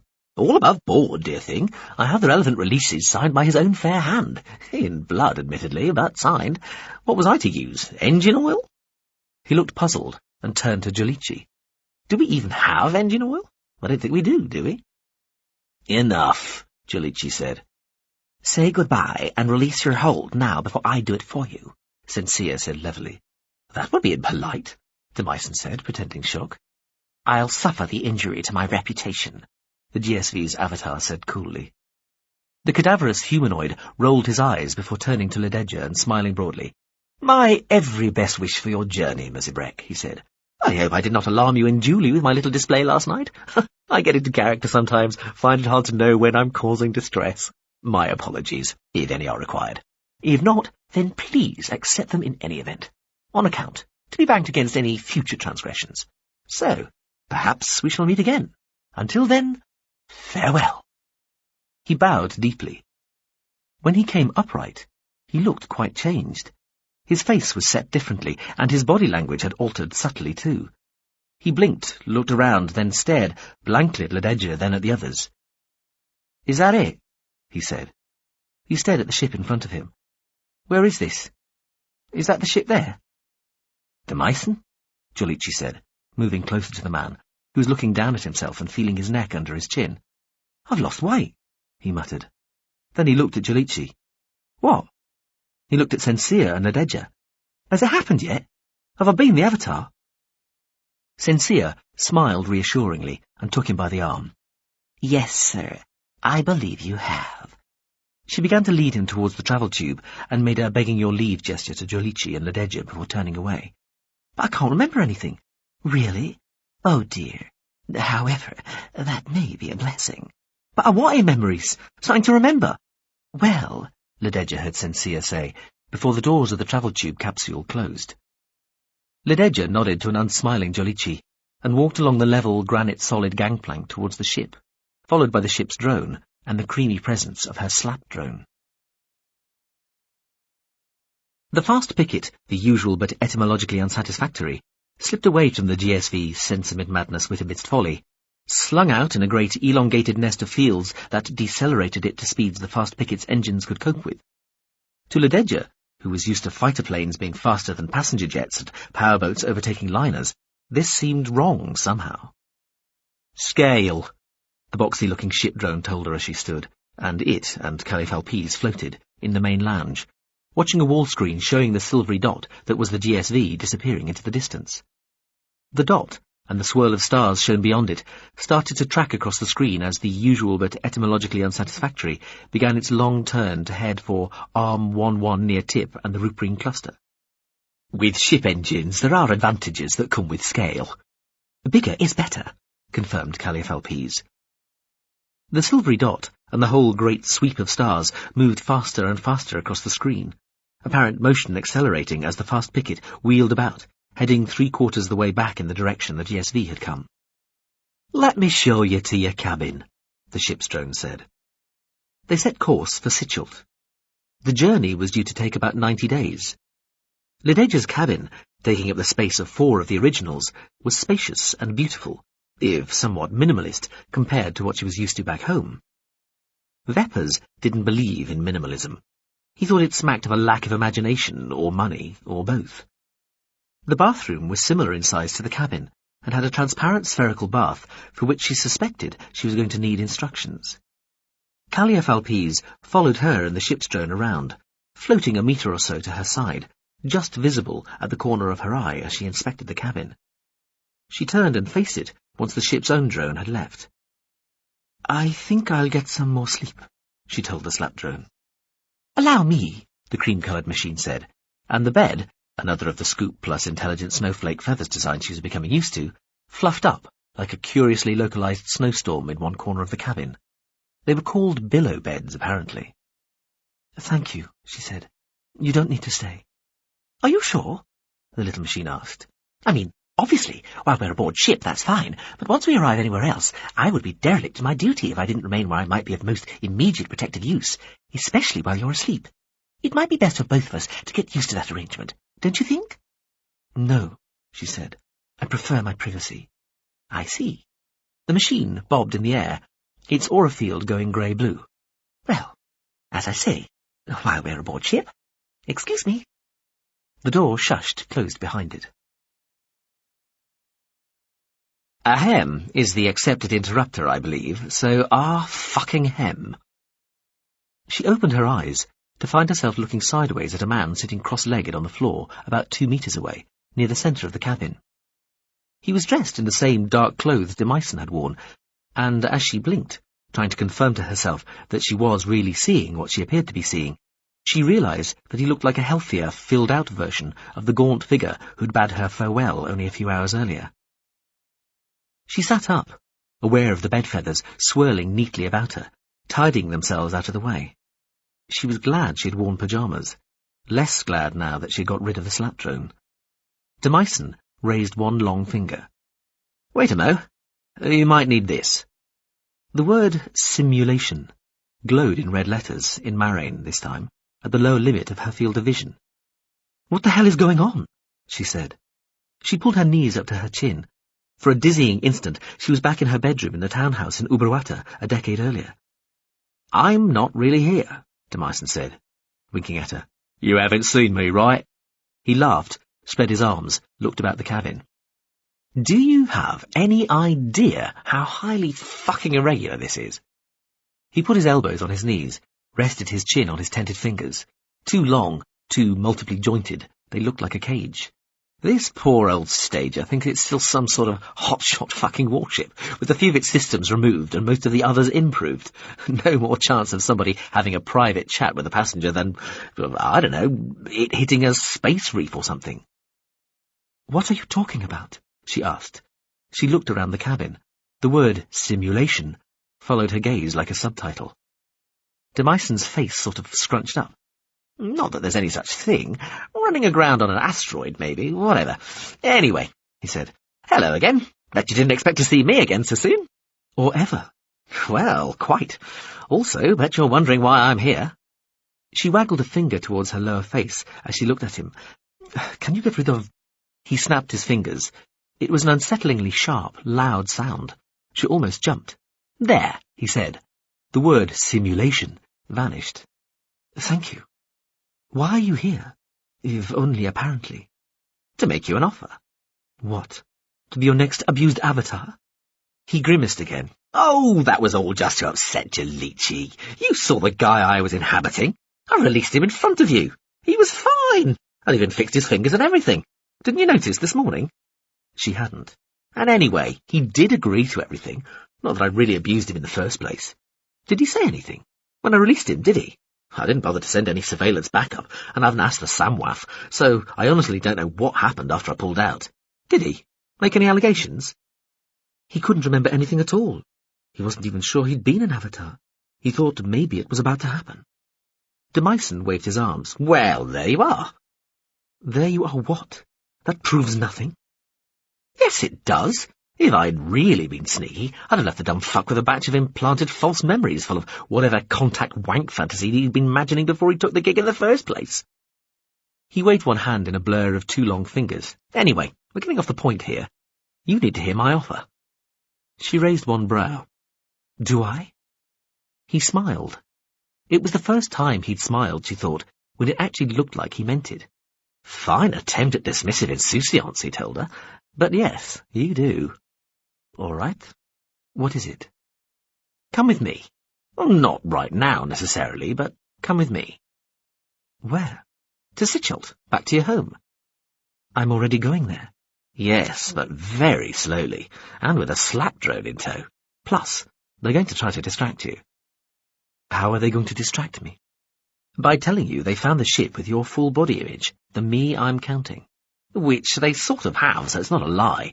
But they're hoping you'll want to detour to get your old body back, or have that tattoo stuff copied onto your present body, or some such nonsense, which will mean a serious delay, especially travelling in this antique. Perhaps I'll want to do that anyway, she said. She felt a pang of something like loss and hope together. Wouldn't it be good to see her old, true self? Even if she wouldn't want to regain her mark, maybe ever, but certainly not until she'd returned and got as close to Veppers as she could and done her damnedest to kill him. Makes no difference, Demyson said, scything one hand through the air. I'll fucking take you there if you insist on going. Still be quicker. Point is, stay on this thing, and you'll get home in not less than 90 days, and with a slap drone dogging your every step. Whereas? He rocked forward on his crossed legs, looked suddenly serious, and said, Whereas, come with me, and I'll get you there in 29 days with no fun-spoiling chaperone to hobble you. No slap drone? None.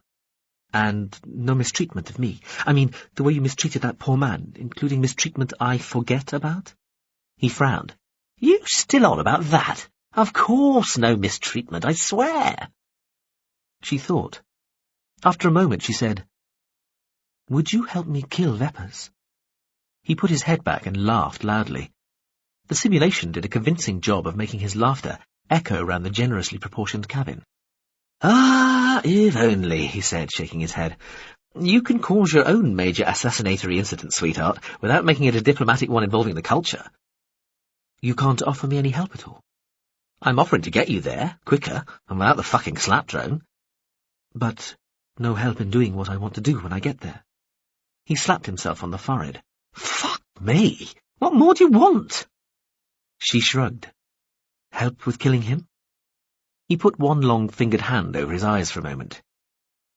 Well, he said on an inward breath, taking his hand away and looking at her, that is the only catch. Much as I'd like to offer you one of my own drones, or a knife missile, or some magic force field buttons for your cardigan, or an enchanted gusset, or whatever the fuck, for protection, if nothing else, I can't. Because in the unlikely event you do waste this fucker, or try to but fail, a much more plausible scenario, if we're being honest here, and they find any culture tech on you, suddenly we look like the bad guys. And hilarious though that would be in so many ways, obviously, even I draw the line at that sort of shit. Unless I'm requested to by a properly constituted committee of my strategically informed intellectual superiors, naturally, that would be entirely different. So why offer to help me at all? He grinned. For my own amusement. Just see what you get up to. To annoy the Samwaff and Jalichi and all the other constipated smugmeisters of contact. And also because I'm heading in that direction anyway. He lifted both eyebrow creases. Don't ask why. And how do you know all this? You told me quite a lot of it last night, babe. The rest, he spread his arms again. I'm just well-connected. I know minds that know stuff. Specifically exactly this sort of stuff. You're part of special circumstances. He waggled one hand. Technically no ships or minds really are, not in an organised, hierarchic, signed-up-for-the-duration kind of way. All that any of us can ever do is just help out as best we can, making whatever small contribution we're able to as specific, time-limited opportunities present themselves. But, yes, he sighed, somewhere between patiently and in exasperation. Look, I don't have forever. Even this bumpkin of a taxi will twig to me being here eventually, so I'm going to go. You have a think. The offer stands for the next 8 hours, local midnight. After that, I really need to dash on ahead. But just you wait. They'll spring this meet up with the me I'm counting, or something representing it. He sat back, nodding. Semserine Wisp. That's the name to look out for. The Semserine Wisp. He flapped one long hand at her. You can go back to sleep now. She woke with a start, sat up. The cabin lights reacted to her movement, turning slowly up from near total darkness to a pervasive gentle glow. The noise of the ship made a distant shushing noise all about her. She lay back down in her little organised storm of well-behaved snowflakes. After a few moments, the lights faded away too. Whereabouts? Where would this rendezvous take place? She asked Caliaphalpes. They were in a part of the ship's lounge, shaped like a giant bay window. She sat at a table eating a meal that was part breakfast, part early supper. A breeze blew about her, bringing smells of the ocean. She had rolled the cuffs of her pyjamas up to feel the soft, warm wind on her calves and forearms. The concave wall around her impersonated the view of a blue-green cloudless sky, a ruffled green ocean, and snow-white breakers crashing onto the pale blue sand of a wide deserted beach framed by gently swaying trees.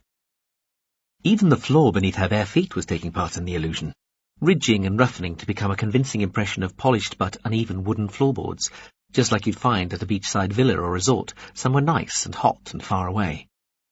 She'd almost finished the plate of completely unidentifiable but perfectly delicious fresh fruits. She'd been ravenous.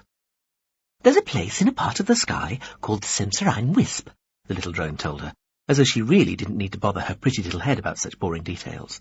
"That's where the rendezvous is expected to take place." She drank some water, sloshed it round her teeth. The drone, floating over the table near her right hand, was silent for a moment, as though thinking. You've heard of it?" She swallowed the water, dabbed at her mouth with a fluid, soft napkin. She gazed out at the fake view of the beach and sea, then looked at the little cream-coloured drone and smiled. "Would you ask the ship to contact the General Offensive Unit, falling outside the normal moral constraints, please?" "What? Why?" "Go on. Say it's irregular." "Irregular is the very least of what it is. It is rude. It is suspicious." The boxy ship's drone swiveled in mid-air, turning away from the grinning figure of Demyson to point itself at Lededja. "Muzibrek," it said frostily, "I cannot emphasize strongly enough that I think this would be a profoundly unwise move. Frankly, even a stupid and dangerous one. I'm sorry to be so blunt." It glanced at Demyson. "I thought you had seen something of how this ship is liable to treat innocent human beings. I cannot believe that you are even contemplating such a hazardous and foolhardy choice." Lededja said, nodding at this. "You know, I think I'll leave these bags behind." She frowned down at the 2 small cases Sensia had given her. They sat at her feet in the ship's main lounge. Demyson stood at her side. The 2 drones floated in front of them. She turned to Demyson. "You can provide me?" "Of course." "Muzibrek," Caliaphalpes said, sounding like it was trying to remain calm. "Obviously, I shall be coming with you." "Obviously," the ship's drone agreed, traversing to point at Demyson. There was only the faintest of pauses. "Huh? Yes, obviously," Demyson said, nodding strenuously. "Ah, you agree then?" Caliaphalpes said, flicking to look straight at Demyson. "I accompany Miss Breck?" "I would have it no other way," Demyson said solemnly. "Just so." The little drone's aura field glowed an agreeable pink. It turned smoothly back to Lededja. "As we all agree then, I shall be coming with you, still charged, of course, with protecting you, mostly from yourself," Demyson said with a quick grin. He bowed his head and held up one hand as the little cream-coloured drone's field flashed a bright grey. "Sorry," he said. "However," Caliaphalpes continued, "I, too, am very much of the opinion that this is nevertheless a foolish, dangerous, and unnecessary move. Please, I beg you, reconsider." Lededja smiled at it. She looked at the ship's drone. "Thank you for all your help," she told it. She turned to Demyson again. "Ready when you are." "I'll prepare a shuttle," the ship drone said. Demyson flapped one hand. "We'll displace. Has Muzibrek been informed?" "There is a chance displacements can be bad for you," Demyson said with a sigh. "Yes, I've read her last rites." Caliaphalpes' fields went frosty grey again. "You did not think to ask me if I consent to being displaced, when a far more intrinsically safe method of transferring us between ships exists to hand." Demyson rolled his eyes. Fine. You take the shuttle, you rough, tough little protection and intervention drone. I'll displace the squidgy bag of guts, gas and fluids that is the painfully vulnerable but patently unafraid human being. Frankly, I wouldn't trust you to wait for me, the little drone said. I shall displace along with Mezibrek, within the same containment field, if you please.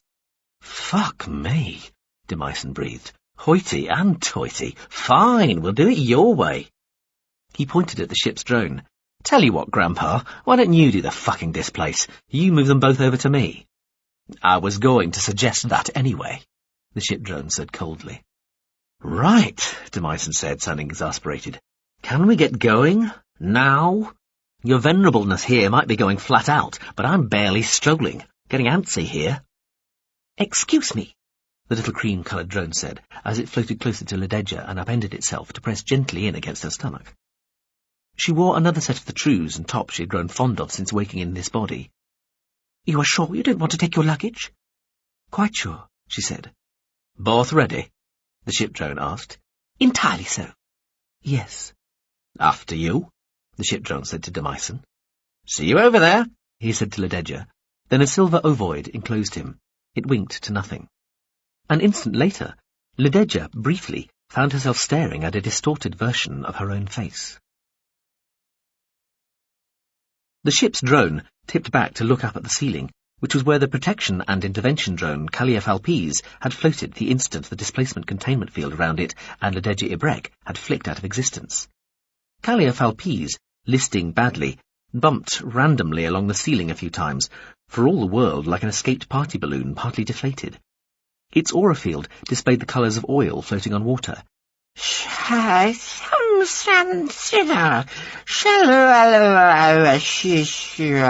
It mumbled. The boxy-looking ship drone used its own light effector unit to administer the equivalent of a slap. Calliophalpes trembled against the ceiling fixtures, then dropped, side-slipping. It flashed a strident yellow-orange for an instant, then it seemed to shake itself. It straightened, floating down to the same level as the ship drone, its aura field glowing white with anger. Meat fucker! If it's any comfort, the ship drone said, I don't even know how it did that. It's not as though it let you land and then spat you straight back. Fucking thing jumped my displace mid-throw. I wasn't even aware we could do that. That's downright worrying. Did you put anything on the girl? On and in. Best bits and pieces I was given. I'm just waiting to... There was a flicker of silver directly over the ship drone, followed by a tiny clapping noise as the incoming displacement field collapsed. A bitty rain of tiny components, seemingly little more than dust, some hair-thin threads and a few grains of sand, floated down through the air to be caught and held by a maniple field the drone extended above itself. Ah, it sent. Here they are now. It made a show of bouncing the maniple field up and down, weighing. Yep, they're all there, to the last picogram. Meat fucker, the other drone repeated. Trying comms. Zero avail. The ship's drone rose a quarter metre in the air, then sank slowly down. Guess that's that then. The two machines watched through the ship's main sensor array as it showed the 1,600-metre length of the other warship, sweeping its multiple deep-space high-speed engine fields about it with a completely unnecessary flourish. For the merest instant, the falling outside the normal moral constraints presented in real space as a black, perfectly reflecting ovoid. Then, with a flicker, it was gone. So quickly even the fast picket's finely tuned sensors struggled to track it. Chapter 13. This deep in the ice, you would need serious amounts of cooling. Otherwise you'd boil. At least you would if you were any normal sort of human, or indeed, if you were any kind of conventional being with the sort of biochemistry that could not cope with temperatures much outside a narrow band between freezing and boiling. Keep cool inside the ice, or you'd boil alive. The alternative would be to submit to the pressure, which would crush you to oblivion even quicker than the temperature could cook you to death. It was all relative, of course. Below freezing, above boiling, of what and where? Water was the reference medium he was used to, as part of the pan-human metaspecies, and liquid water at standard temperature and pressure, he supposed. But then, whose standard temperature and pressure? Down here, inside a water planet, under 100 kilometres of warm ocean, the sheer pressure of the water column above turned the water first to slush, and then to ice. It was high-pressure ice, not low-temperature ice, but it was still ice, and the further down towards the planet's centre you went, the harder and hotter the ice got, heated by the same pressure that had forced the water from its liquid to its solid state. Even so, there were imperfections and contaminants in the ice, flaws, boundaries, sometimes narrowing down to only a single molecule wide, between volumes of the solid, where it was possible for other liquids to slip amidst the vast compressive masses of the surrounding ice. And if you had evolved here, or had been carefully designed to exist here, it was even possible for creatures to exist within the ice. Tendrils slim, transparently tenuous, more like highly spread out membranes than anything resembling an animal, they were able to make their way up and down and along the floors and seams and fissures in the ice, seeking food in the shape of those minerals and other contaminants the ice held, or, in the case of the predators of the deep ice, attacking those grazing creatures themselves. He, what he now was, had not evolved here. What he was now was a simulation of a creature, an organism designed to be at home in the pressure ice of a water world, but only a simulation. He was not what he appeared to be. He was beginning to wonder if he ever had been. The ice inside the water planet did not really exist. Neither did the water planet itself, nor the star it orbited, nor the galaxy beyond, nor anything of what appeared to be real, no matter how far out you might think you were looking, nor how far in you looked either. Peer into anything closely enough, and you would find only the same graininess that the real exhibited. The smallest units of measurement were the same in both realms, whether it was of time, or extent, or mass. For some people, of course, this meant the real itself was not really real, not in the sense of being genuinely the last unsimulated bedrock of actuality. According to this view, everybody was already in a pre-existing simulation, but simply unaware of it, and the faithful, accurate virtual worlds they were so proud of creating were just simulations within a simulation. That way, though, arguably, madness lay, or a kind of lassitude through acceptance that could be exploited. There were few better ways of knocking the fight out of people than by convincing them that life was a joke, a contrivance under somebody else's ultimate control, and nothing of what they thought or did really mattered. The trick, he supposed, was never to lose sight of the theoretical possibility, while not for a moment taking the idea remotely seriously. Musing upon such thoughts, he slipped with the others down a 1 kilometre high, many kilometres long floor in the ice. In human terms, it was probably like being a caver, a potholer, he imagined, though that must do the experience little justice. They were, he supposed, like separate strands of sluggish oil, seeping between the ice sheets and what he still thought of as a conventional world, a rocky planet with ice at the poles and mountain peaks. He commanded a small but potent force, a crack team of 30, all highly trained and armed with poisons, chemical micro-explosives and packages of solvent. Most, perhaps all, of the marines and machines whose representations he'd inhabited over the subjective time decades the Great War had lasted to date would have regarded this as laughably inadequate weaponry. But it would be perfectly deadly down here, where not one of those marines or war machines would last for more than a fraction of a second. They were over-officered. He was here as a major, though in any other theatre he'd be a general, but that just reflected the importance of the mission. He could feel the presence of each of the others, chemical gradients and electrochemical signals passing within and between each of them, keeping him in literal touch with every one of the 30 Marines under his command. Here was Corporal Bioswell on the right, slipping and sliding down a particularly wide channel, briefly beating the rest of them for penetration. Here was Captain Mayatherhay, way out on the left and spin forward, guiding his squad's 4 solvent-carrying specialists through a tricky sequence of fissures like a 3-dimensional maze.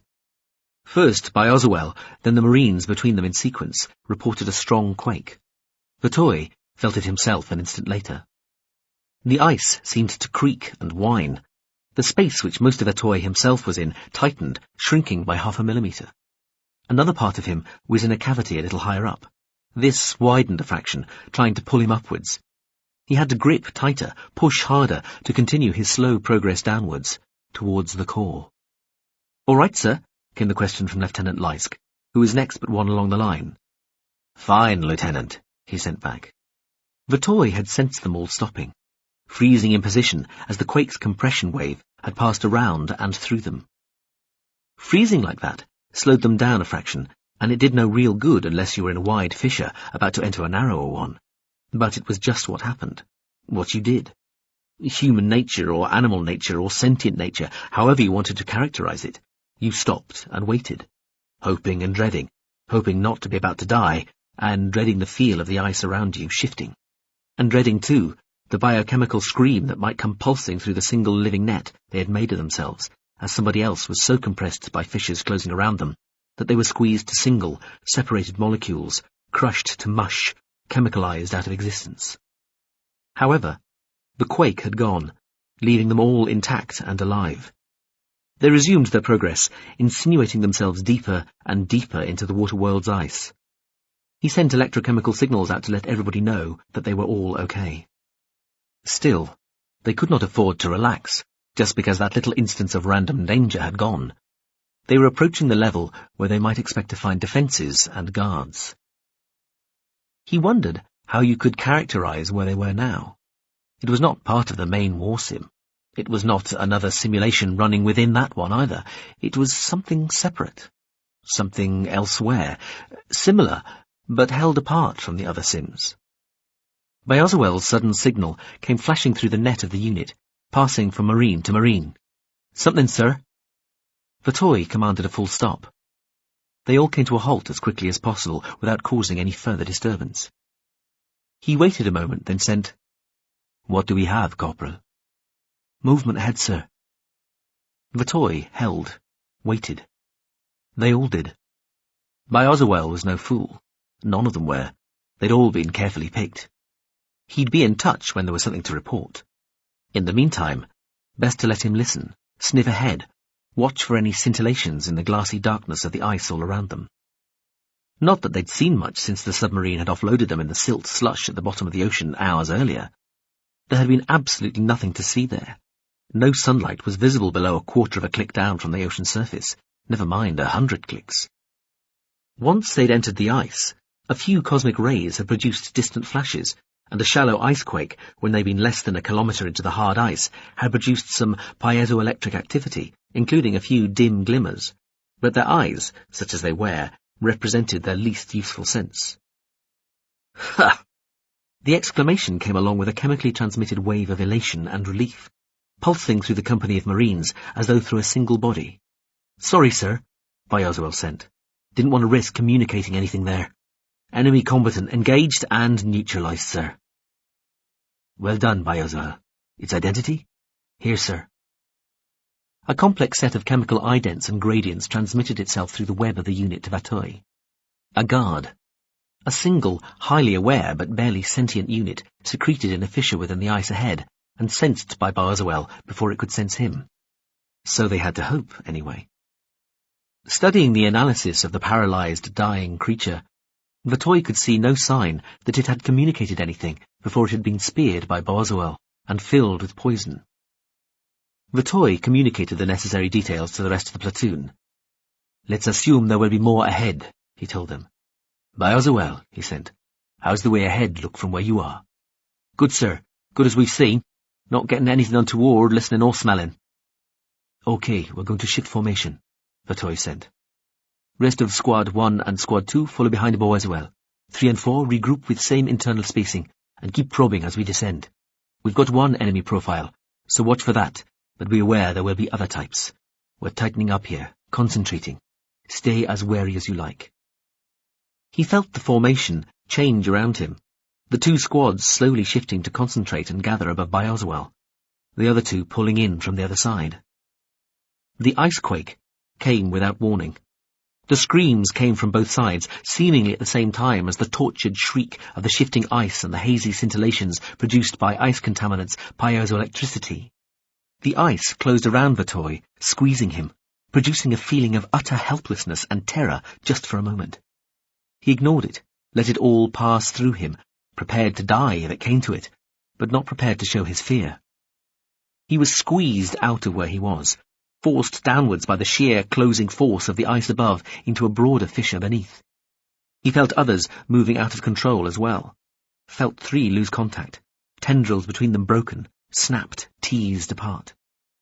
They all stopped again, those that were not writhing. Moments later, even they ceased to move, either dead or after self-administering relaxants, or being darted with them by their comrades. Could it have been an explosion? Enemy action? Had they set something off when Bioswell had neutralized the guard?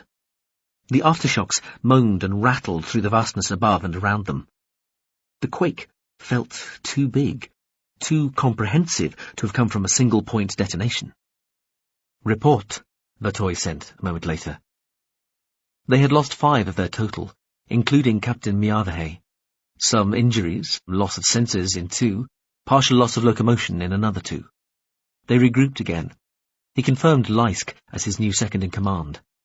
They left the injured and one able-bodied Marine to guard their retreat. "Bastard blow, sir," Bioswell sent from his down-forward position, 15 metres further down. "But it's a fine-looking cleft down here. Positive highway it is, sir." "Treat it as suspicious, Bioswell," he told the Marine. "Anything obvious might be mined or sucker-trapped." "Yes, sir, but this only just opened, to the side of the one where our friend was. Looks pristine and deep." "Feel confident to explore, Bioswell?" "Feel confident, sir." "Okay. I think we're all where we should be again. Go ahead, Bioswell, but still, take it easy." The new fracture led almost straight down. Bioswell dropped hesitantly at first, then more quickly with greater confidence. The rest formed up behind Bioswell, following him downwards. The other 2 squads were making little progress. Vatoy decided to make the most of the advantage. He ordered them into the new fissure too. The next guard came stumbling out of a side crevice, a breach from the earlier fissure they'd been taking before. The guard lanced into Bioswell, instantly disabling him, but was in turn pierced by a pump dart from one of the weapon support specialists immediately behind Bioswell. The enemy struggled, died, started to dissolve. Bioswell adhered to one wall of the crevasse, sticking there, immobile, poisons spreading through his extended body. Another specialist flowed over him, investigating, diagnosing, trying to see where he might be cauterized, what parts might be amputated to save him. The specialist pulled away, cutting connections with Bioswell before communicating with Vatoy. "Looks like I'll be covering retreat too, sir," Bioswell sent. "Looks like it, Bioswell. That one might have got a warning off," one of the specialists said. "I can see something down here, sir," said the one who continued past where Bioswell had been hit. "Deep down. Looks like a comprehensive light source, sir." Establishing a better link through 2 more descending Marines, Vatoy could more or less see what the deepest Marine was seeing. Caution to the wind time, he thought to himself. "Stay here, Bioswell. Not much choice, sir. We'll be back for you, Bioswell. Everybody else, we're here. This is it. Form up for maximum attack by squad." They gathered, shifted, configured. He felt the familiar pride, close to love, for those to whom he'd become close as they calmly and efficiently prepared to put themselves at great risk for a cause they believed in, and for the collective good of their comrades. Almost sooner than he'd have liked, they were ready. They floated, 4 small squads of Marines, ready to receive one last electrochemical command before they split into their separate squads and could communicate only by vibration or light. "On my command," he told them. "Go, go, go!" They powered down the fissure towards the unreal light of the core. Of course, these things do not exist as you describe them, not in the sense that they are suffered by these so-called virtual people in these alleged virtual realities. They exist only in the sense that they are imagined, talked about, warned of. Ultimately, we believe that these things do exist, but we believe that they exist in the greater reality, beyond our limited understanding and yours. That is the true afterlife, the one that awaits all who faithfully believe, regardless of whether they have these soul-keeper devices or not. We are content to leave such reward and punishment to God. We would not presume to take on the work of God.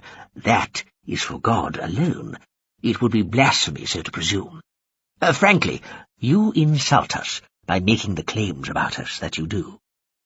This had been a remarkably short speech by Representative Erin's standards. As he finished, sweeping his senatorial robes about him and sitting down, Representative Philin had to scramble to her feet again. "Well," she said. "I'm sure we didn't mean to insult you, honourable colleague." Erin only half rose from his seat to say, Insult, like many such feelings, is experienced in the soul of the person addressed. It is not something that can be granted or withheld by the person doing the addressing. There was murmured assent to this expression, as there had been to the one before. Representative Erin resumed his seat, accepting shoulder pats, nods and muttered well-dones from his retinue of advisers and aides. "As I say," the young representative from the outlying habitat said, "we did not mean to take offence." Philin realised what she had said and blurted, "I mean, give offence." She stared at the Senate Speaker at the raised end of the debating chamber. "Apologies," she said to the ancient and worthy senator sitting there, surrounded by his scribbling, keyboard-tapping staff. She felt herself flush, saw the amused expression on the face of Representative Erin, and, with a gesture indicating to the Speaker that she was giving way, sat down. She could hear a leaves-in-the-wind noise spreading through the public and press galleries. Representative Philin went to put her trunks over her face, then remembered that the cameras would probably still be on her, and so didn't. Instead, as the Speaker brought up some doubtless lengthy and utterly irrelevant point of order, she made sure her mic was off, dipped her head to Kemracht, her aide, and said, "I might as well be wearing a necklace saying 'bite' here. Put me out of my misery, Kemracht." "I'm hoping to, ma'am," the young male said, nodding to a departing messenger. He put his mouth near her ear. "We have a guest for the afternoon session." Something about the way he said it made her rock back in her seat. She stared at him. He smiled back, using both his trunks to half-hide the expression modestly. "Do you mean," she said, "a visitor come back from the other side?" She smiled at him. He looked down. She gazed away to see Representative Erin looking suspiciously at her from the other side of the debating chamber. She wanted to smile broadly at him, but thought the better of it. Best to give no hint. She made her smile look like a brave but hopeless one, then quickly looked away again, as though covering her inability to keep up the pretense of good humour any longer. She put both her trunks up to her eyes, as though wiping away tears. "My, I'll make a politician of myself yet," she thought. They lost a whole squad to a sudden electric jolt that ran through the ice like a depth charge, leaving the Marines who'd borne the brunt of it dissolving in their wakes, as those unaffected continued to power their way downwards. Another attack came from the side where the original fissure had been. 2 guards and coordinated, but this time they were ready, darting them both and leaving them jerking and dying in their slipstream as the light from below took on a greenish tinge. The light brightened smoothly as they got closer. Then it changed, became slightly duller, speckled, and with something about it that implied movement. A whole force of guards was moving up towards them, their shadows flickering against the green light from below. Pt.2 tried to count, then to roughly estimate. 12? 20? More? It was too difficult, and it made no difference. They were not going to pull out now. He wished that his real self, the self that would continue back in the main war sim, the self that still held all his memories of the decades of war, would be able to remember all this. But that self would never know. In the war sim, you learned from all your mistakes, including the ones that killed you. Death itself was part of the learning process. Everything, including dying, happened within a meticulously overseen simulation, where the backed-up self was allowed to know everything that had happened to each of its earlier iterations. So you learned, became continually more experienced, even wise. This was a simulation, a virtual world, but it was not part of the war sim, and there would be no going back for him or any of the other Marines. They might succeed or fail, but both results would lead to their deaths. His real, continuing self back in the war sim would learn nothing from this mission. If he was lucky, that self might hear that this self had succeeded on this mission, if he and the others succeeded. They closed quickly with the Corps' guards. The guards were wriggling up to meet them, almost as fast as they were plunging downwards. Some darts from their opponents whizzed up past them, one deflecting off the shield of the Marine next to Pt.2. His squad was in the lead, they were the vanguard, the very tip of the spear. He watched the dark shapes of the guards flit quickly closer. Very quickly, faster now than his force was falling and powering down towards them. They would have time for one barrage, Vitoy realized. Then this was rapidly going to turn into what in the old days they'd have called hand-to-hand. "Steady," he said. Then, "Open fire!" Impact lances, poison darts, dissolver rods and tasing bolts rained down onto their opponents. Representative Philin had taken her lunch on one of the broad grassy terraces on the wide roof of the main Senate building. The terrace looked out over the rolling grasslands that wound around the central leadership complex like a mother's trunk around a newborn. Beyond the green river of the grasslands, the great shallow-sided ziggurats rose, vast outcrops of administration, commerce and habitation, their sides festooned with vegetation, their terraces and levels dotted with trees. The great plains beyond the city were lost in the bulking presences of the pyramids and the haze of the warm day. Aaron came alone, as his obviously hastily scribbled message had said he would. She wondered how much he had found out, and through whom. She met him at a deserted wallow near the transparent wall which ran round the terrace. She had left her robes and other personal effects with her aides, so sat, modestly attired, in the cool mud, nodding to the old male who, when he arrived, grunted a greeting and lowered his old rotund body into the mud alongside. "I am trying to imagine to what I owe this unexpected honour, Senator," she told him. "Perhaps you are," the portly old male said, relaxing luxuriantly in the mud. He kept his back to the view from the wallow. There was a 3-metre safety gap between the transparent wall round the whole terrace and the edge. That was pretty much the minimum that a pavilion could cope with once they were higher than 1 story up. But the old senator was known to be particularly prone to vertigo. She was surprised he'd agreed to meet on such a high level in the first place. He turned in the mud to look at her. "On the other trunk, perhaps you're not." He left a space she was seemingly meant to fill. But she didn't. Half a year ago she would have, and might have given away more than she'd have wanted to. She declined to congratulate herself just yet. Representative Aaron had many more tricks than just leaving people the space to talk themselves into trouble. "Either way," he said, slapping some mud over his back with one trunk, "I think we should clear some things up." "I'm all for clearing things up," she told him. He said, throwing more mud over himself. There was a surprising neatness, almost a delicacy to how he did this, that Philin found quite endearing. "We are," the old male began, then paused. "We are a fallen species, Representative." He stopped, looked her in the eye. "May I call you Philin?" He raised one muddied trunk, let it fall with a small muddy splash. "As we are in such informal circumstances." "I suppose so," she said. "Why not?" "Well then, we are a fallen species, Philin. We have never been entirely sure what really came before us, but we have always imagined something more heroic, more bold, more like a predator. We are told this is the price of having become civilized." Aaron snorted at this. "Anyway, we are who we are, and although we are not perfect, we have done the best we could and done quite well. And we can be proud that we have not yet surrendered to the AIs we have brought into being, or abandoned all the attributes and mechanisms that made us great and civilized in the first place." By this, Aaron probably meant the primacy of natural Pavlovian decision-making, rather than letting their AIs have anything other than an advisory role, and commerce, money, the accumulation of capital, and, of course, collective wisdom. The Pavlovian philosophy, religion, way of life, which still bore within it traces of male supremacism and haremism. These were exactly the things which Philin personally thought were now holding their whole civilization back. But she wasn't about to start arguing with an ancient and revered conservative like Aaron. Some problems were generational. You just had to wait for the relevant elders to die off and be replaced with more progressive types. With luck. "You people from the outlying see matters differently, we realize," Aaron told her.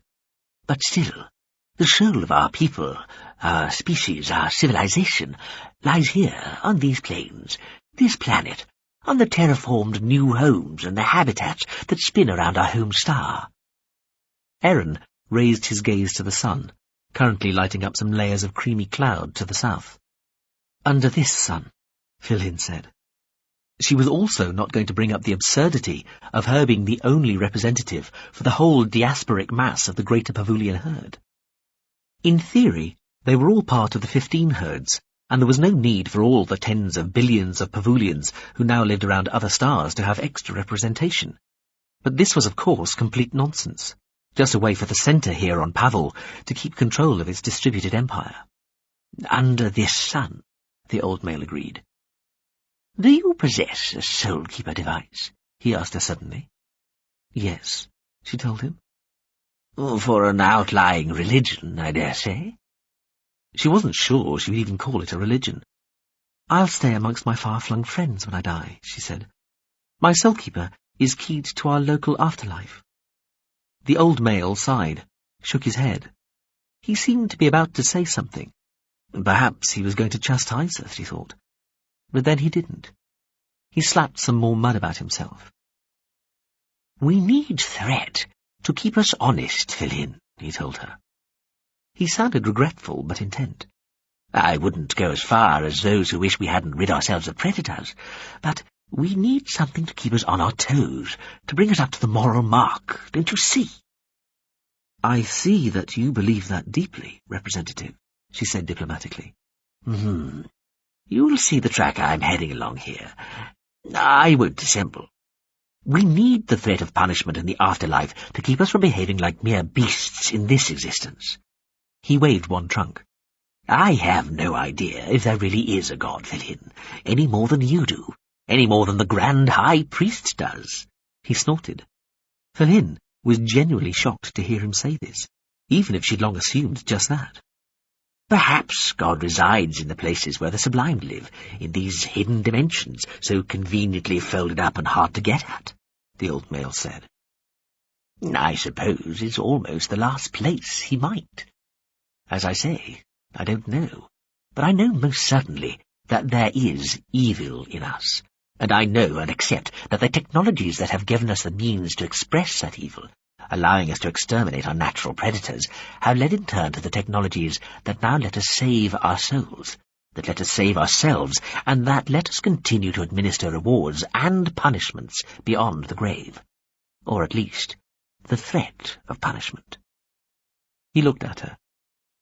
She slowly smeared her own back with mud. Are you going to tell me that it is only the threat? He rolled a little closer to her, rotating in the grey-brown mud. Of course it is just the threat, he told her quietly, conspiratorially, with a hint of humour. He rolled back again. All that matters is that people are frightened into behaving properly while they are alive. What happens after they are dead is really no concern of the living, nor should it ever be. He chuckled. That last bit's just my personal belief, but it's also the truth of the matter as it stands. We scare them with these threats of correction and unpleasantness, but once they're scared, there's no need actually to impose the punishments. There are entire teams of creatives, artists, scenarioists, writers, explicators, designers, psychologists, sound sculptors, and, well, God knows who and what else. Anyway, their entire working lives are spent creating a completely unrealistic environment and a completely false expectation for completely good and moral reasons. So, the hells only exist as a threat, to keep people in line while they're still alive? Well, ours certainly does, and that's all it does. I can't speak for the afterlives of aliens, but I'll tell you this. A lot of the current fuss about them is founded on a basic misunderstanding. What's annoying is that people who don't want them to exist can't accept that they actually don't exist. Meanwhile, they're wrecking the whole point of pretending that they do. If people just shut up and stopped complaining about things that don't happen in the first place, then there wouldn't be any problem. Life would go on. People would behave themselves and nobody would really get hurt. The old male shook himself, seemingly disgusted. I mean, what do they want? To make the hells real, so that people can be suitably frightened of them? So, where are all the people who ought to be in other afterlives? In heavens? Because they're not there. Aaron snorted. In limbo. He slapped at something on his flank, inspected what he found there. An imaginary insect, Philin suspected. Stored, but not functioning. Not in any sense living. He seemed to hesitate, then rolled closer to her again. May I speak in confidence, Iain? I assumed all that's being said here is in confidence, Representative. Of course. But I mean in particular confidence. Something that you would not even share with your closest aides or a partner. Something strictly between you and me. Yes, she said. Very well, go ahead. He rolled closer still. Some of those who disappear, who it might appear go into this so-called hell, he said quietly, are simply deleted. He looked at her, quite serious. She looked back. They are not even held in limbo, he told her. They simply cease to be. Their soul-keeper thing is wiped clean, and the information, their soul, is not transferred anywhere. That's the truth, Iain. It's not something that's supposed to happen, but it does. Now, he said, tapping her on one front knee, you most emphatically did not hear that from me. Do you understand? Of course, she said. Good. That really is something we don't want people knowing, don't you see? He asked her. All that matters is that people believe they are still living in some sense, and suffering. But frankly, why waste the computer space on the bastards? Excuse my language. Iain smiled. Is it not always better to tell the truth, though, Representative? Aaron looked at her, shook his head. The truth? No matter what? For good or ill? Are you mad? I do hope you're having a joke with me here, young lady. He held his nostrils with the finger stubs of one trunk and submerged himself completely in the mud, resurfacing moments later and snorting powerfully before wiping the mud from his eyes. Don't pretend you're so naive, Iain. The truth is not always useful, not always good. It's like putting off faith in water. Yes, we need the rain, but too much can sweep you away in a flood and drown you. Like all great natural elemental forces, the truth needs to be channeled, managed, controlled, and intelligently, morally allocated. He glared at her. You are having a joke with me, aren't you? I might as well be, she thought. She wondered if she would finally be a real politician when she agreed with what Aaron was saying. Otherwise we are both wasting our time here, Representative. One of us certainly is, she thought. She looked up, saw Kemrecht signalling her from some distance away. Not at all, Representative, she told the old male as she rose on all fours. This has been most instructive. However, if you will excuse me, I must go. Will you shower with me? The old male looked at her for some moments. Thank you, no, I'll stay here a little longer. He kept looking at her. Don't rock the barge, Iain, he told her. And don't believe everything that everybody tells you. That's no way to the truth. Just confusion and muddle. I assure you I don't, she told him. She performed a modestly shallow curtsy with her front legs. I'll see you for the afternoon session, Representative. He was one of the only 2 survivors of his squad, and their total force now numbered 6. The rest had fallen to the upswarming mass of guards. His marines had the better weaponry and were easily a match for the opposition, 1 against 1, but there had been many more of the guards than there had seemed at first, and even when he and his men had poured through their entangling mass of bodies and weaponry, they had encountered nets of barbs, nets of poisons, and nets of convulsing electricity. Piercing, cutting those took more time and held up there, enfolded in the sickly green light flooding up from below. They'd been attacked from above by the remnants of the guards they'd forced their way through. More marines had fallen or dissolved, or jerked and spasmed, spiralling upwards. But then they were through. Just 6 of them. They fell against the green glowing surface, expanded, released their packaged solvents, and seemed to become part of the transparent wall itself. Then they were through, and falling. The conceit of the ice above was gone. Now they were in some vast spherical space, like the inside of a multi-layered moon. Above were quickly closing holes like bruises in a layer of dark cloud. The conceit of their own forms had changed too. No longer tissue-thin membranes, they were dark, solid shapes, serrated spearheads plunging down, accelerating hard. They fell through vacuum towards a landscape of something between a single surface-covering city and a gigantic industrial plant. all lights and grids and swirling patterns of luminescence, flares, drifting smokes and steams, rivers and fountains and whirlpools of light. It is like a dream, Pt.2 thought. A dream of flying, falling. He snapped himself out of it, looked about, taking stock, evaluating. 5 more besides himself. In theory, only 1 was needed. In practice, or at least in the best sims they'd been able to run for this, a force of 12 gave an 80% chance of success. 50% came with a force of 9. With 6 of them to make the final assault, the odds were slim. The simulations experts hadn't even wanted to talk about a force of less than 8 making the last push. Still, not impossible. And what was glory but something that reduced the more the wear of you to share it? The vast, coruscating landscape below was probably the most beautiful thing he'd ever seen in his long and varied existence. It was heartbreaking that they had come here to destroy it utterly. Special witness sessions were rare events in the chamber, even if this was the low season when most of the representatives were on holiday or just on other business. Iain had had to pull pretty much all the strings she could, call in all the favours she thought she might be owed to arrange the session, not just at such short notice, but at all. Their witness needed no real coaching, which was just as well, as there had been little time to arrange any. Prynne, she told him, just before the session started, while they'd been waiting in the antechamber, and Iain and his people had been trying to get the special session cancelled or postponed. Will you be able to do this? She knew how intimidating it could be to stand in the chamber, all eyes upon you, trying to make your point, knowing that hundreds were looking at you there and then. Tens of millions were watching throughout the system in real time, and possibly billions might hear your words and see your actions and expressions later. Potentially tens, even hundreds of billions, if what you said turned out to be of any great importance, or at least of interest to the news channels. I can do it, he told her.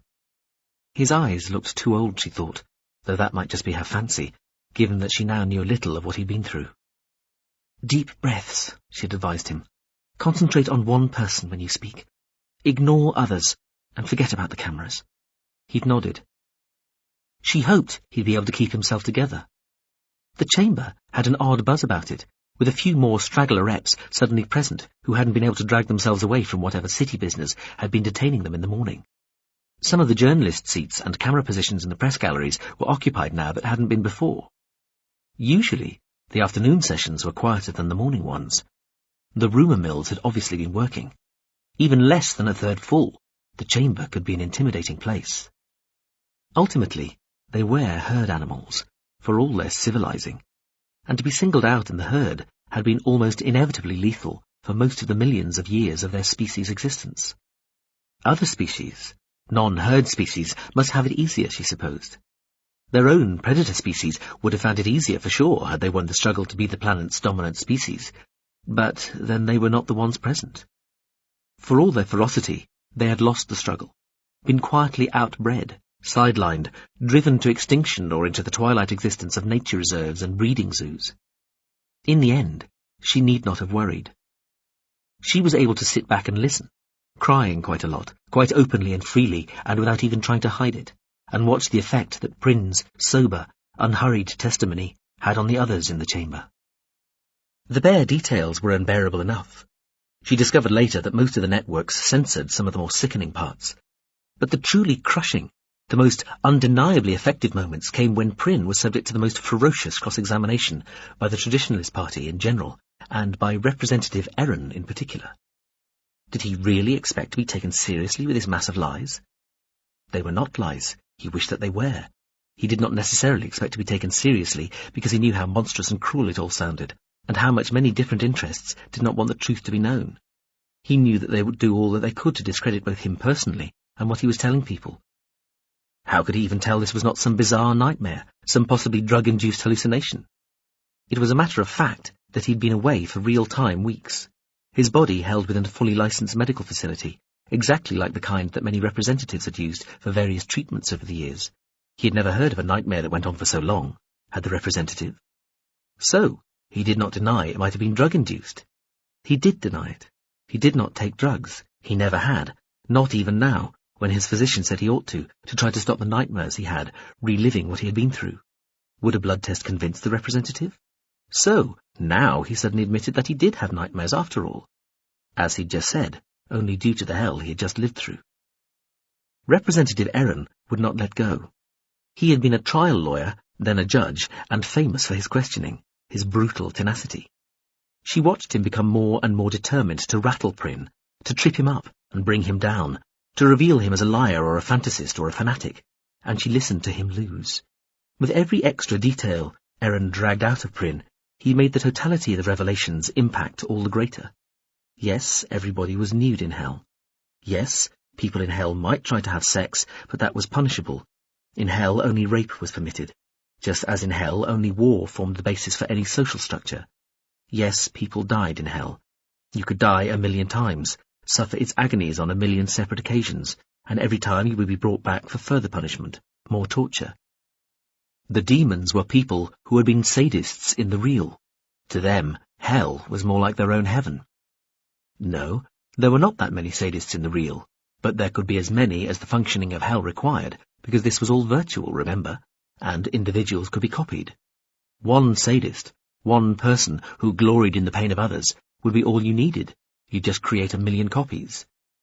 Yes, he was aware of the claims that the tours of hell that people were forced to undergo, sometimes as part of a court's judgment, were of a hell that didn't exist, or that only existed in a very limited sense, while the miscreants were being shown round, and that anybody who failed to return from such grisly junkets had merely been put into limbo.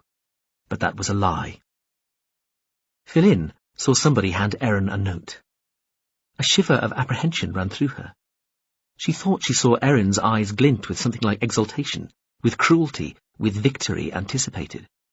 The old male's tone and demeanour changed as he became more statesmanlike and solemn, like somebody delivering a final judgment, a coup de grâce, more in regret than anger.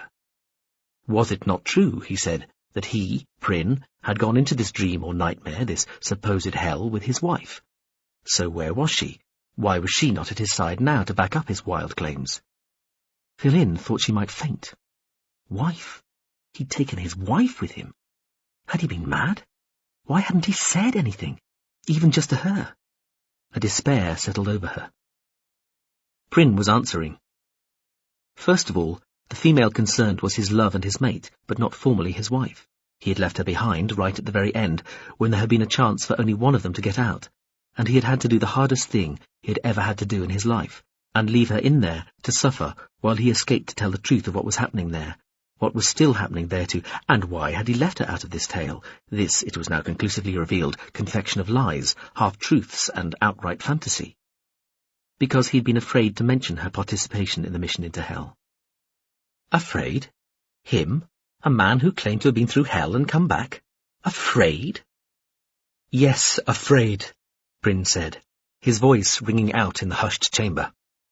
I'm afraid that before I can take my testimony to where it really needs to be heard, before a jury of the Galactic Council, somebody old and trustworthy and of impeccable, indisputable honour, somebody like yourself, sir, will come to me and quietly tell me that I can have my beloved back out of hell, if only I'll say no more about what she and I experienced there, and indeed even retract what I've already said. Prynne looked, blinking round the other members of the party opposite, then at the press and public galleries, as though suddenly seeing them for the first time. Then he looked back at Representative Iain. Because I am afraid that I will accept that offer, sir, because I can't bear the thought of her continuing to suffer in that place a moment longer, and I will abandon all the others there just to get my beloved back, and so will hate myself forever for my weakness and selfishness. He let out a deeply held breath. That's why I kept her. Iain seemed finally to wake up to the veiled accusation Prynne had just levelled at him. He erupted with indignation, swiftly followed by his followers, and shortly by the rest of the traditionalist party. In moments, the chamber was as noisy as Philin had ever heard it, even when it was packed. Prynne might have permitted himself a smile then, Philin thought, if this had been no more than a debate in a debating chamber. He did not, could not, she realised, because he was perfectly serious and completely terrified of exactly what he had just revealed. He turned to look at her. She smiled as best she could through her tears, mouthed, "Well done," at him, and nodded for him to sit down. He nodded to the speaker, then sat. Not that the worthy senator in the speaker's chair was actually in it, or taking any notice. He was on his feet, roaring and waving both trunks, trying to restore order. Philin recognized the chamber letting off steam after having been forced to listen to something they hadn't wanted to hear coming from somebody who was not one of their own, not to mention somebody who had just reminded them that there were higher and greater talking shops than this one. "That's put the pride amidst the herd," Kemright muttered from behind her. Meanwhile, the speaker was rising furiously on his hind legs and clapping his front feet together. That wild breach of protocol hadn't happened for years. The news services carried everything. Ah, the joys of a slow news day during the slack season. They showed the speaker trampling etiquette and rearing to his feet like a disputing skivvy. They showed Aaron turning shades of rage that Philin had not thought him capable of. And most of all, they showed Prynne, calm, flawless but sincere, and his words, those ghastly, searing, near unimaginable details. And herself. With her, mostly the news teams focused on her crying. Her tears, not her oratory, sincerity, political skill, or her principles, had made her properly famous. Chapter 14. Vepper's aircraft hurtled across his estate at only a little over treetop height. Veppers himself sat at the rear, shooting at things.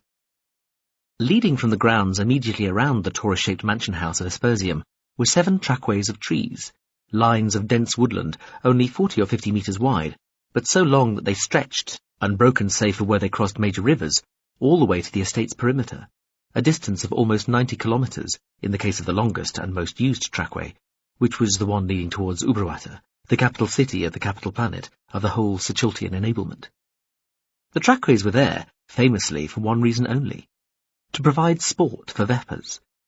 Simply jumping into a flyer and being bounced across to the capital on a parabolic trajectory had always seemed like something of a waste to him, for all that it was the fastest and most efficient way of getting to Ubruata.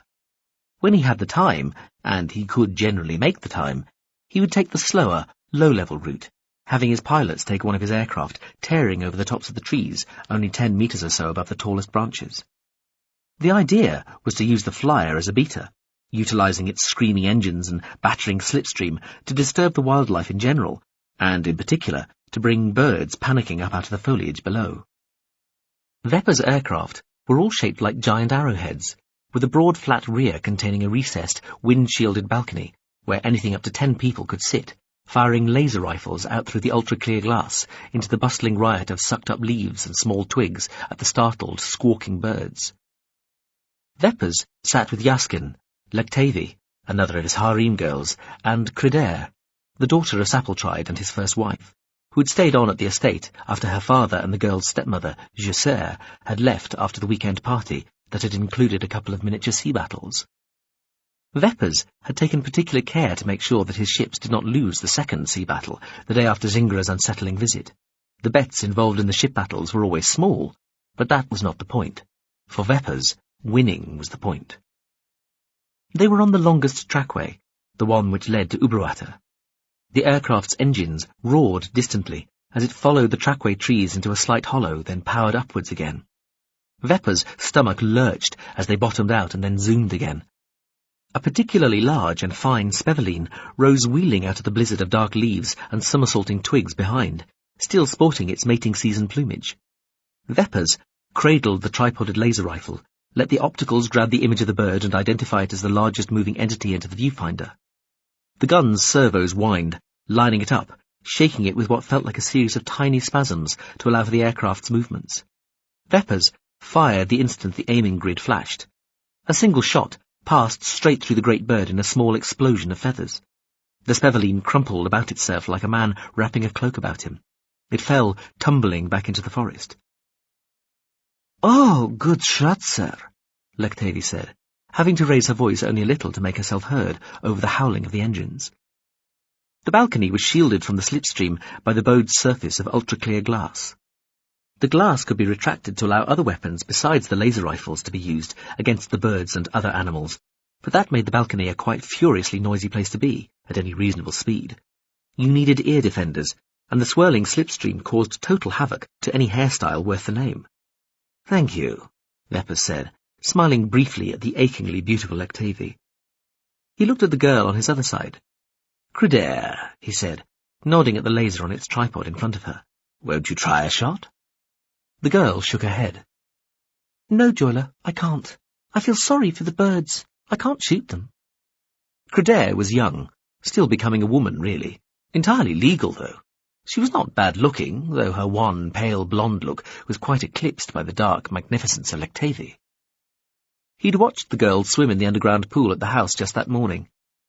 The main indoor pool under the house took up some of the space where the rows and banks of computer servers had once stood, when the house had been even more the centre of the Veppers family power than it was now, and games and programs throughout the ever-expanding Situltian enablement had been controlled from there. That amount of raw, bulky computational power was no longer necessary. You could build processing substrate into walls, hulls, carpets, chassis, ceiling tiles, monocoques, almost anything nowadays. So all that space under the mansion had come free, to be filled with storage, underground garages full of exotic machinery, and a giant pool, ornately decorated with waterfalls, giant naturally grown crystals the size of trees, perfume pools, bubble bays, and water slides. Crudere's slim, pale body had moved over the night black of the jet tiles on the pool's floor, sinuous and quick. He'd watched her, and known that she'd known he was watching her. Well, he watched all women he found attractive like that, and he'd thought no more about it. Still, the girl might be a prize worth pursuing. He was aware that he hadn't bedded, or even attempted to bed, anyone new since the unpleasantness which had resulted in that little scribbled-on slut biting the tip of his nose off. Too self-conscious, he supposed. He stroked the golden shield, covering his nose. He laughed, gently. "Well, I feel sorry for the woodland creatures too. But then, if it wasn't for this sport, then these trees wouldn't be here in the first place. And there are an awful lot of trees, and an awful lot of sphevelines and other birds, and only me who really shoots them. Most people are like you, too squeamish. So, they're ahead on the deal, really." The girl shrugged. "If you say so." She smiled at him. Quite a pleasant, winning smile, he thought. He wondered again why she'd chosen, and been allowed, to stay behind with him. She was of an age, of course, technically independent, an adult, but all the same. It amused him when his friends, acquaintances, and business partners tried to pair him off with their daughters, or even wives. Perhaps that was the idea here. He doubted anyone still thought they could marry their females off to him, but even just a liaison, an affair, might be useful to somebody with ambitions. Veppers looked round at Yaskin, standing braced behind him, oculenses on, holding onto a handle set into the bulkhead behind, his other arm still in its cast and supported by the sling. "Yaskin, why don't you come and show us how it's done, while I talk to Miss Crudere here?" "Sir." "Octavie," Veppers said, "why don't you go and see how our pilot's doing?" "Certainly, sir." Octavie swung out of her seat, long legs flashing beneath a short skirt, massed dark hair tumbling as she pivoted to disappear through the doorway leading to the aircraft's main cabin. Yaskin sat in her seat. He pushed the oculenses up his head, switched on the laser rifle in front of him and cradled it, one-armed. He got a shot off almost immediately, nailing a young blackbird in a detonation of indigo feathers. It fell back to the coppery foliage, rushing past beneath. "Aren't you worried your mistress will distract the pilot?" Crudere asked Veppers. "This thing does fly awfully low, and she is, well, distracting." "It wouldn't matter if she did," Veppers said, nudging a button to bring his seat and Crudere's closer together. Motors whined. The girl's brows rose a little as she watched the gap between their seats shrink to nothing, padded armrests touching. "It's all done automatically," he explained. "Pilot's redundant, almost irrelevant. The most critical operation they perform is punching in the destination coordinates. There are 5 separate terrain-following systems making sure we stay just above the scenery without becoming part of it." "5? My," she said quietly, sounding conspiratorial and dipping her head towards him, her long, straight blonde hair nearly touching the soft material of his shirt. Was she trying to flirt with him, or being sarcastic?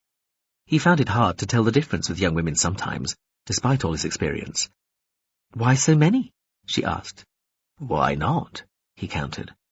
Always best to have lots of redundancy with something so critical. It doesn't really cost, either. I own the company that makes them, makes the whole aircraft, he said, glancing about them. Yaskin blasted another blackbird, then another. Actually, the pilots are there more for legal reasons than anything else. He shrugged. I blame the unions, bane of my life. Though, he said, tapping the girl on her bare forearm. She wore a knee-length, short-sleeved, soft-looking dress, which appeared plain but expensive at the same time. I should point out that Lektevi isn't mistress. More of a whore? Veppers smiled tolerantly. She's staff, a servant. It's just that her duties are principally sexual in nature. He looked thoughtfully at the door she'd gone through. Dare say there's a union for her profession, too. He looked back at Cradair, who appeared not to be following all this. I don't really hold with unions, not amongst the staff, he explained. Divided loyalties. Does mean I have to pay more for her services, though. How terrible for you, she said. He heard her stepmother Gisère in the remark.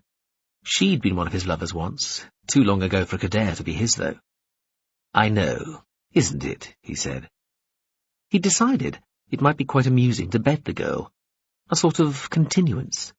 Gisère might even have been intending it. She'd been a young woman of slightly odd and exotic sexual tastes in her time. Who knew?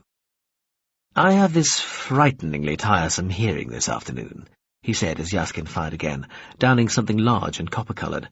But I'm free this evening. Let me buy you dinner. Is there anywhere you've always wanted to go? That's very kind. I'll let you choose. Just you and me. Yes, he said, smiling at her again. Private room, I'd suggest. I'll get my fill of crowds at the hearing this afternoon. A court hearing? I'm afraid so. Why? Have you done something terrible? Oh, I've done many terrible things, he confided, leaning over close to her. Though probably not what I'm being accused of today.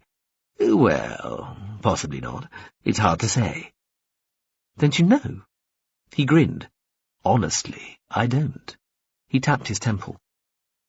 I am the most frightfully old man, really, you know. 178, is that true? 178-ish, he agreed. He held out his arms, looked down at his fit, taut, muscular frame. And yet I look, well, you tell me.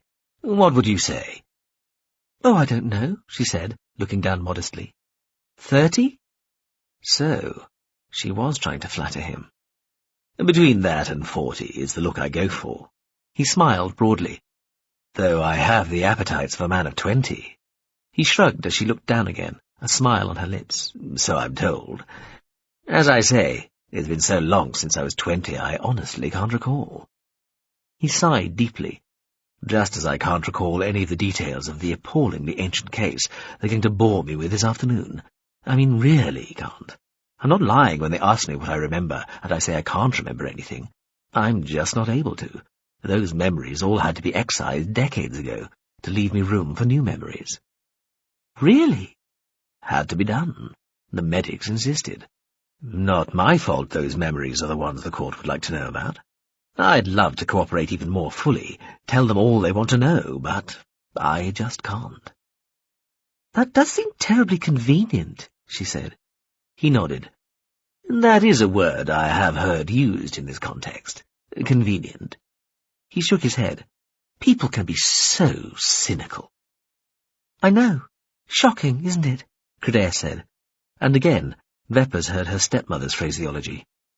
Shocking indeed. So, you will come for dinner? Well, I don't know. I'm not sure what my parents would say. He smiled tolerantly. It's dinner, dear girl, not a sex club. Do you frequent those too? Never. Oh, you've seen my harem, haven't you? I have. You are so shameless, you know. Thank you. I do my best. I'm surprised you have any energy left even to think about other women. Normal women. Ah, but there's the challenge, you see, he told her. For simple sex, just fulfilling a need, the harem girls are perfect, quite wonderful, uncomplicated. But to make a chap feel treasured, wanted for his own sake, he has to feel that he can still make somebody want to have sex with him, just because she wants to, not because it's her job. Yes. So, how about you? How about me what? Do you frequent sex clubs? Never, either. Not yet. Not yet. She shrugged. Well, you never know, do you? No, he agreed, sitting back, smiling thoughtfully. You never do. Yaskin brought down a Speveline a little smaller than the one Veppers had killed earlier, but closer still to the rushing aircraft. Then the trees stopped abruptly, and the view dropped away to a broad river, waters sparkling, wavy gravel banks unwinding beneath. Yaskin clicked the laser rifle off and swung it to its stowed position. "Estate border, sir," he said. He brought the oculenses back down over his eyes. Veppers motioned towards the balcony door. "Excuse me," Yaskin said. The aircraft started to gain height and speed, heading for more conventional air corridors, now that it had left the Espersium estate and was in the shared airspace leading to the vast conurbation of Greater Ubruata. Cradair watched Yaskin close the door behind him. She turned back to Veppers. "You don't have to buy me dinner first if you just want to fuck me." He shook his head. "Good heavens, you youngsters are so forward." She looked down at the seat Veppers was in, judging. She wriggled her skirt up. She wasn't wearing anything underneath. "But we're only 10 minutes from landing," he said, watching her. She pushed both laser rifles out of the way, then hoisted herself out of her seat and brought one long leg curving over so that she straddled him. "Better get to it, then." He frowned as he watched her pulling at the laces securing his trousers crotch. "It wasn't your mother put you up to this, was it?" he asked. "Nope," she said. He laughed, put his hands under her skirt to her naked hips. "You young girls, I do declare." Chapter 15. Here was a gulf of space, an infinite valley, stuffed full to choking with scenes of torment, spread out to the furthest reach of sight, filled with the low moans and the chorused anguish of the torn and tormented and infested with a miasmic stench of shit and burned, corrupted flesh.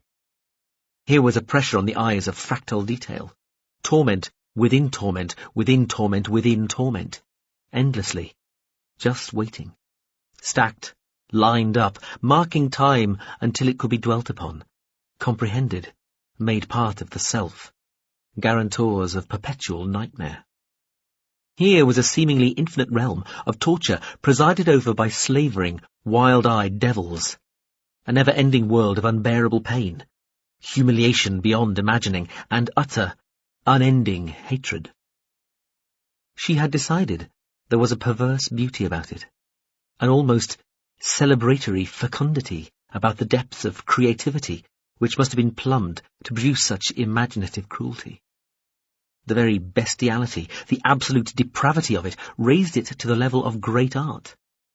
There was a transcendent quality to its horror, its complete commitment to agony and degradation. And there was even a humour to it too, she'd decided. It was the humour of children, of adolescents, determined to appall the adults or to take something to such an extreme you shocked even your peers.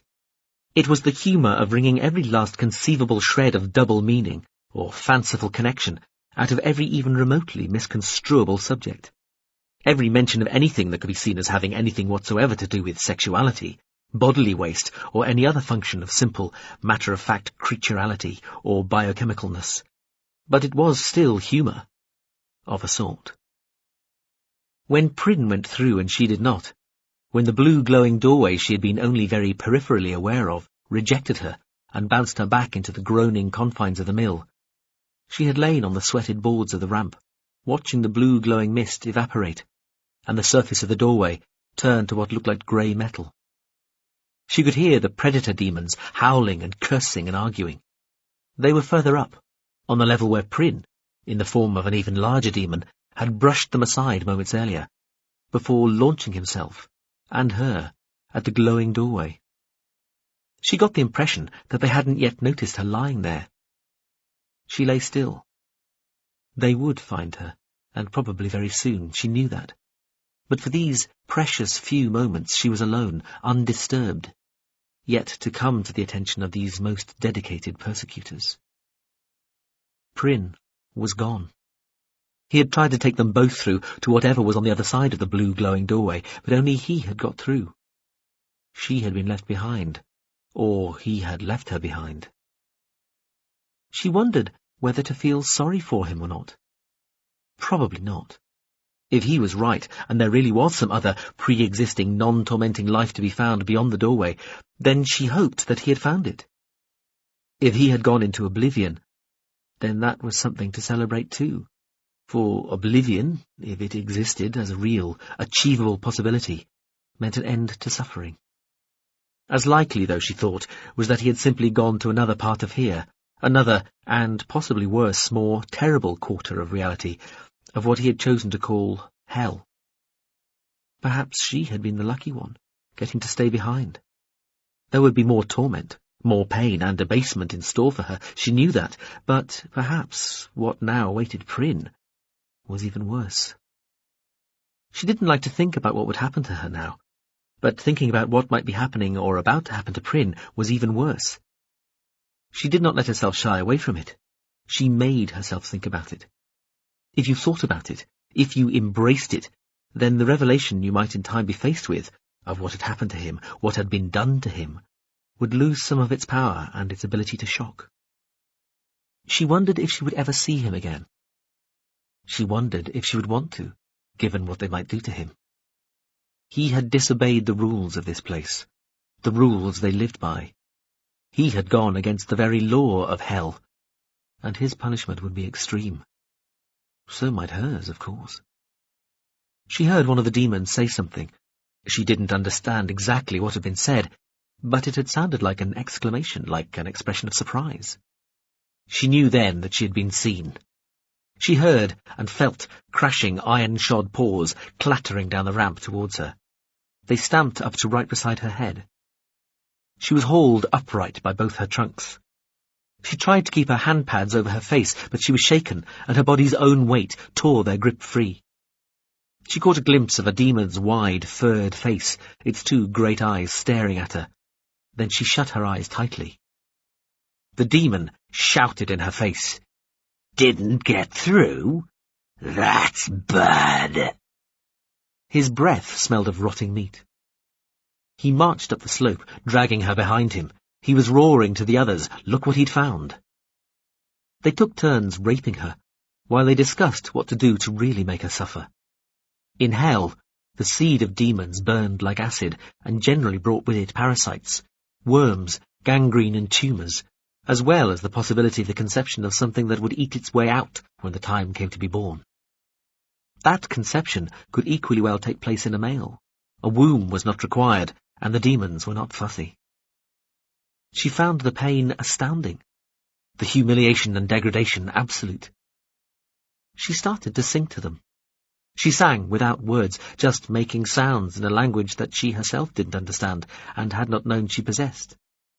The half-dozen demons reacted with fury, taking an iron bar to her mouth, smashing her teeth. She kept on singing, even through the froth of blood and broken teeth inside her mouth.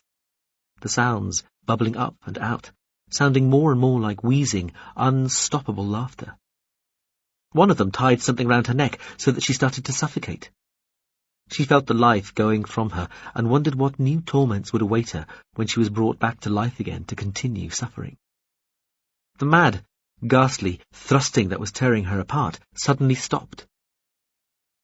The thing around her neck was torn away and she gulped air, then spat and retched as the blood coughed itself up, then was able to roll over onto her side and take a sequence of further deep, painful gasps, letting the blood and the bits of her teeth fall from her mouth onto the stained, uneven surface of the floor. There was more snarling and shouting and some thumping, like bodies being thrown about or being forced to the floor. She could see the wards better than before, because the door to the outside was open and a giant beetle was visible. She looked up, and standing over her, saw a demon like the one Prynne had become, massive and powerful, six-limbed, fur-striped yellow and purple, accoutred with jagged armour. Another one, striped yellow and black, not quite so fantastically armoured, stood behind, its powerful forelimbs holding a struggling minor demon, one of those who'd been raping her. The other minor demons had been scattered around the floor of the mill and lay moaning and slowly picking themselves up. The giant predator demon lowered its face to hers as she wheezed and spat the last of the blood from her mouth. Between her legs, it felt as though she had been split apart. Inside, it was as though they had filled her with boiling water. "Unclever little one," the giant demon told her. "Now we go to a place where soon you will beg to come back here and let these scamps resume their play with you." It straightened. "You, bring her," it said to the yellow and black demon, which threw the minor demon it held across the floor and into the rotating machinery of the mill. It howled as it was crushed. The machinery creaked to a stop. The demon lay like a limp rag, leaking blood within the cogs and gears of bone. The yellow and black demon picked her up as easily as Prin had done and took her to the giant beetle waiting outside. Inside the flyer, she was thrown into a giant open pod with a glistening red interior and brown-black lips like some enormous animal. The lips closed around her neck as her body was sucked further into the centre of the closing pod. She felt dozens of barbs connect with her skin, then penetrate her flesh. She waited for the next symphony of pain to consume her. Instead, everything went numb. A feeling of something like relief flooded her. Even her mouth stopped hurting. No pain. For the first time in months, she was free of pain. She was facing forward, just behind the craft's control deck, where the giant beetle's hollow eyes looked out over the valley. She heard the ramp behind thud closed. The two giant demons squeezed themselves into seats, one looking out through each of the beetle's segmented eyes. "Sorry about all that," the yellow and purple one said to her, glancing over its shoulder as the other demon worked the craft's controls, and the whirring sound of giant beating wings filled the beetle's interior. The demon's voice was quieter now, conversational, though it still carried above the sounds of the wings. "Has to look and sound good for the minions, you know." The other demon pulled on some sort of headset. "Portal we agreed first choice," it said. "Flight timer simmed." "Sounds good to me," the first demon said. "Last one through's unfavoured." The demon wearing the headset pulled at the controls. The beetle lurched upward, reared back as it rose, then tipped forward. It settled level, but still felt as though it was pointing upwards as it accelerated away across the riven, smoke-streamered landscape beneath, rising almost to the greasy-looking brown overcast. The first demon looked over its shoulder at her again. "Could only get one of you out, yes?" She blinked at it. No pain. No pain. To be flying, trapped in this thing, but to be feeling no pain, it made her want to cry. The demon looking at her made a shape with its great tooth-filled mouth that was probably meant to be a smile. "It's all right to talk," it told her. "You are allowed to reply. The cruelty has already stopped. The madness ceased to be. We're going to get you out of here. We're your rescuers." "I don't believe you," she said. Her voice sounded strange to her without teeth. Her tongue had been bitten, and although not causing her any pain, it was swollen, and that was making her voice different too. She didn't know if she'd bitten her own tongue, or if one of the demons in the mill had. The senior demon shrugged. "Suit yourself?" It turned away. "I'm sorry," she said. "What?" It turned back to look at her again. "I'm sorry I don't believe you." She shook her head slowly. "But I don't. Can't. Sorry." The demon looked at her for a moment. "They really have chewed you up bad, haven't they?" She didn't say anything for a while. The demon continued to look at her. "Who are you?" she asked eventually. "I'm called Clomistrum," it told her. It nodded at the demon flying the beetle. "Ruriel." The other demon waved one forelimb but did not look round. "Where are you taking me?" "Place we can all get the fuck out of here. Another portal." "A portal to where?" "The real. You know, the place where there isn't all this pain and suffering and torture and shit." "Really?" "Yeah, really." "And where will we be then? Where is this real?" Does it really matter? Not here, that's the point. The two demons glanced at each other and laughed. Yes, she insisted. But where? Wait and see, we're not there yet.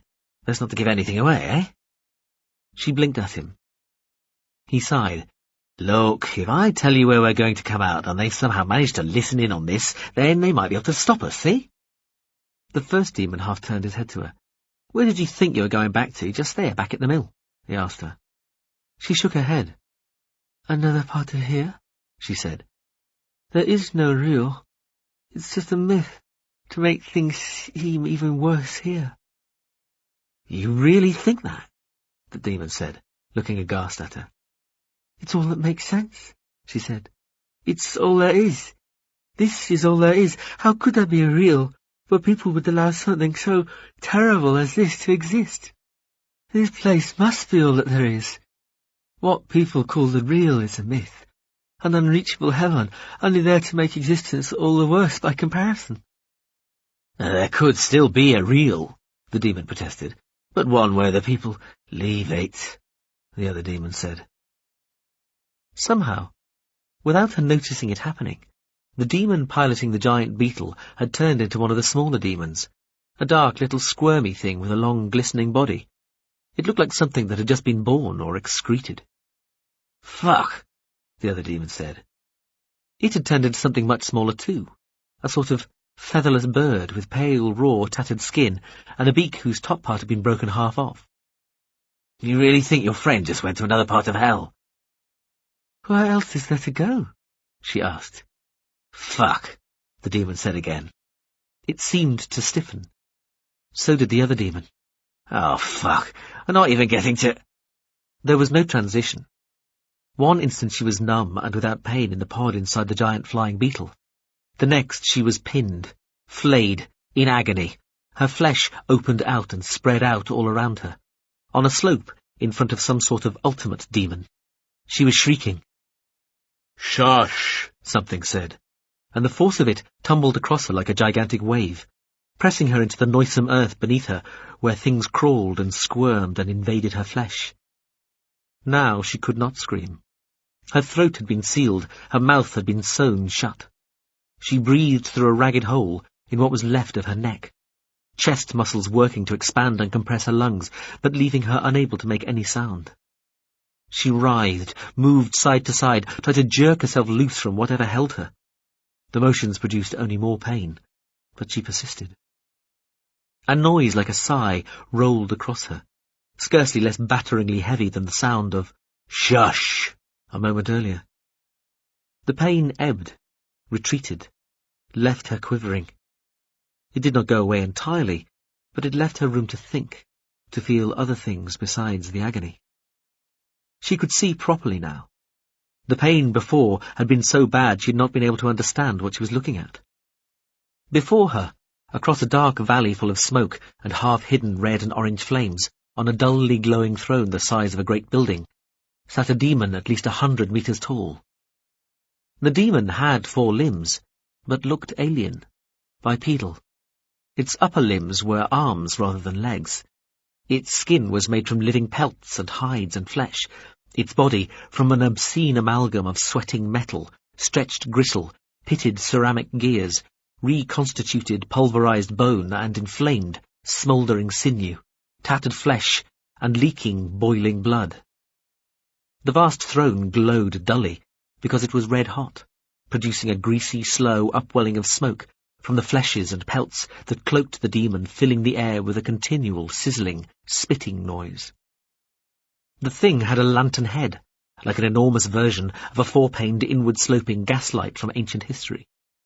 There was a sort of face shown within the lantern itself, an alien face made of a dirty, smoking flame. It peered out through glass, made dark and filthy by the soot and livid fumes within. At each of the 4 external corners of the lantern, a giant candle of tallow stood, each containing 100 shrieking nervous systems, intact and in burning agony within. She looked at it, knew all this, and could see herself through its eyes, or whatever infernal senses or organs it used to see. She was a skinned skeleton plus musculature figure. a tiny, distant doll of a thing, her flesh pulled away from her and pegged, pinned to the ground around her. "I hoped to make you hope," the vast voice said, the syllables rolling over her like thunder. Her ears hurt with the force of it and kept on ringing afterwards. "But you are beyond hope. That is vexing." Suddenly, she could talk again, the stitches that had sealed her mouth gone in a blink, the ragged tear in her neck sealed, her throat no longer crushed, closed, her breath coming and going normally. "Hope?" she gasped. "There is no hope." "There is always hope," the vast voice declaimed. She could feel the force of it in her lungs, feel its words shaking the very ground beneath her. "And there must be hope. To abandon hope is to escape part of the punishment. One must hope in order for hope to be destroyed. One must trust in order to feel the anguish of betrayal. One must yearn, or one cannot feel the pain of rejection. And one must love, in order to feel the agony of witnessing the loved one suffer excruciation." The vast being sat back, producing wreaths of smoke like the currents of dark continental rivers, candles spearing flame like huge trees burning. "But above all, one must hope," the voice said, each word, each syllable smacking into her body, resounding inside her head. "There must be hope, or otherwise how can it be satisfyingly dashed? The certainty of hopelessness might become a comfort. The uncertainty, the not knowing, that is what helps to bring on true despair. The tormented cannot be allowed to abandon themselves to their fate. That is insufficient."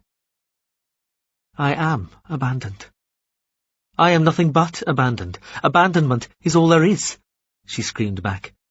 "Make your myths, but I'll not believe in them." The demon rose up, fire and fumes and smoke beating and wallowing in his wake. The ground beneath her shook to his footsteps, jarring the few teeth left in her head. He stood over her, towering above like an insane statue of something unbalanced, unnatural, two-legged. He stooped, causing a great roaring as the flames around him tore brightening through the air. A finger, longer than her whole body, scooped something from the ground near her head. Dripping wax from one tower-sized fleshy candle splashed spattering onto her torn, open skin, stinking of rotten, burned flesh, causing her to howl with fresh pain until it cooled, part solidified. "You did not even notice this, did you?" the great voice bellowed, rolling over her. He held the tiny-looking necklace of barbed wire, which he had worn for as long as she could remember. He rubbed it between his body-thick fingers, and for an instant took on the magnified but gritty, pixelated appearance of one of the great, powerful demons Prynne had impersonated, and the two in the flying beetle machine had at first seemed to be. The image flickered off. He threw the lengths of wire away. "Disappointing." The word, cracked and rolled over her, seemed to press her into the earth with its vast, despondent force. He held his cock and sprayed her with fluid salts at the same time as the pain came flooding back. The gushing waters pummeled her, and their fire-bright stinging made her shriek once more. The pain was turned right down again, just long enough for her to hear him say, "You should have had religion, child, that in it you might have found the hope that could then be crushed." He raised one massive iron foot, the size of a truck, high above her, then brought it down fast and hard from 20 meters up, killing her. Chapter 16. "What is that?" "That is a present," the ship told her. She looked at the thing lying in Demison's palm.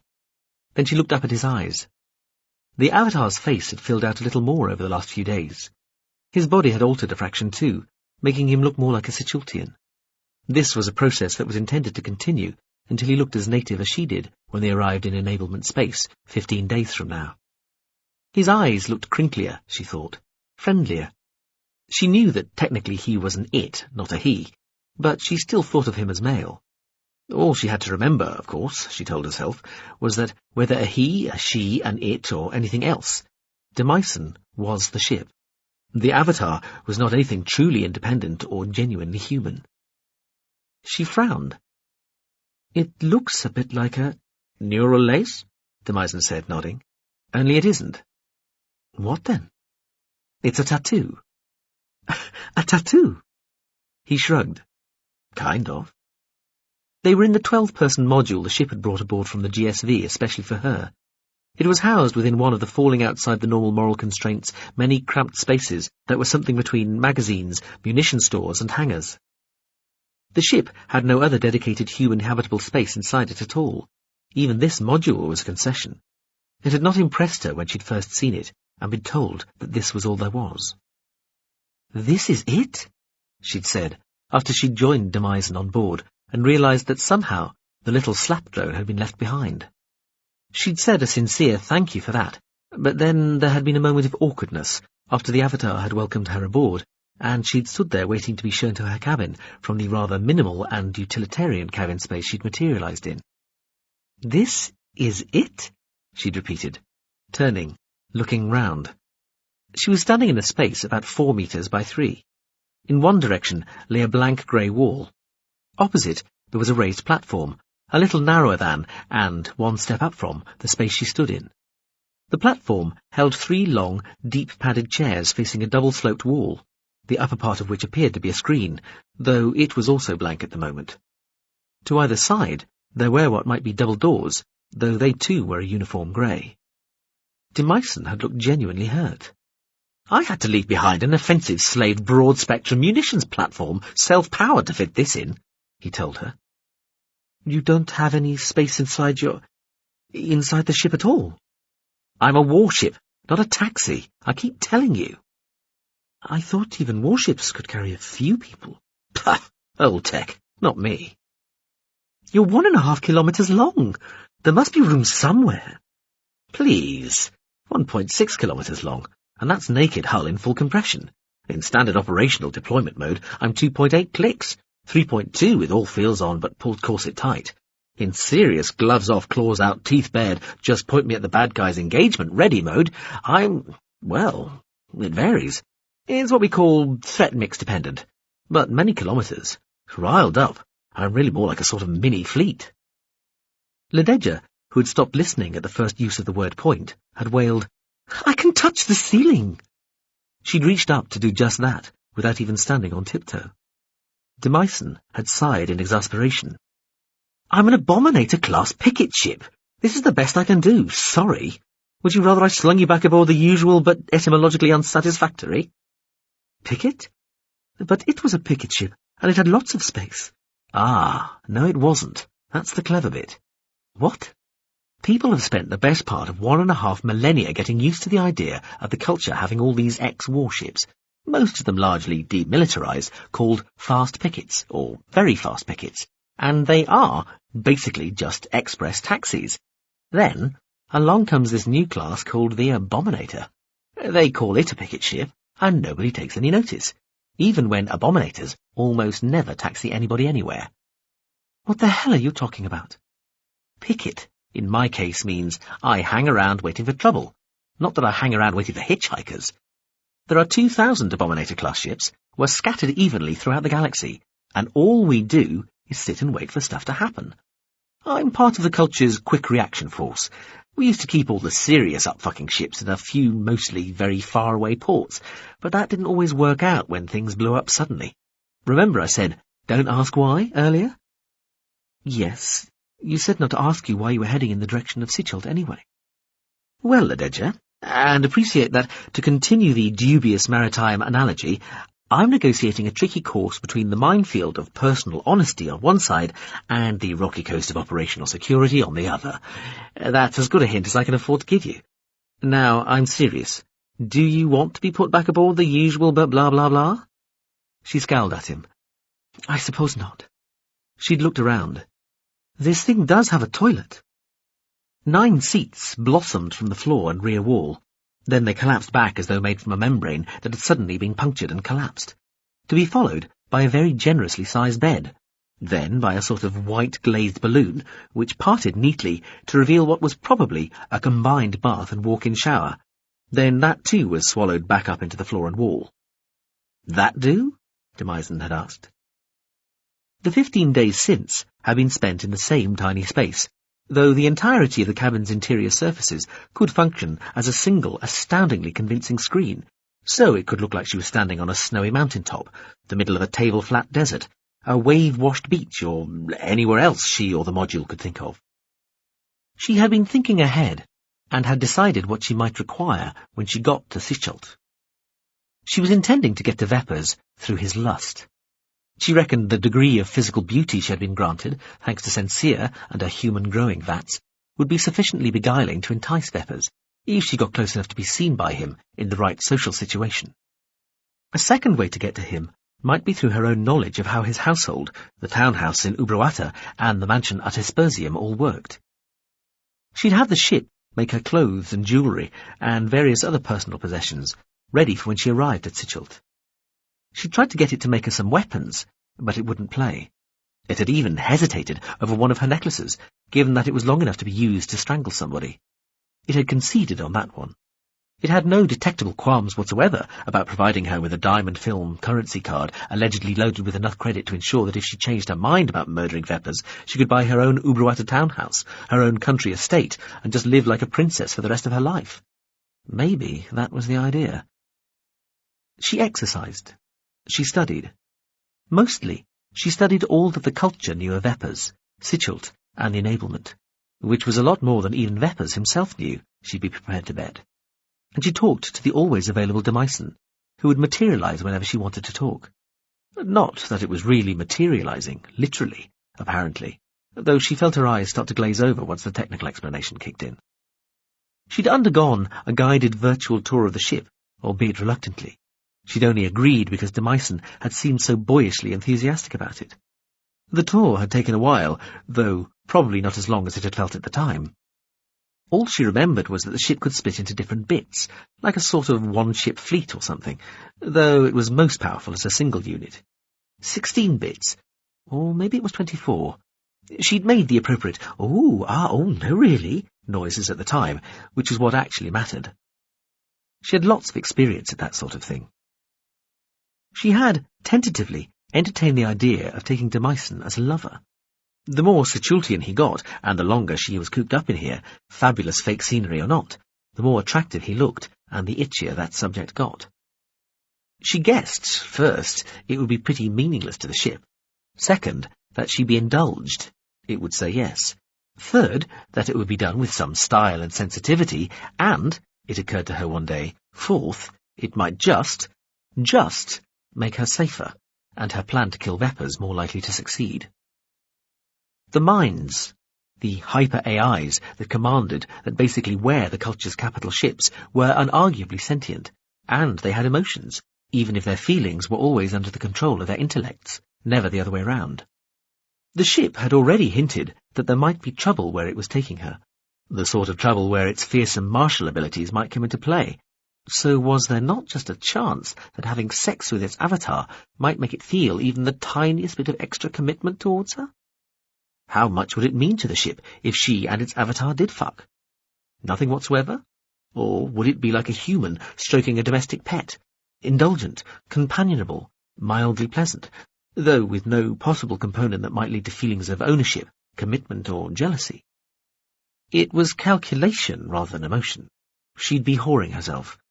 But then Vepers had long ago removed any choice she might have had regarding who she fucked. She'd had to whore herself for him, and against him. Not that that had worked. The only time she'd ever had sex simply because she'd wanted to had been on that single night aboard the GSV with Shokas. Anyway, she had not broached the subject. And besides, for all she knew, the ship would revert to type, the way it had been while it had been aboard the GSV, before it had had its sudden and still slightly suspicious change of mind. Then it had seemed to enjoy hurting people, so it might do so again, and take pleasure in having its avatar reject her. Now it, was offering her a present. A tattoo, allegedly. She was sat in one of the 3 flight deck seats. She'd been watching news reports out of Sichelt on the module screen when Demyson had popped into existence behind her. She leant forward. The thing lay in his palm, a looped, tangled assortment of thin grey-blue filaments, looking a lot how she knew a fully grown neural lace looked. What makes you think I might want a tattoo? You said you missed having one. I did? 11 days ago, then again yesterday. The first time you said that sometimes you felt too naked when you woke up. You also mentioned that since you were revented, you had dreams of walking down a city street thinking you were fully clothed, but everybody looking at you weirdly, and then you looking down at yourself and realizing you were naked. Apparently normal people have that dream. I know. Did I also say I was glad to be rid of the tattoo? No. Maybe you just think you say that to people. She frowned, looking at the thing in his palm again. Now it looked like thin strands of oily mercury. Anyway, that does not look like a tattoo, she told him. Not like this. Watch. The assemblage of loops and lines started to move slowly, stirring itself. It began to flow out across Demyson's palm as though forming a sort of chainmail glove.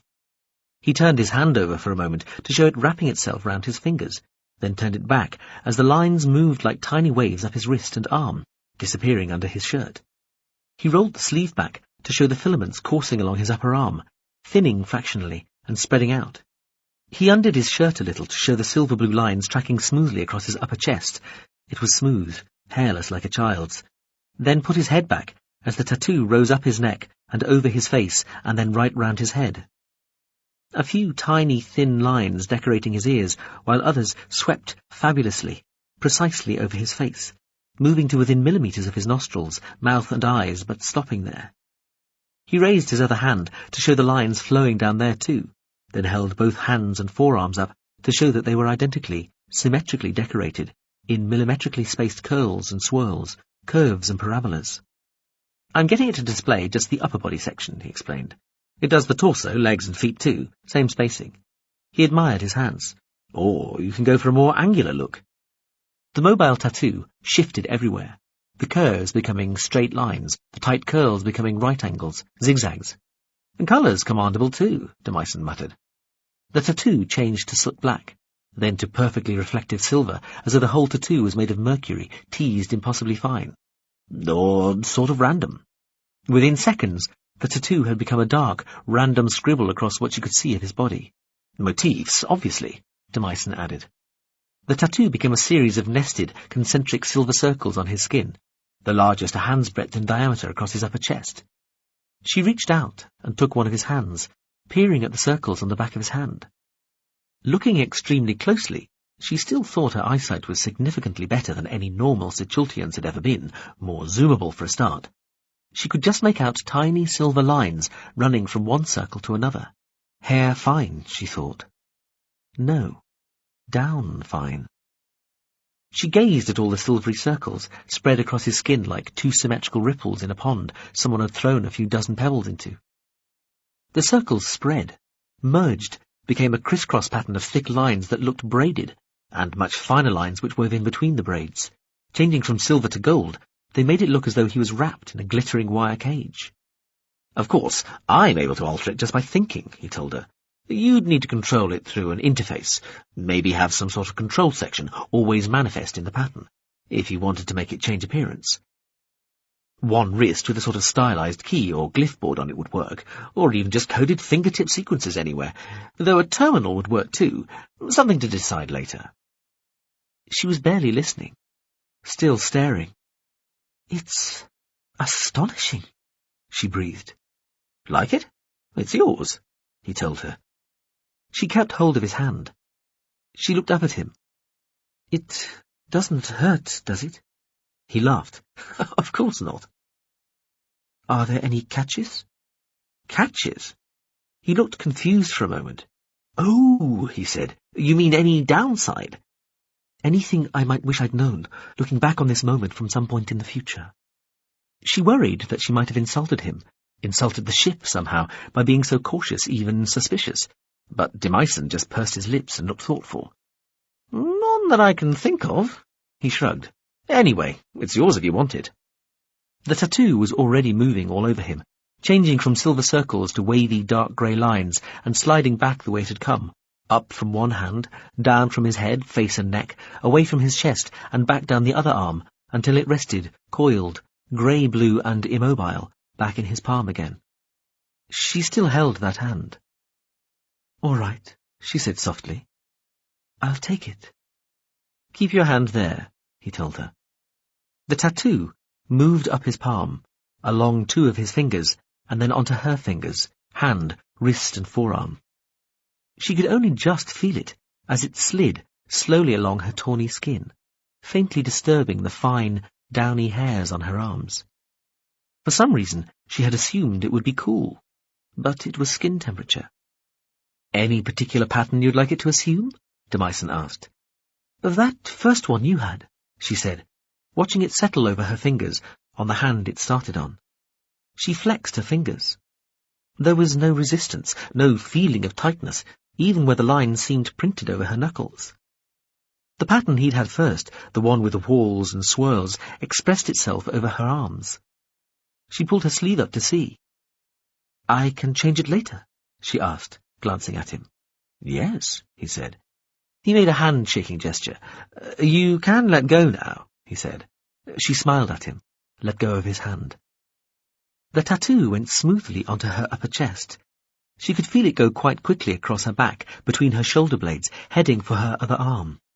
It wrapped round her chest and torso, and spread up over her neck and face and head. She stood up as it covered her belly and flowed down over her behind. She stepped down to where Demyson stood. "Can I?" she asked, and immediately Demyson was holding a mirror, showing her own face. She raised her other hand to watch it move down from her wrist to her fingers. It slid easily under the silvery ring which was her terminal. She looked back at her reflection. "Mirror?" Demyson said. He twirled the mirror's handle, presenting her with the other side, or inverter, a screen in other words. She gave a small laugh, shook her head as she watched the dark patterns settle over her face like tiny trajectories, like tracks in a bubble chamber, like the slightest, finest spiral vines in a miniature forest. She touched her fingers to her cheek. It was as though it wasn't there. Her fingertips felt as sensitive as they ever had, and her cheek felt just as it always did. "Make it go silver," she whispered. "Your wish, ma'am," he said. It went silver. She regarded her face. Silver would never look as good as when her skin had been black. "Black, please," she said. It went perfectly black. She felt it complete its spread over her torso and back. It settled and joined between her legs, close by vagina and anus, but not covering. It moved down her legs, spiralling towards her ankles and feet. She pulled the material of her blouse out, looked down. "Is there any strength to it?" she asked. "Could it act as support, as a brassiere?" "There is a little tensile strength to it, naturally," Demyson said quietly.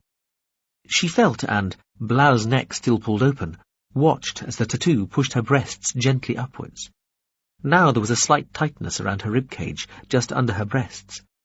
She let the material go, grinned at him. "Not that I'm vain," she told him, with a sudden shy smile, "or really need one. You can let it go back the way it was."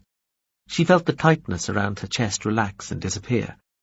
For a moment she was aware of the weight of her breasts, then they just went back to feeling normal again. Demyson smiled. "Also, it can go skin-coloured." She felt it squeeze between the soles of her feet and the thin slippers she wore. At the same time, the tattoo disappeared.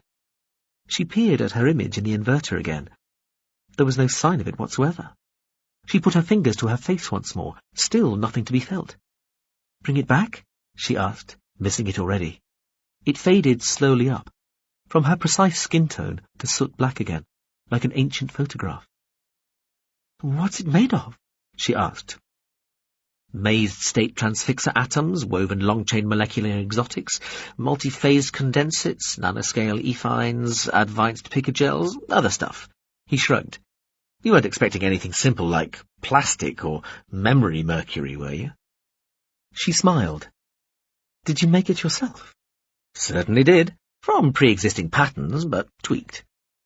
The tattoo had settled everywhere upon her skin. It had stopped moving. She closed her eyes for a moment, flexed her fingers, rotated both arms in an exaggerated windmilling motion. She could feel nothing. As far as her skin was concerned, the tat might as well not be there. "Thank you," she said, when she opened her eyes.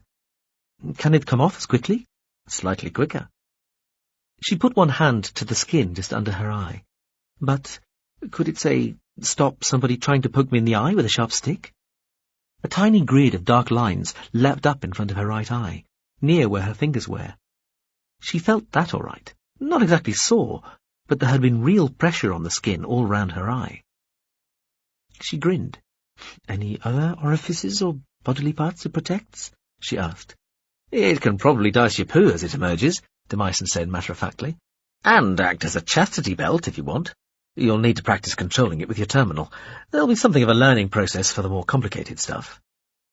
"Anything else it can do?" A pained expression crossed his face.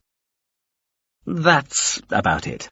I wouldn't go jumping off any tall buildings expecting it to save you, because it won't. You'll still end up squished." She stepped back, looked at her arms and hands, then came forward and hugged him. "Thank you, Demyson," she said into his ear. "Thank you, ship." "My pleasure entirely," the Avatar said. It, returned the hug with, she had been prepared to bet, exactly the same amount of pressure she was putting into it. "I am very glad you like it." She loved it. She hugged the Avatar a little longer, and was patted on the back.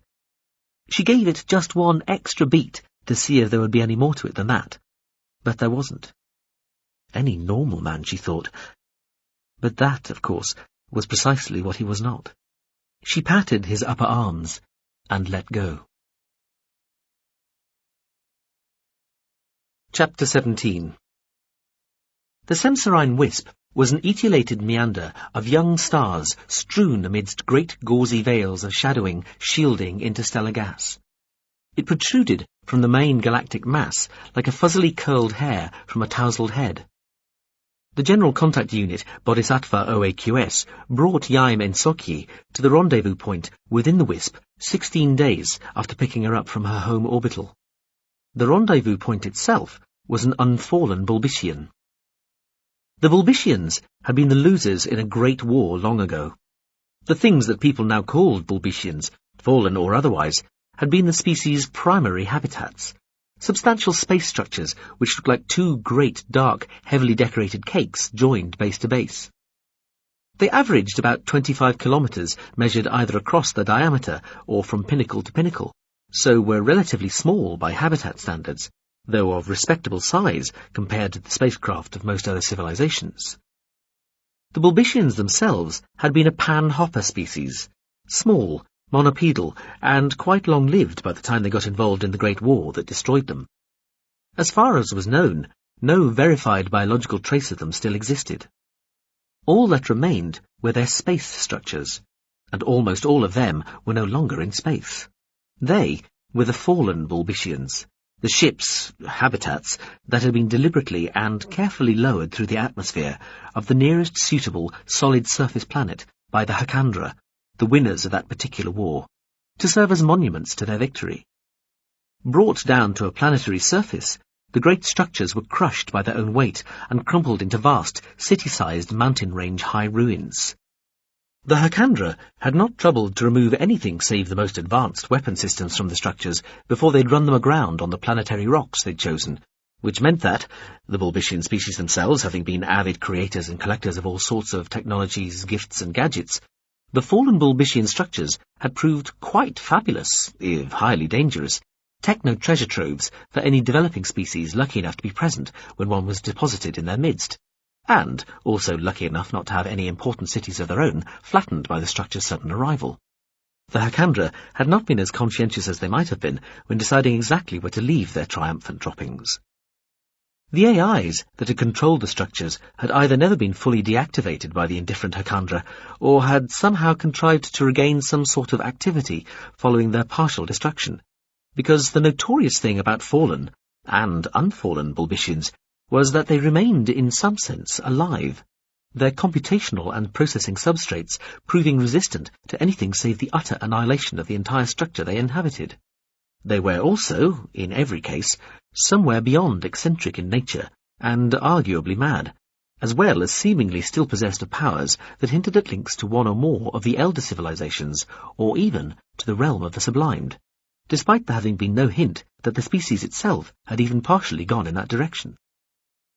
By the time these links or powers were fully recognized, the Hakandra, at least, regarded as a stylish but offhand, semi-detached species even by those who were their friends, had become even more unconcerned regarding the whole issue, having hit the sublime button themselves and so cashed in their civilizational chips in the realm of the real where matter still mattered. Fewer than 1/4% of the Bulbicians were unfallen, in other words, still left in space, and they displayed no more inherent rationality than their fallen kin. Their AIs too had seemingly been deactivated.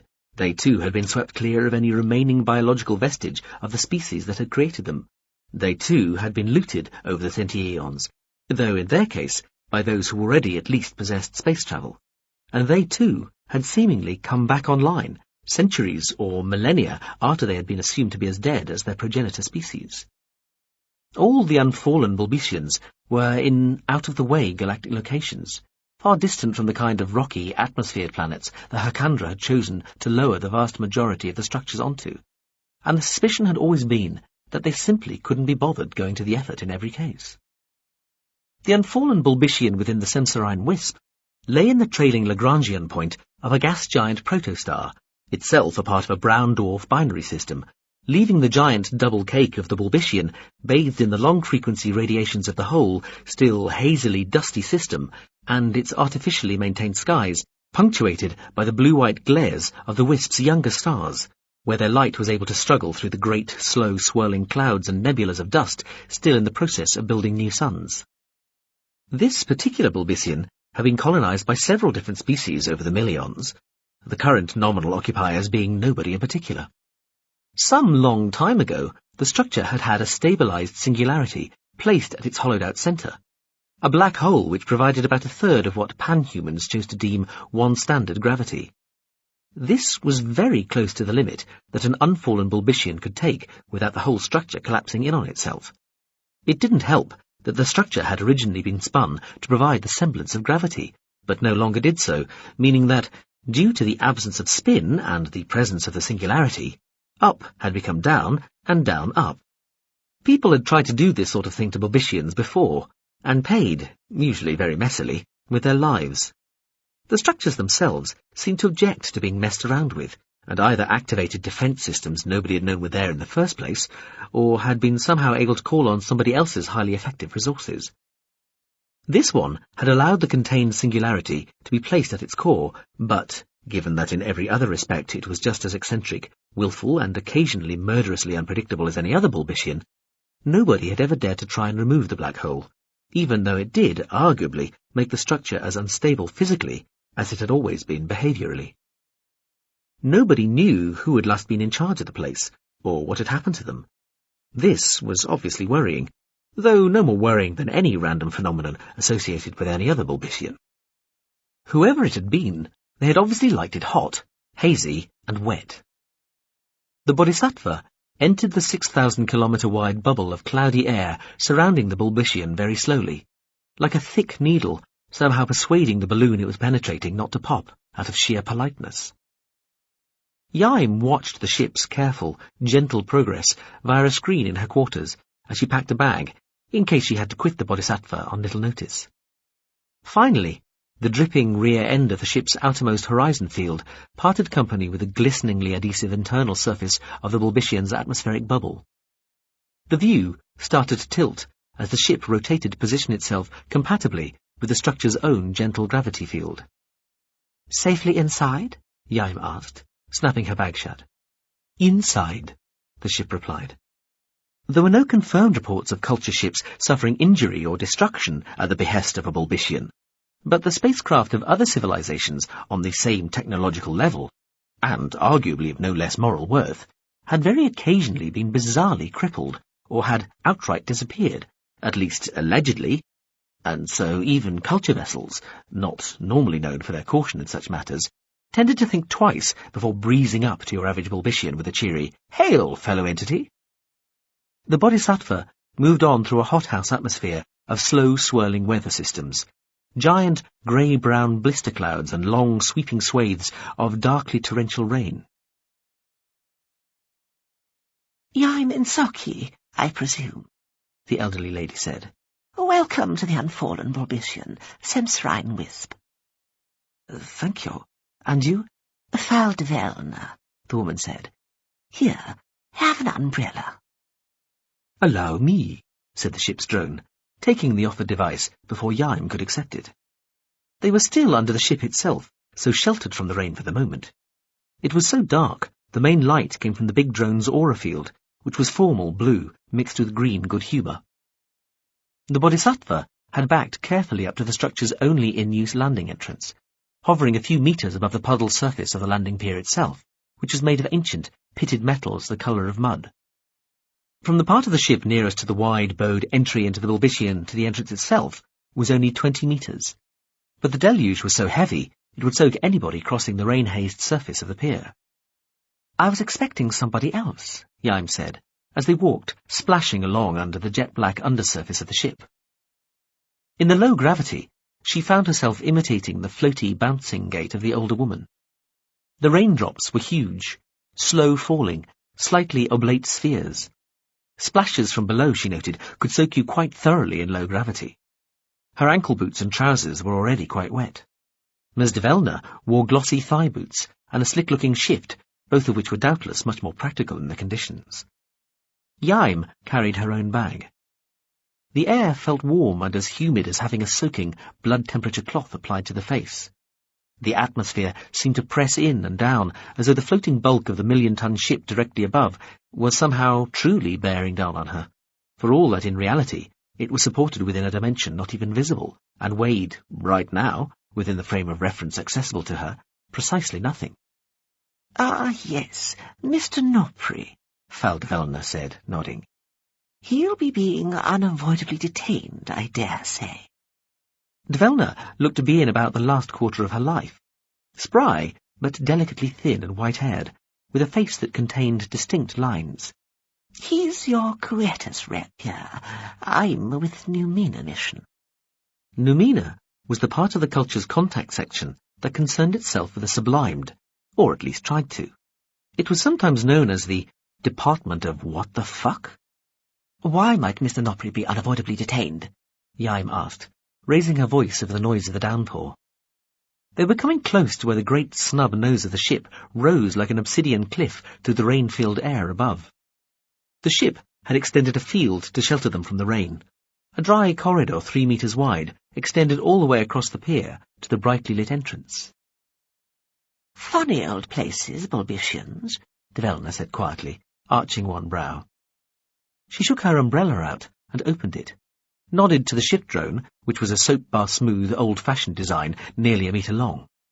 The drone made a noise that might have been, and flicked the umbrella open over Iain as they walked out from beneath the nose of the Bodhisattva. The ship rocked. The whole 300-metre length of it wobbled visibly in the air as the corridor it had made for them through the rain just disappeared, letting the rain thunder down around them. The downpour was so heavy, Iain saw Develna's arms sink appreciably as the weight of water hit the umbrella she was carrying. Given that they were bouncing along in only a third of standard G, this implied a lot of water, or a very weak old lady, Iain supposed. "Here," Iain said, taking the umbrella protecting her from the drone's maniple field. She inclined her head towards Develna, and the drone moved smoothly through the torrent, gently taking the handle of the umbrella from the older woman. "Thank you," Develna said. "Did I just see you move?" Iain asked the ship's drone. "You did." "So what was that all about?" "Anywhere else, I'd treat that as an attack," the ship said through the drone casually. "You don't interfere with the GCU's fields, even if all they're doing is keeping the rain off somebody." Beside her, Ms. Develna snorted. Iain glanced at her, then said to the drone, "It can do that?" "It can try to," the drone said, its voice pitched to affable reasonableness, "with the implicit threat that if I didn't let it, It would get upset and try harder, which, as I say, anywhere else, I'd take as tantamount to a challenge. However, my own field enclosures were never put under threat. I am a quietus ship, after all, and this is a particularly sensitive and special bulbician, so I chose to let it have its way. This is its turf, after all, and I am the guest come intruder.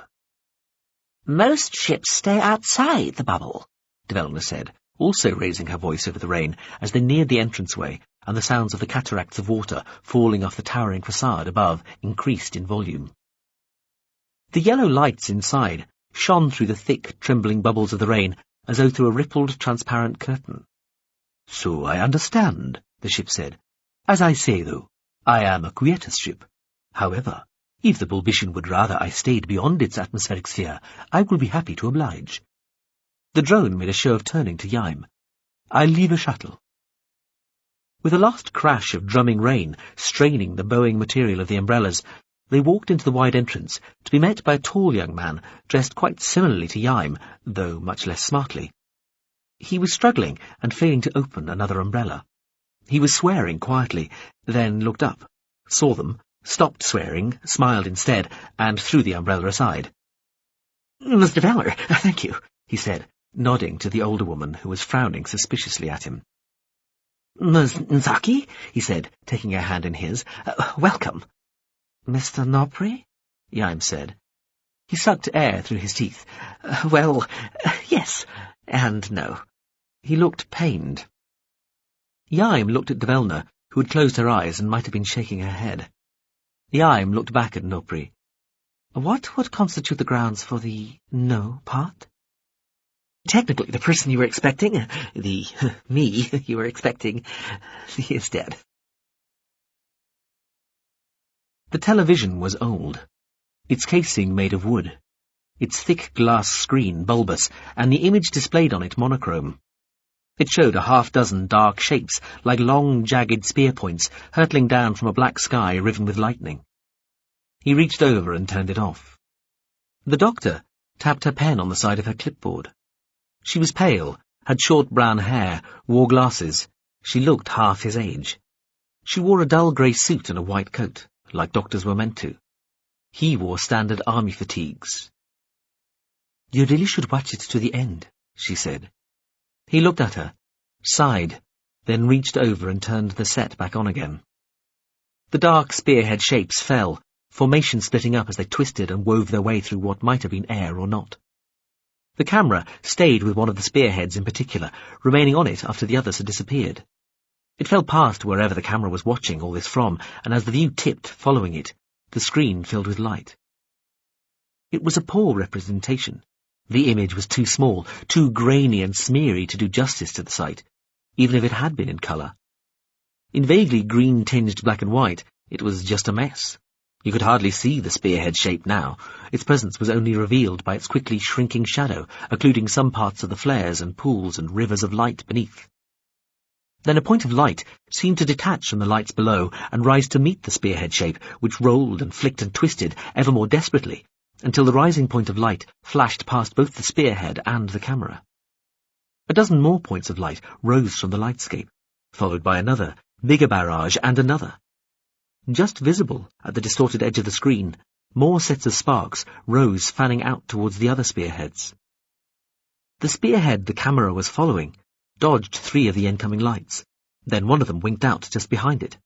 A moment later, the spearhead shape was silhouetted, caught 3/4 to side on in a flare of light, bursting all around it, drowning out the view below. The screen washed out with light. Even on the old, muddy-looking screen, the flash of brilliance somehow startled the eye. The screen went dark.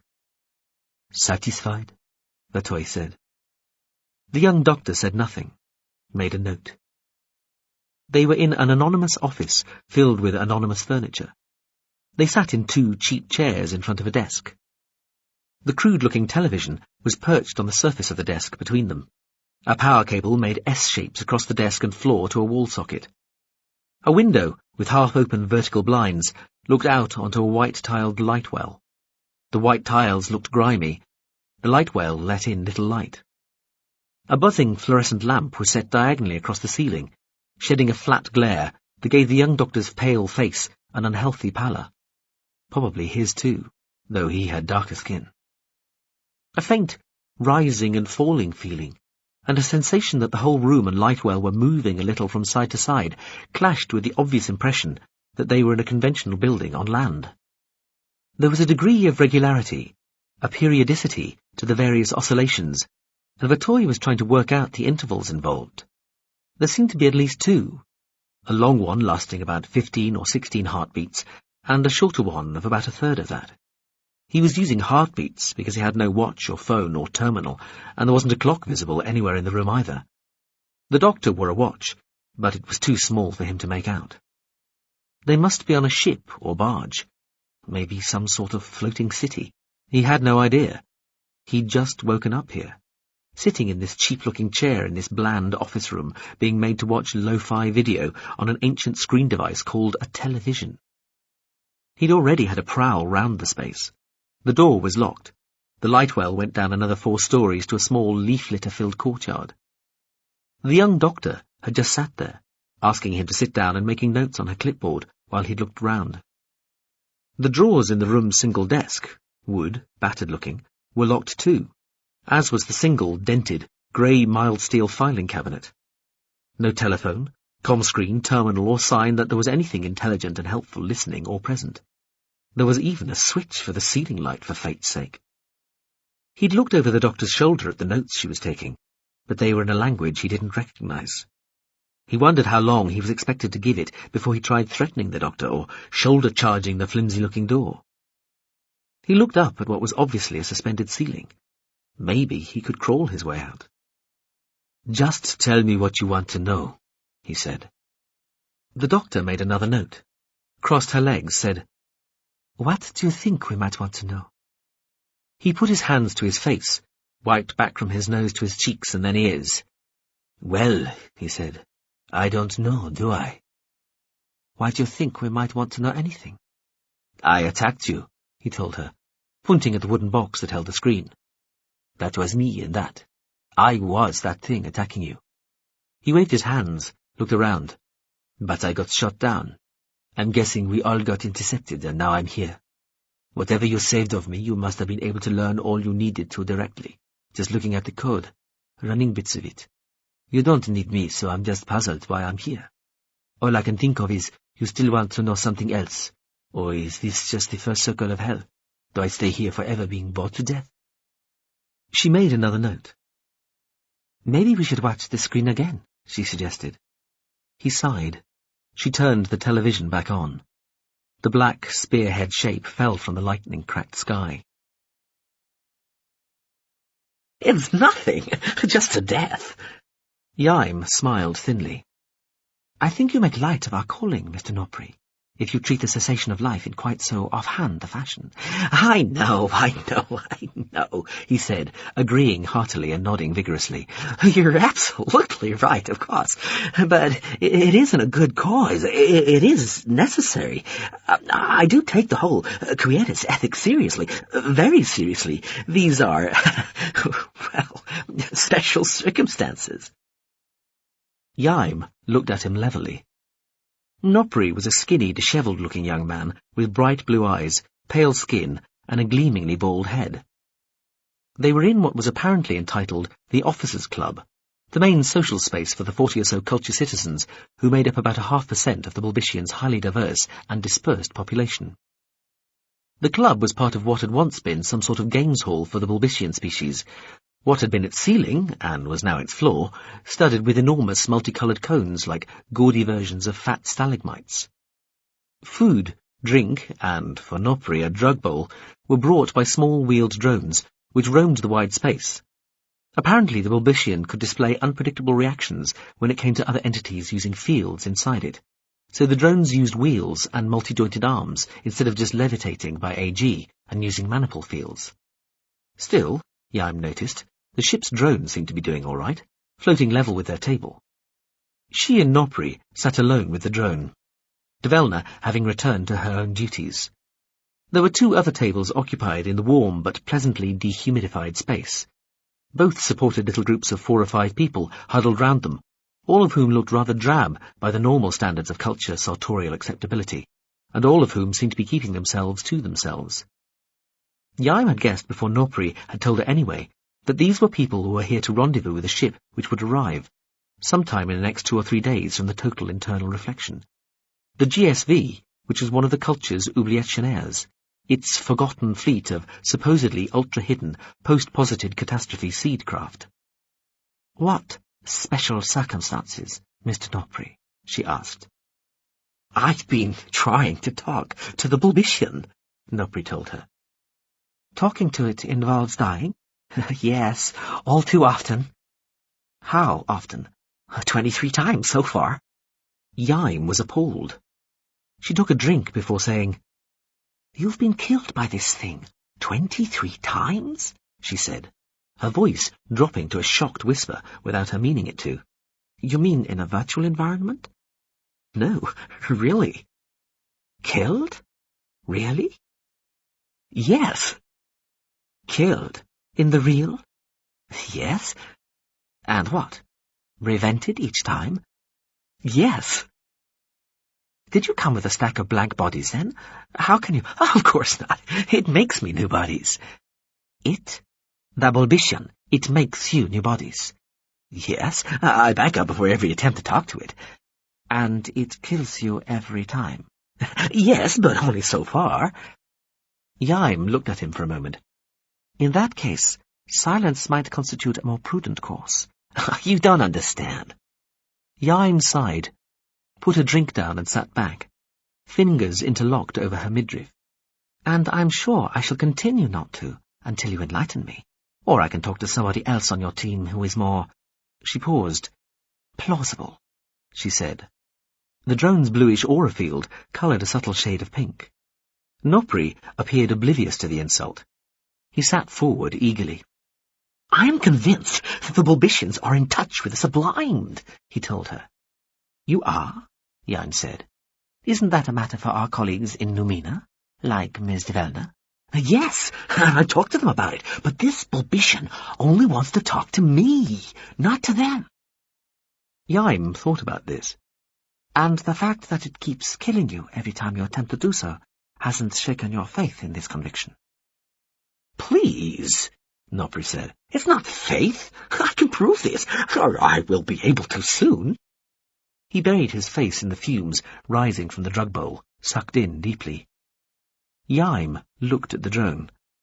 "Ship, are you still listening here?" "I am, Miss Nsoki, hanging fascinated on every word." "Mr. Nopri, there are how many on your team here? 18? Nopri nodded, holding his breath. "Do you have a ship here?" Nopri shook his head emphatically. "A mind, then?" Nopri let his clouded breath out and started coughing. Iain turned to the drone again. "Does the team that Mr. Nopri belongs to have the benefit of a resident mind, or AI?" "No," the drone replied, "and neither does the Numina team. The nearest mind at the moment, aside from my own of course, is probably that belonging to the inbound ship, journeying here from the total internal reflection. There are no minds or true AIs stationed here. No minds or true AIs of anybody's, in fact, not just the cultures." "It isn't keen on minds or AIs," Nopri agreed, wiping his eyes. He sucked from the drug bowl again. "Not that wild about drones either, to be frank." He looked at the ship's drone, smiled. "Is there any news of the ship on its way from the total internal reflection?" Iain asked. Nopri shook his head. "No, there's never any news. They don't tend to publish course schedules." He breathed down from the bowl again, but let it out quickly this time. "They just turn up without warning, or don't show at all." "You think it might not show?" "No, it probably will. There's just no guarantee." Nopri showed her to her quarters, a bewilderingly large multi-level space set up a vast curving corridor. To have reached this by walking would have taken about half an hour from the officers' club. Instead, one of the wheeled drones just picked up their seats with them still sitting in them and rolled away through the dark, tall corridors towards her cabin. Iain gazed up at the tall, inverted arch of the ceiling as they progressed through the bizarre, upside-down architecture of the Bulbician. It was like being at the bottom of a small valley. The smooth floor the drone ran along was narrow, only a metre or so across. The walls took on a ribbed appearance. Now it was like travelling through the gutted carcass of some vast animal. The ribs above rose outwards, to a broad flat ceiling, 10 metres wide, and easily 20 metres above. They did like their high ceilings, didn't they? Hoppers tend to, Nopri said. She tried to imagine the place, full of the monopedal creatures who had built this place, all bouncing along on their single lower limbs, and upside down, of course. She'd be travelling along the ceiling, and they'd be bouncing up towards her with each springing step, then sinking back to the wide floor. Back then, the great structure would have spun to create the apparent gravity the species preferred, but now there was just the troubling tug that resulted from being balanced on the curve of the Singularity's gravity well. "Does this thing spin at all?" she asked. Very slowly, the ship's drone floating alongside, when Nopri didn't reply. Synced to the rotation of the galaxy itself. She thought about this. That is slow. I wonder why. So does everybody else, Nopri said, nodding. Thank you, she said, as the door to her quarters hinged open like a valve behind her. The ship drone dipped a little and drifted in, carrying her overnight bag. Nopri looked over her shoulder into the shadowy space beyond. Looks nice. Would you like me to stay? Too kind, but no, she told him. I don't mean for sex, he said. I mean for company. As I say, it is kind of you to offer, but no. Okay, he nodded behind her. Mind your head. She watched the little wheeled drone take him away into the shadows, then turned to look into her cabin. The door must have been some sort of window once, at ceiling height. That was why it rotated about its horizontal axis, leaving the door itself as a thick obstruction straight across the 3-metre-wide doorway. She ducked underneath it. It hinged closed. The cabin looked complicated, with lots of different levels and bits where it just seemed to wander off into the shadows. Doubtless, it had made more sense the other way up. The ship's drone floated over to report it had found what it was fairly sure was some sort of bed of a fluid-based nature, suitable for a human to sleep safely within. Bathroom location, on the other hand, was still ongoing. You are a soldier? The young doctor asked. Vatoy rolled his eyes. Soldier, naval officer, marine, flying serviceman, submariner, space warrior, vacuum trooper, disembodied intellect, investing military hardware, or software, all of the above. Does this come as news to you? There is a war conduct agreement, Doc. I am not supposed to be subject to any torture or unauthorized interference. You're entitled to my code and anything it holds, but you're not entitled to run my consciousness at all, and certainly not for any punitive purpose. Do you feel you are being punished? Borderline, he told her. It depends how long this goes on. How long do you think it will go on? I don't know. I'm not in control here. Who do you think is in control? Your side. Maybe you, depending on what you are or represent. Who do you represent? Who do you think I represent? He sighed. Do you ever get tired of having to answer questions with questions all the time? Do you think I should get tired? He gave a small laugh. Yes, I think you should. He couldn't work out why he was here. They had his code. They knew everything he'd come here with. There was nothing that he had come here knowing that they didn't also know by now. That wasn't what was meant to happen. A subroutine should have wiped his personality and memories with the rest of the information carried in the code cell as soon as it realized that he, in the shape of the dark spearhead, wasn't going to survive the attack. If you were totally destroyed, it didn't matter anyway, but if there was going to be something left, then you tried to make sure as little as possible fell into enemy hands. But sometimes the subroutines didn't work in time. They couldn't be too hair-trigger, or they might launch prematurely, so mistakes got made. He was here because of a mistake. It shouldn't matter anyway. He'd had a good rummage around his own memories since he'd found himself sitting here in the bland room with the young doctor, and he hadn't found anything that shouldn't be there. He knew who he was. He was Major Vatoy, and he knew he had spent decades running as code within the giant war sim which was supposed to take the place of a real war between the pro- and anti-hell sides. But he could recall only very hazy memories of those earlier missions, and nothing at all of any existence beyond those missions. That was the way it was meant to be. His core personality, the one that was safe somewhere else entirely, held within one or more of the secure substrates that were the safest citadels of the anti-hell side, changed with the lessons learned from each recorded mission, and it was a distillation of that personality which was downloaded into each of his sequential iterations. But nothing that could compromise him or his side should be present. Each personality, whether seemingly human in form, completely machine-like, or running as pure software, taking on whatever simulated appearance worked best, would be checked before it was allowed to get anywhere near a combat zone, scoured for anything that might be of value to the enemy if it fell into hostile hands. So he shouldn't have anything useful, and he didn't seem to. So why was he here? What were they doing? "What is your name?" he said to the young doctor. He sat upright, head back, frowning at her, imagining her as some meek, hopelessly sloppy recruit he was choosing to pick on in the parade ground, putting all the authority he could into his voice. "I demand to know your name or identification. I know my rights." "I'm sorry," she said levelly. "I'm not obliged to give you my name." "Yes, you are." "Do you think knowing my name will be of help to you?" "Still answering questions with your own questions." "Is that what you think I'm doing?" He glared at her. He imagined getting up and slapping her, or punching her, or dangling her out of the window, or strangling her with the electric cord that powered the ancient television. How far would he get trying any of that? Would the sim just end? Would she fight back, impossibly stronger than he was? Would brutish guards burst in and overpower him? Maybe he'd be allowed to carry out whatever he tried, and then deal with whatever simulated consequences arose. Could all be a test.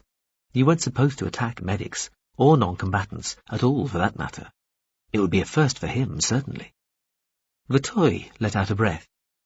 He waited a moment. "Please," he said politely, "may I know your name?" She smiled and tapped her pen on the side of the clipboard. "I am Dr. Majr," she said. She made another note. Vitoy hadn't really been listening when she'd told him her name. He'd just realized something. "Oh, fuck," he said, grinning suddenly. "Excuse me?" the young doctor said, blinking. "You're really not obliged to tell me your name, are you?" He was still grinning. "We have established that," she agreed. "And I could be legally punished, even tortured according to the articles I've signed when I joined up. Maybe not serious torture, but the sort of mistreatment your average civilian would kick up shit about." "Does that seem—" "And he gestured at the blank face of the television. "The footage, the screen images, they were poor quality for a good reason, weren't they?" "Were they?" "And not shot from below," he said, and laughed. He slapped his hands on his thighs. "Damn, I should have picked up on that. I mean, I noticed, but I didn't. That drone, that camera, whatever it was with us." "Was it?" He sat back, narrowed his eyes. "So how come I'm here? Why can't I remember anything more than I'd remember if I had just been captured in combat?" "What do you think the answer might be?" "I think the answer might be that I'm under suspicion for some reason." He shrugged. "Or maybe this is some sort of commitment checkup that we never hear about until it happens to us personally. Or maybe this happens regularly, but we're made to forget about it each time, so it always comes as a surprise." "Do you think you should be under suspicion?" "No, I don't," he told her calmly. "My loyalty should be unquestioned. I've served this cause faithfully to the best of my ability, fully committed for over 30 years. I believe in what we are doing and the cause that we fight for. Whatever questions you might have for me, ask them, and I'll answer them honestly and fully. Whatever suspicions you might hold, reveal them, and I'll prove them to be unfounded." He stood up. "Otherwise, I think you ought to let me go." He looked at the door, then back to her. "Do you think you should be allowed to go?" she asked. "Yes, of course I do." He walked over to the door, feeling the floor move very slightly under him as he went, part of that gentle, long-period up-and-down movement. He put his hand on the handle. "I'm assuming this is some sort of test," he told her. "And I've passed it by realizing you're not on the enemy side. You're on my own side, so now I get to open the door and go." "What do you think will be on the other side of the door?" "I've no idea, but there is one very obvious way to find out." He tried the handle. Still locked. "Please, Dr. Majr," he said, nodding to her, "if you would." She looked at him expressionlessly for a few moments, then reached into a pocket of her white coat, pulled out a key and threw it to him. He caught it, unlocked the door and opened it. Dr. Mai came up and stood beside him as he looked out to the open air. A breeze entered the room around them, ruffling the material of his fatigues and mussing his hair. He was looking out across a broad expanse of mossy green. It curved, falling gently away towards a cloudscape of white on blue. The green carpet of moss lay on the level bough of a vast, impossibly big tree. All around, the boughs, branches, twigs and leaves proliferated. Where level, the boughs supported substantial multi-storey buildings and broad roads for small wheeled vehicles. Where the boughs curved upwards, the roads wound their way round them like the slides on helter-skelters, and smaller buildings, the size of houses, clung to the pitted, ridged and gnarled wood. The branches held paths, more houses, platforms, balconies and terraces. The twigs were big and strong enough to hold paths and spiralling steps and smaller buildings like gazebos and pavilions. The leaves were green going golden, and the size of the sails on great sailing ships. The small cars, people walking and the slow great rustle of the sail-sized leaves filled the view with movement. The gentle up and down and side-to-side motion was revealed as the effect of the strong, steady wind on both the tree as a whole and this particular bough. Dr. Mai now wore some sort of wingsuit, dark, webbed, voluminous. He felt something change and looked down. He was wearing something similar. She smiled at him. "Well done, Pt.2. Now time for a little R&R, yes?" He nodded slowly, turning to look back into the room, which had changed into an appropriately rustic chamber full of bulbously uneven, richly coloured wooden furniture. The window was roughly oval and looked out into a shrub-filled courtyard. "Care to fly?" Dr. Mai asked, and set off at a run across the broad thoroughfare of moss-covered bark. A passing car, tall-wheeled, open like something from history, honked at her as she sprinted across the road. Then she was over, starting to disappear as the bow's surface curved downwards. He set off after her. He lost sight of her for a few moments, then she reappeared in mid-air, curving up through the wind, zooming as the wingsuit filled and bore her upwards, lofted like a kite. There was a long platform, like an extended diving board, which she must have leapt from. He remembered how you did this now. He had been here many times before.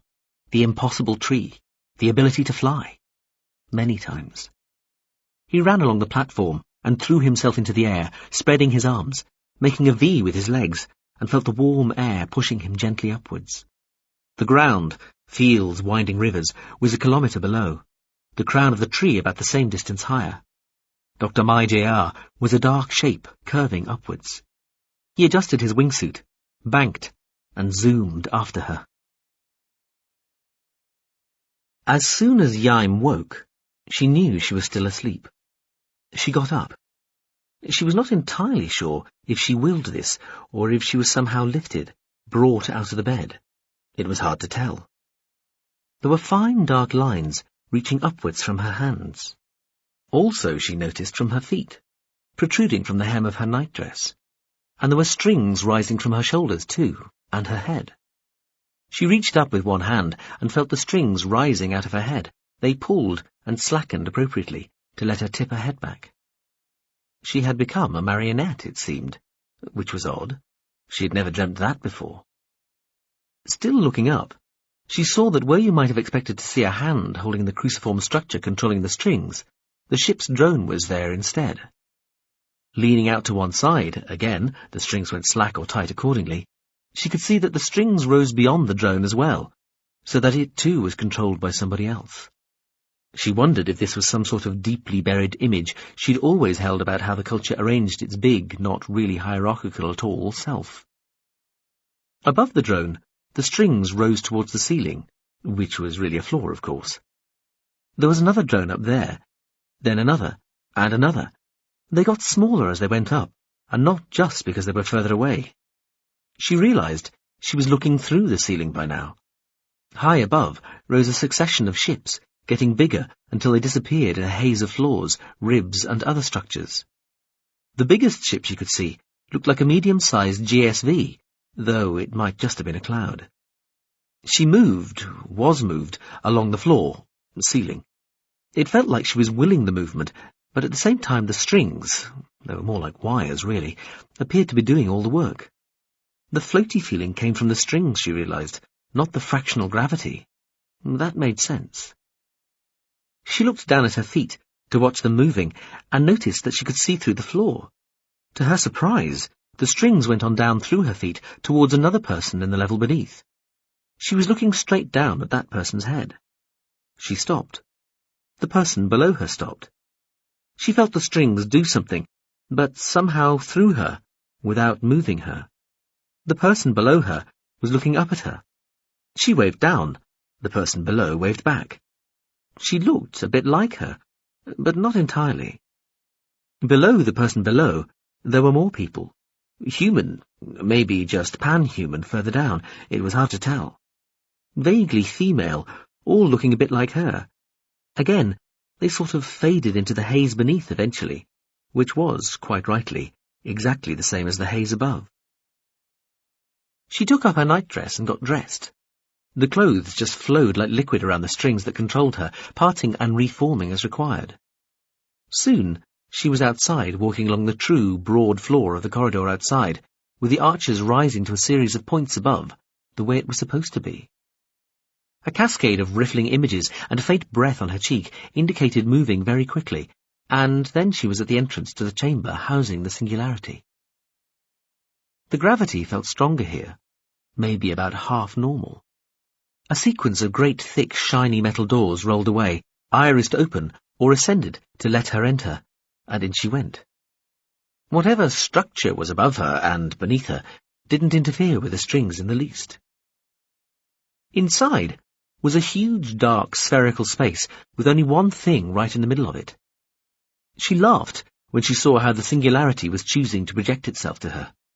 It was a cock, an erect phallus that any pan-human adult would have recognized, but with a vagina splitting it not quite from top to bottom, frilled with vertical double lips. Looking at it, it did quite a good job of looking exactly like both sets of genitals at once, with neither really predominating. She wondered if her subconscious had designed this for her. She patted herself between the legs as though telling her own little nub not to mind, not to get jealous. "Oh," she heard herself say, "you're not going to kill me too, are you? Like Norpi?" "Norpri," the vagina corrected her. Of course it could speak. She always got names wrong in dreams. "You're not, are you?" She'd remembered the bald young man telling her that each time he tried to talk to the Bulbician, it killed him, and he had to be revented.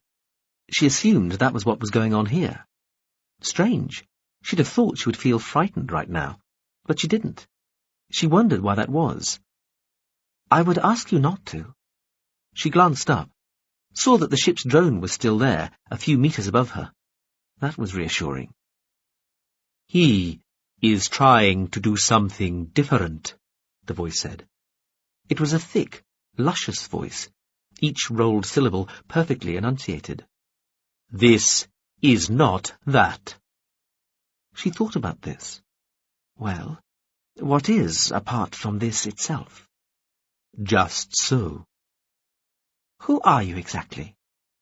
I am what people call the Bulbician. She bowed to it. Looking down as she did so, she saw the person below her still standing straight. She wondered if this was rude. She hoped not. "Pleased to meet you," she said. "Why are you here, Prebane Frotessa, Iain Lutza, in Soki dam Volsh?" Wow, her full name. That wasn't something you heard every day. "I am to wait for the ship coming here from the culture GSV, Total Internal Reflection," she told it. "Why?" "To see if a girl called Ludej Ibrek, something like that. Anyway, to see if she turns up too, and goes back with the ship from the Total Internal Reflection." It was all right to say this, wasn't it? Everybody knew this. To what end? Apparently, there was a string that made her cheeks blow out and let her expel a long breath. Well, it's complicated. Please explain. Well, she began. And she explained. Your turn. What? Your turn to tell me what I want to know.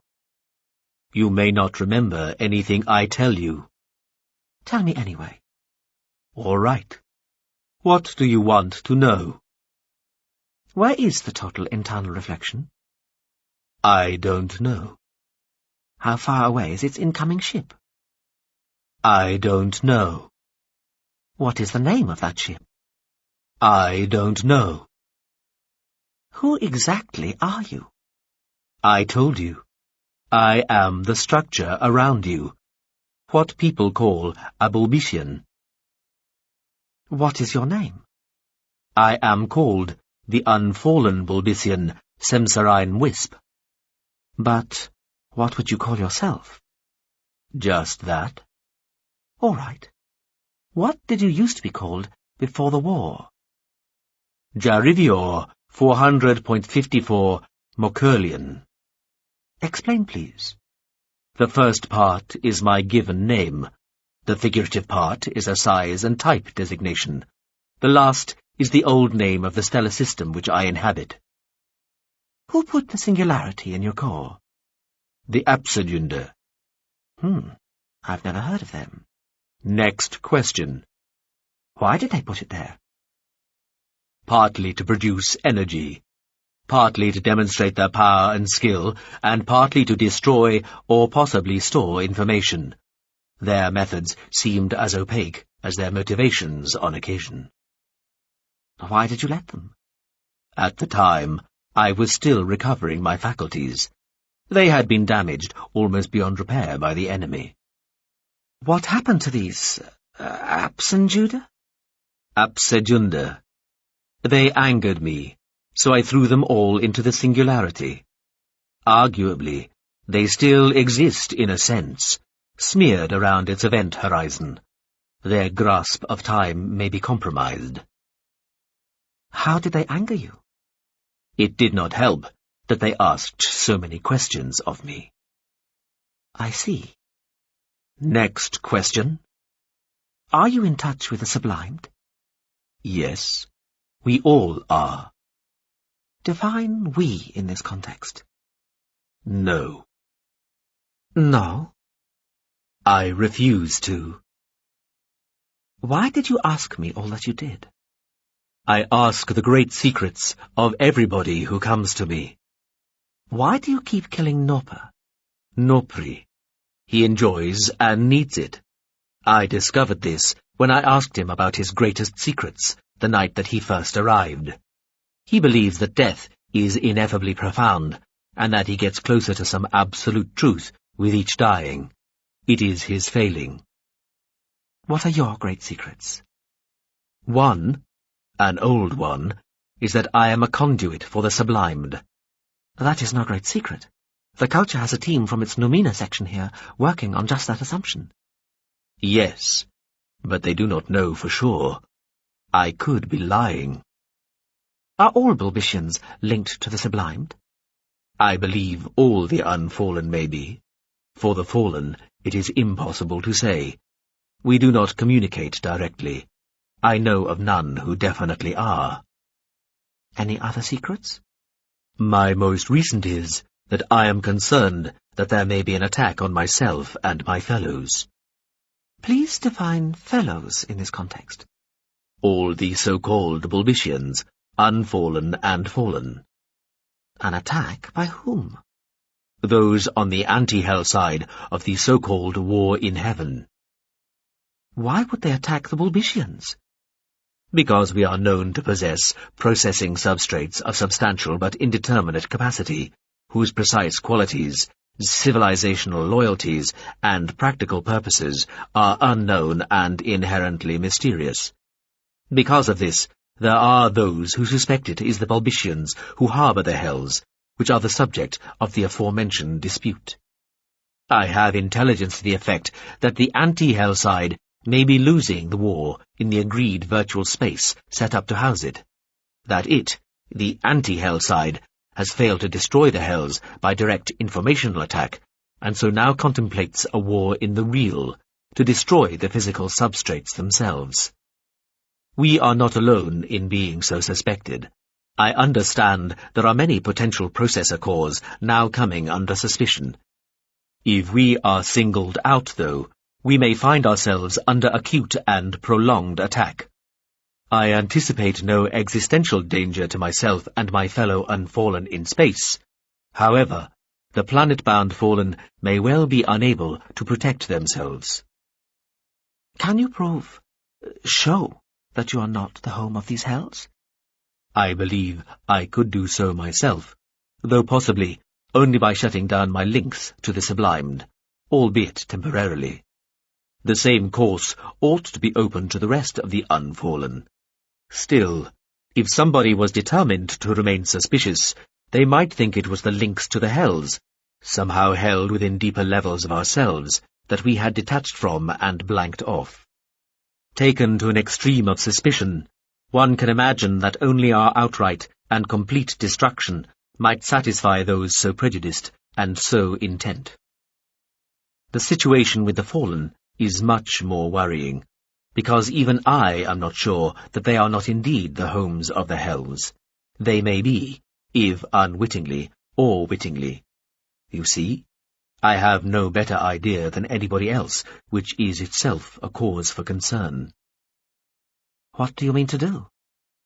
I have decided to alert the civilization known as the Culture, as well as other potentially sympathetic civilizations with similar reputations for empathy, altruism, strategic decency, and the possession of significant military capability. That is what I am doing now, talking to you. Until you arrived, I was thinking of finally letting Nopri and his team know about this, or Dvelna's team, or both, as well as anyone of significance arriving on the ship inbound from the total internal reflection, perhaps even the ship itself, or that which you arrived on, though this would be to break a pledge to myself made a long time ago. However, you are here, and it is you that I am telling, as you appear to be a person of some importance and potential. I am? You have some importance within your own specialist department, Quietus, and within the Special Circumstances section of Contact. You are known. You are, within certain elites, famous. If you talk, people will listen. Only if I remember. You said I might not remember all this. I think you will. In fact, I may never have been able to stop you from remembering, or at least from passing on what you have learned. That's irksome. Please explain.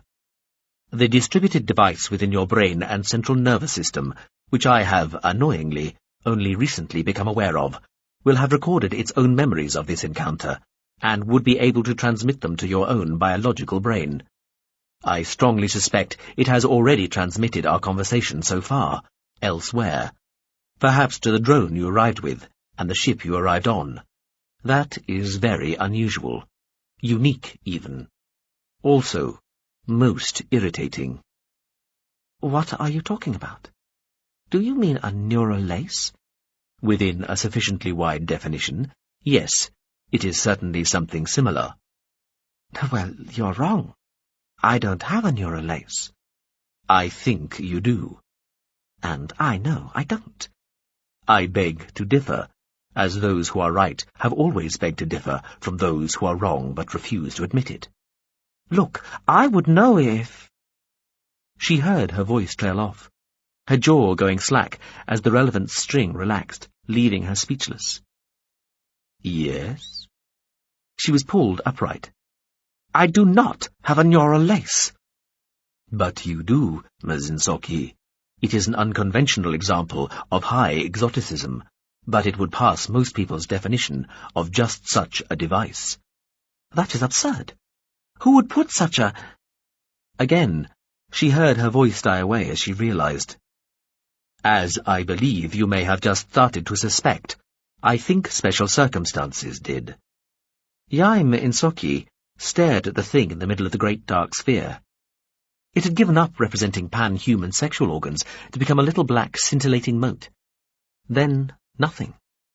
Then she seemed to be flung backwards from it, trailing her strings rippling behind her, flying through intervening walls and structure as though they weren't there, her clothes flapping madly in the howling gale of her backward rushing regress, her strings whipped to destruction, suddenly snapping off in the maniacal slipstream as she was missiled back towards her cabin. The wind noise rose to a shriek, Her clothes were torn off her body as though she'd been caught in a terrible explosion, and she plunged, naked and howling, into her bed in a great burst of ripped fabric and slowly spouting, wildly frothing water. Iain came too, in what felt like a struggle with reality itself, writhing and choking in the midst of the slowly descending waters. She was still wearing the sodden nightdress, though it was bunched up round her armpits. The huge room was lit by something strobing white and pink. She coughed, rolled across the punctured bed, through the remaining pools of water, and hauled herself over the raised edge, looking for the drone. The drone lay on its back, spinning on the floor. That didn't look good, she thought, as she fell out of the bed. "I think we need," she began. A bolt of violet lightning speared down from the ceiling, crashing into the drone and puncturing it, blowing a fine yellow-white mist towards her. The mist was incandescent, the sparks within it setting fire to whatever they touched. The drone had been holed straight through and split almost in half by the blast. Spatterings from the mist of molten metal hit her legs, burning a dozen tiny holes in her skin. She screamed, rolled away across the damp floor. She felt her pain management system cut in, slicing off the red-hot needle sensations. A knife missile bounced out of the front part of the drone's fractured casing. It flew towards her. She thought she heard it start to say something, then it too was bludgeoned by a violet bolt from above, blasting it apart. A white-hot fragment tore past her cheek. Another tugged at the nightdress, where it had part fallen back across her chest. Smoke and flames seemed to be all around her. She flattened, started to crawl away as fast as she could. There was the whip-crack of a supersonic boom, making her ears close up. Suddenly, a knife missile was there, a metre in front of her. It flicked upright, so that its shimmering point field was aimed straight at the ceiling. Another violet lightning bolt slammed down, hammering the knife missile's blunt end halfway into the floor. "Crouch! Crouch now! Crouch position! Crouch position!" The missile bellowed at her, before a second bolt blew it apart, and something smacked her hard in the side of the head. She had jumped half up, and was already crouched in the emergency displace posture, ankles together, knees together, bum on heels, arms wrapped round her legs, head sideways to her knees, by the time the drone got to the first position. Cerise fire filled the air all around, and a terrific thunderclap slapped across her, trying to force the air out of her lungs. For an instant, everything went utterly quiet and dark. Then suddenly she was squeezed, compressed to the point where she could feel her bones start to bend, hear her spine creak, and knew that if she hadn't been under the pain control regime, she'd be screaming in agony. Then she was half flopping, half exploding out across the gently lit main lounge of the GCU Bodhisattva, her skin stinging in a confusing variety of places, all her major bones aching, and her head ringing. She lay on her front, on the dense, fluffy carpet, retching water. Her back hurt. She looked at the skin on her wrists where they'd been clamped tight over her legs. They'd been skinned. Blood, already clotting, was oozing out over a patch of flesh about 3 centimetres square on the outer fold of both wrists. Her feet felt similarly raw and tender. Blood had run down from her right temple and partially closed that eye. She put her fingers to what felt like a piece of still hot metal protruding from her skull and pulled it out. She could hear and feel a small, bony, grinding noise inside her head. She wiped blood from her right eye and peered at the fragment. Centimetre long. Maybe she shouldn't have pulled it out. Blood on its shiny grey surface was fuming, smoking. The fingertips holding it were burning brown. She dropped it to the carpet, which started to singe. Painfully, she put her hand to the back of her head. She'd been part scalped, too. The ship was making a noise, a deep, strong humming noise getting louder. She'd never heard a Quietus ship make any sort of noise like that before. Never come aboard one and not been greeted almost instantly and very politely, too. So far, though, nothing. Things must be desperate. Then, gravity seemed to shift, and she slid quickly along the floor with the fluffy carpet until she thudded into a wall. She was rolled over, spread out across the bulkhead. The ship felt like it was standing upright on its stern. She began to feel very heavy and compressed again. Appreciable acceleration inside a ship's field structure. That was an atrociously bad sign. She suspected it was only going to get worse. She waited for a field to snap about her. One did. and she blanked out. He caught up with Dr. Myjr, rising to meet her, as they both rose through the warm air towards the crown of the vast, impossible tree. He shouted hello. She smiled again, said something back. They were rising with a thermal, light as feathers, and the wind noise was not that great, but he wanted to hear what she had to say. He manoeuvred closer to her, getting to within a metre or so. "What was that again?" he asked her. "I said, I am not on your side," she told him. "Really?" He favoured her with a sceptical, tolerant smile. "And the war conduct agreement does not apply outside the mutually agreed limits of the confliction itself." "What?" he said. Suddenly, the wingsuit around him turned to tatters, as if slashed by 100 razor-sharp knives. He fell out of the sky, tumbling helplessly, screaming.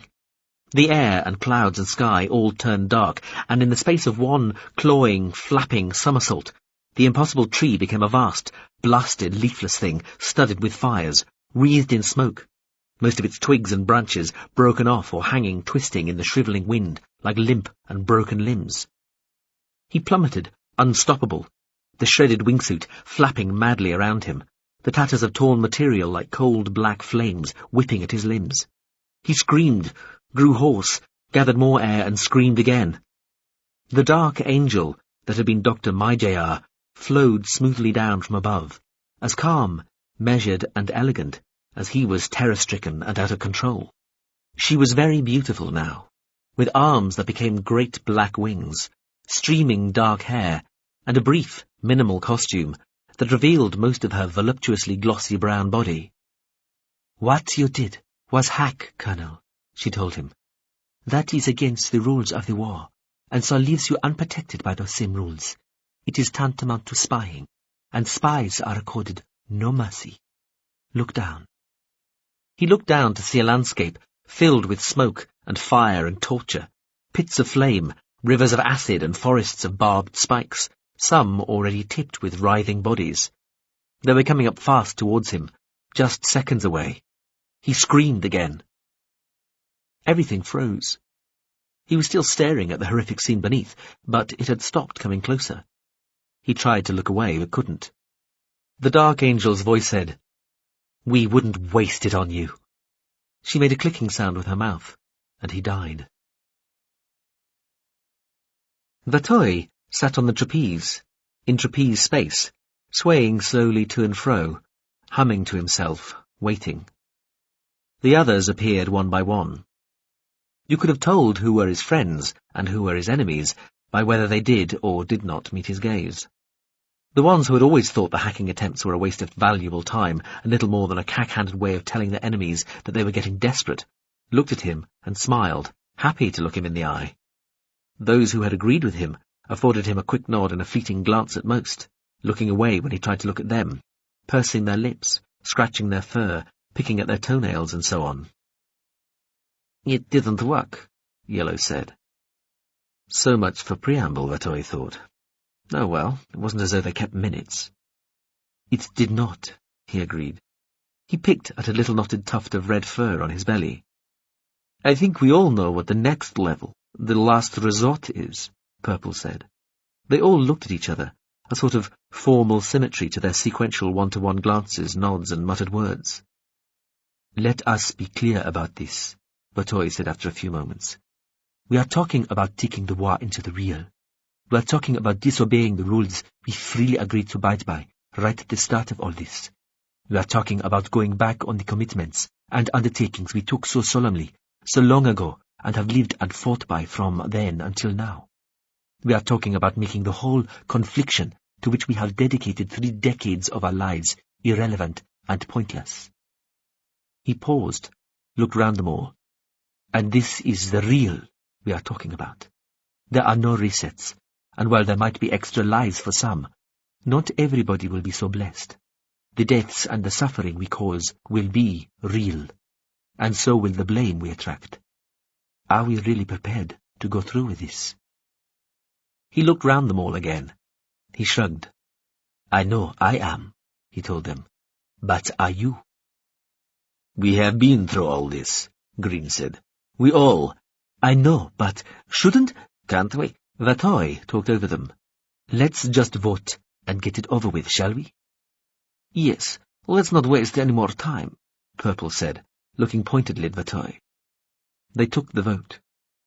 They sat still or gently swinging on their trapezes for a while. Nobody said anything. Then, let havoc be unleashed, Yellow said resignedly. The war against the hells brings hell to the real. Green sighed. If we get this wrong, he said, they won't forgive us for 10,000 years. Purple snorted. A lot of them won't forgive us for 1,000,000 years, even if we get it right. Vatoy sighed, shook his head slowly. He said, Fate help us all. Chapter 18. There was nothing worse, Veppers thought, than a loser who'd made it. It was just part of the way things worked, part of the complexity of life, he supposed, that sometimes somebody who absolutely deserved nothing more than to be one of the downtrodden, the oppressed, the dregs of society, lucked out into a position of wealth, power, and admiration. At least people who were natural winners knew how to carry themselves in their pomp, whether their ascendancy had come through the luck of being born rich and powerful, or the luck of being born ambitious and capable. Losers who'd made it always let the side down. Veppers was all for arrogance. He possessed the quality in full measure himself, as he'd often been informed, but it had to be deserved. You had to have worked for it, or, at the very least, an ancestor had to have worked for it. Arrogance without cause, arrogance without achievement, or that mistook sheer luck for true achievement, was an abomination. Losers made everybody look bad. Worse, they made the whole thing, the great game that was life, appear arbitrary, almost meaningless. Their only use, Veppers had long since decided, was as examples to be held up to those who complained about their lack of status, or money, or control over their lives.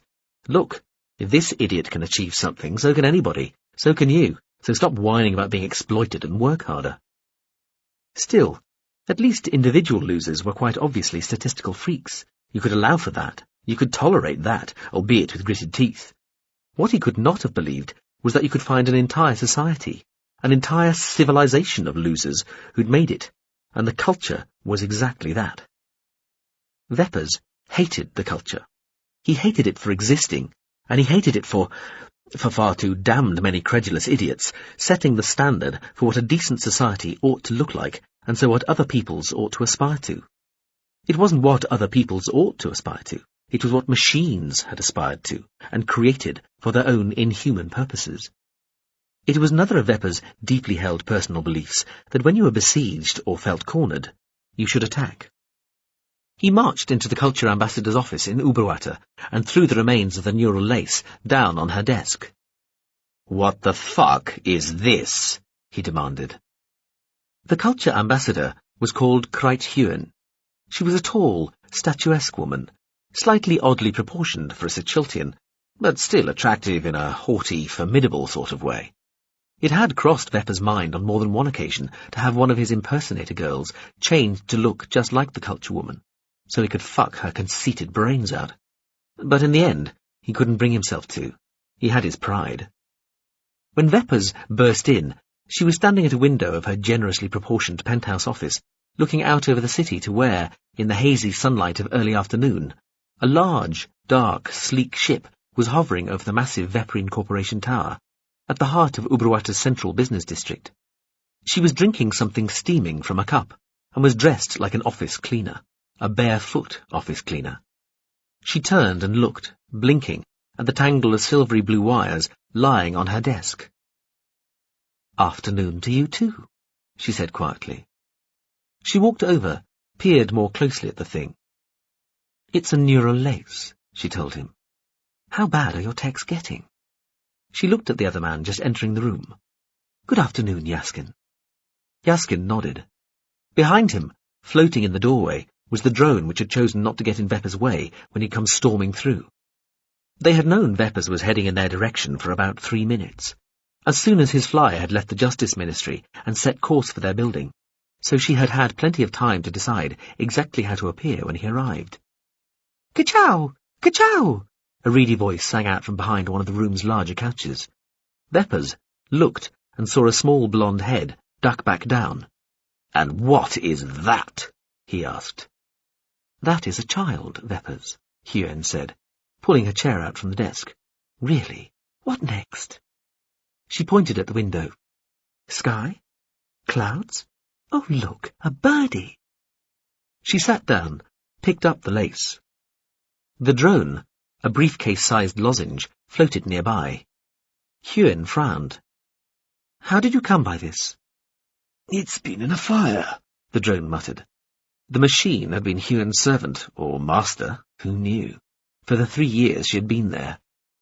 It was supposed to have a name or a title or something, and Veppers had been introduced to it, but he refused to remember whatever it was supposed to be called. "Ka-chow!" The blonde child was standing behind the couch, only its head and one hand formed into a pretend gun showing. The gun was pointing at Yaskin, who had brought his oculenses down from over his head and was frowning like a stage villain and pointing his own finger at the child, sighting carefully down it. He jerked his hand back suddenly, as though in recoil. "Ugh," the child said, and disappeared, flopping onto the couch with a small thud. Veppers knew Iain had a child. He hadn't expected to find the brat in her office. "It was found in the ashes of one of my staff," Veppers told Iain, knuckles on her desk, arms spread, leaning over her. "And my extremely able techs reckon it's one of yours. So, my next question is, what the fuck is the culture doing putting illegal espionage equipment into the heads of my people? You are not supposed to spy on us, remember?" "Haven't the foggiest idea what it's doing there," Iain said, handing the lace to the outstretched maniple field of the drone, which teased it out to its maximum extent. The remains of the lace took on the rough shape of a brain. Veppers caught a glimpse and found the sight oddly unsettling. He slammed one palm on Iain's desk. "What the hell do you think gives you the right to do something like this?" He waved one hand at the lace as it glowed in the drone's immaterial grasp. "I have every right to take this to court. This is a violation of our rights and the mutual contract agreement we signed in good faith when you communist bastards first arrived." "Who had it in their head anyway?" Iain asked, sitting back in her seat and putting her hands behind her head, one shoeless foot over her other knee. "What happened to them?" "Don't evade the question." Veppers slammed the desk again. Iain shrugged. "All right. Nothing in particular gives us, whoever us might be here, the right to do something like this." She frowned. Whose head was it in? The drone made a throat-clearing noise. "Whoever they were, they either died in a fire or were cremated," it said. "Probably the latter. High-temperature combustion. Probably few impurities, hard to tell. This has been cleaned and analyzed, at first quite crudely, and then only a little clumsily." The machine swiveled in the air, as though looking at Veppers. "By Mr. Veppers' techs, and then by our Jalupian friends, I'd guess." The barely visible haze around the machine had turned vaguely pink. Veppers ignored it. "Don't try to wriggle out of it," he said, pointing one finger at Iain. "Ka-chow!" said a small voice from the other side of the room. "Who cares who us is? Us is you. Us is the culture. This thing is yours, so you're responsible. Don't try to deny it." "Mr. Veppers has a point," the drone said reasonably. "This is our tech. Quite, high tech, if you know what I mean. And I imagine it, or the seed that became it, as it were, was emplaced by somebody or something who might reasonably be described as belonging to the culture." Veppers glared at the machine. "Fuck off," he told it. The drone seemed unruffled. "I was agreeing with you, Mr. Veppers." "I don't need this thing's agreement," Veppers told Iain. "I need to know what you intend to do about this violation of the terms of the agreement that lets you stay here." Iain smiled. "Leave it with me. I'll see what I can do." "That's not good enough, and that thing leaves with me," he said, pointing at the lace. "I don't want it conveniently disappearing." He hesitated, then snatched it from the drone's grasp. The sensation was unsettling, like plunging one's hand into a warm, cloying foam. "Seriously," Iain said. "Whose head was it in? It'll help with our investigations if we know." Veppers pushed himself upright with one fist, folded his arms. "Her name was El Ibrek," he told the culture woman. "A court-authorized ward of mine, and the subject of a commercial generational reparation order under the indented Intagliate Act." Iain frowned, then sat forward, looked away for a moment. "Ah, the marked woman. Lededja? I remember her. Talked to her a few times." "I'm sure you did," Veppers said. "She was okay. Troubled, but all right. I liked her." She looked at Veppers with what he felt sure was meant to be profound sincerity. "She's dead?" "Extremely." "I'm very sorry to hear that. Please pass on my condolences to her family and loved ones." Veppers smiled thinly. "Myself, in other words." "I'm so sorry. How did she die?" "She took her own life." "Oh," Iain said, her expression pained. She looked down. Veppers wanted to smack her in the teeth with something heavy. She took a deep breath, stared at the surface of the desk. "That is," Veppers took over before it got too sentimental. "I expect some sort of report, an accounting for this. I'm going to be away for the next few days." "Yes," the drone said, pivoting to point towards the view, specifically at where the sleek shape of the ship stationed over the Veprine Corporation Tower threw a slanted grey shadow over part of the city. "We saw your ride arrive." Veppers ignored it. He pointed at Iain again. "Ka-chow," said the voice from the couch. "And by the time I get back, I expect to hear some sort of explanation. If not, there will be consequences. Legal and diplomatic consequences." "Did she leave a note?" Iain asked. "What?" Veppers said. "Did she leave a note?" Iain repeated. "Often when people kill themselves, they leave a note. Something to explain why they did it. Did Lededja?" Veppers allowed his mouth to hang open a little, to attempt to express just how grotesquely insulting and irrelevant this piece of meddling effrontery was. He shook his head. "You have 6 days, he told the woman. He turned and walked to the door. "Answer any further questions she has," he told Jaskin as he passed him. "I'll be in the flyer. Don't take too long." He left.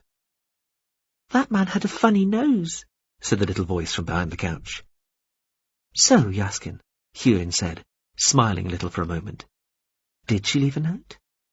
Jaskin cradled his good hand in the sling. "No note was left, ma'am," he told her. She looked at him for a moment. "And was it suicide?" Jaskin's expression remained just as it had been. "Of course, ma'am." "And you have no idea how the lace came to be in her head?" "None, ma'am." She nodded slowly, took a breath, sat forward. "How's the arm?" "This?" He moved the arm in the cast out from his body a little. Fine. Healing. Feels good as new." "I'm glad." Iain smiled. She got up from the chair behind the desk and nodded. "Thank you, Jaskin."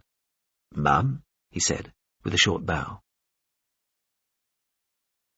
Iain held her child in her arms as she and the drone watched Veppers' wide-bodied flyer depart from overhead, its rotund mirrored rear glinting in the golden sunshine as it banked. The craft straightened and headed directly towards the Veprine Corporation Tower, and the ship, barely smaller than the tower itself, poised immediately above it. The drone's name was Alfez Hresh. "Well," it said, "the nose injury is real enough, but it was never done with a blade, and not a bone in Jaskin's arm has ever been broken. His arm is perfectly healthy, save for about 20 days' worth of minor atrophy due to partial immobility. Also, that cast has concealed hinges to let it come off easily." "Did you get a full reading on the lace?" "As good as though he'd left it."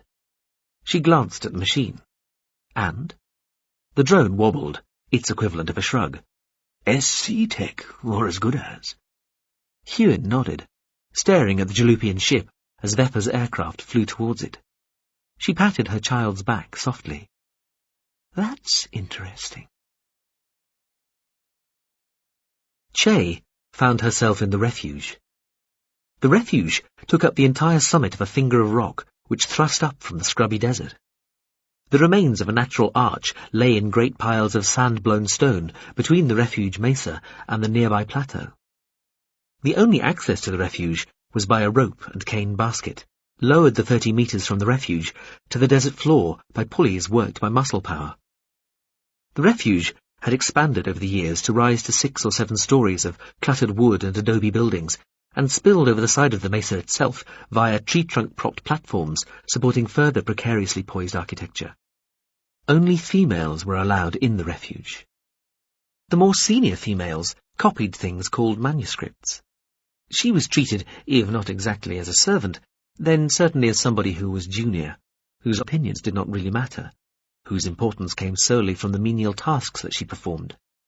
When not sleeping, eating, or working, she was at worship, joining everybody else in the refuge, praising God in the chapel. God here was a female deity, worshipped for her fecundity by these celibates in long services full of chanting.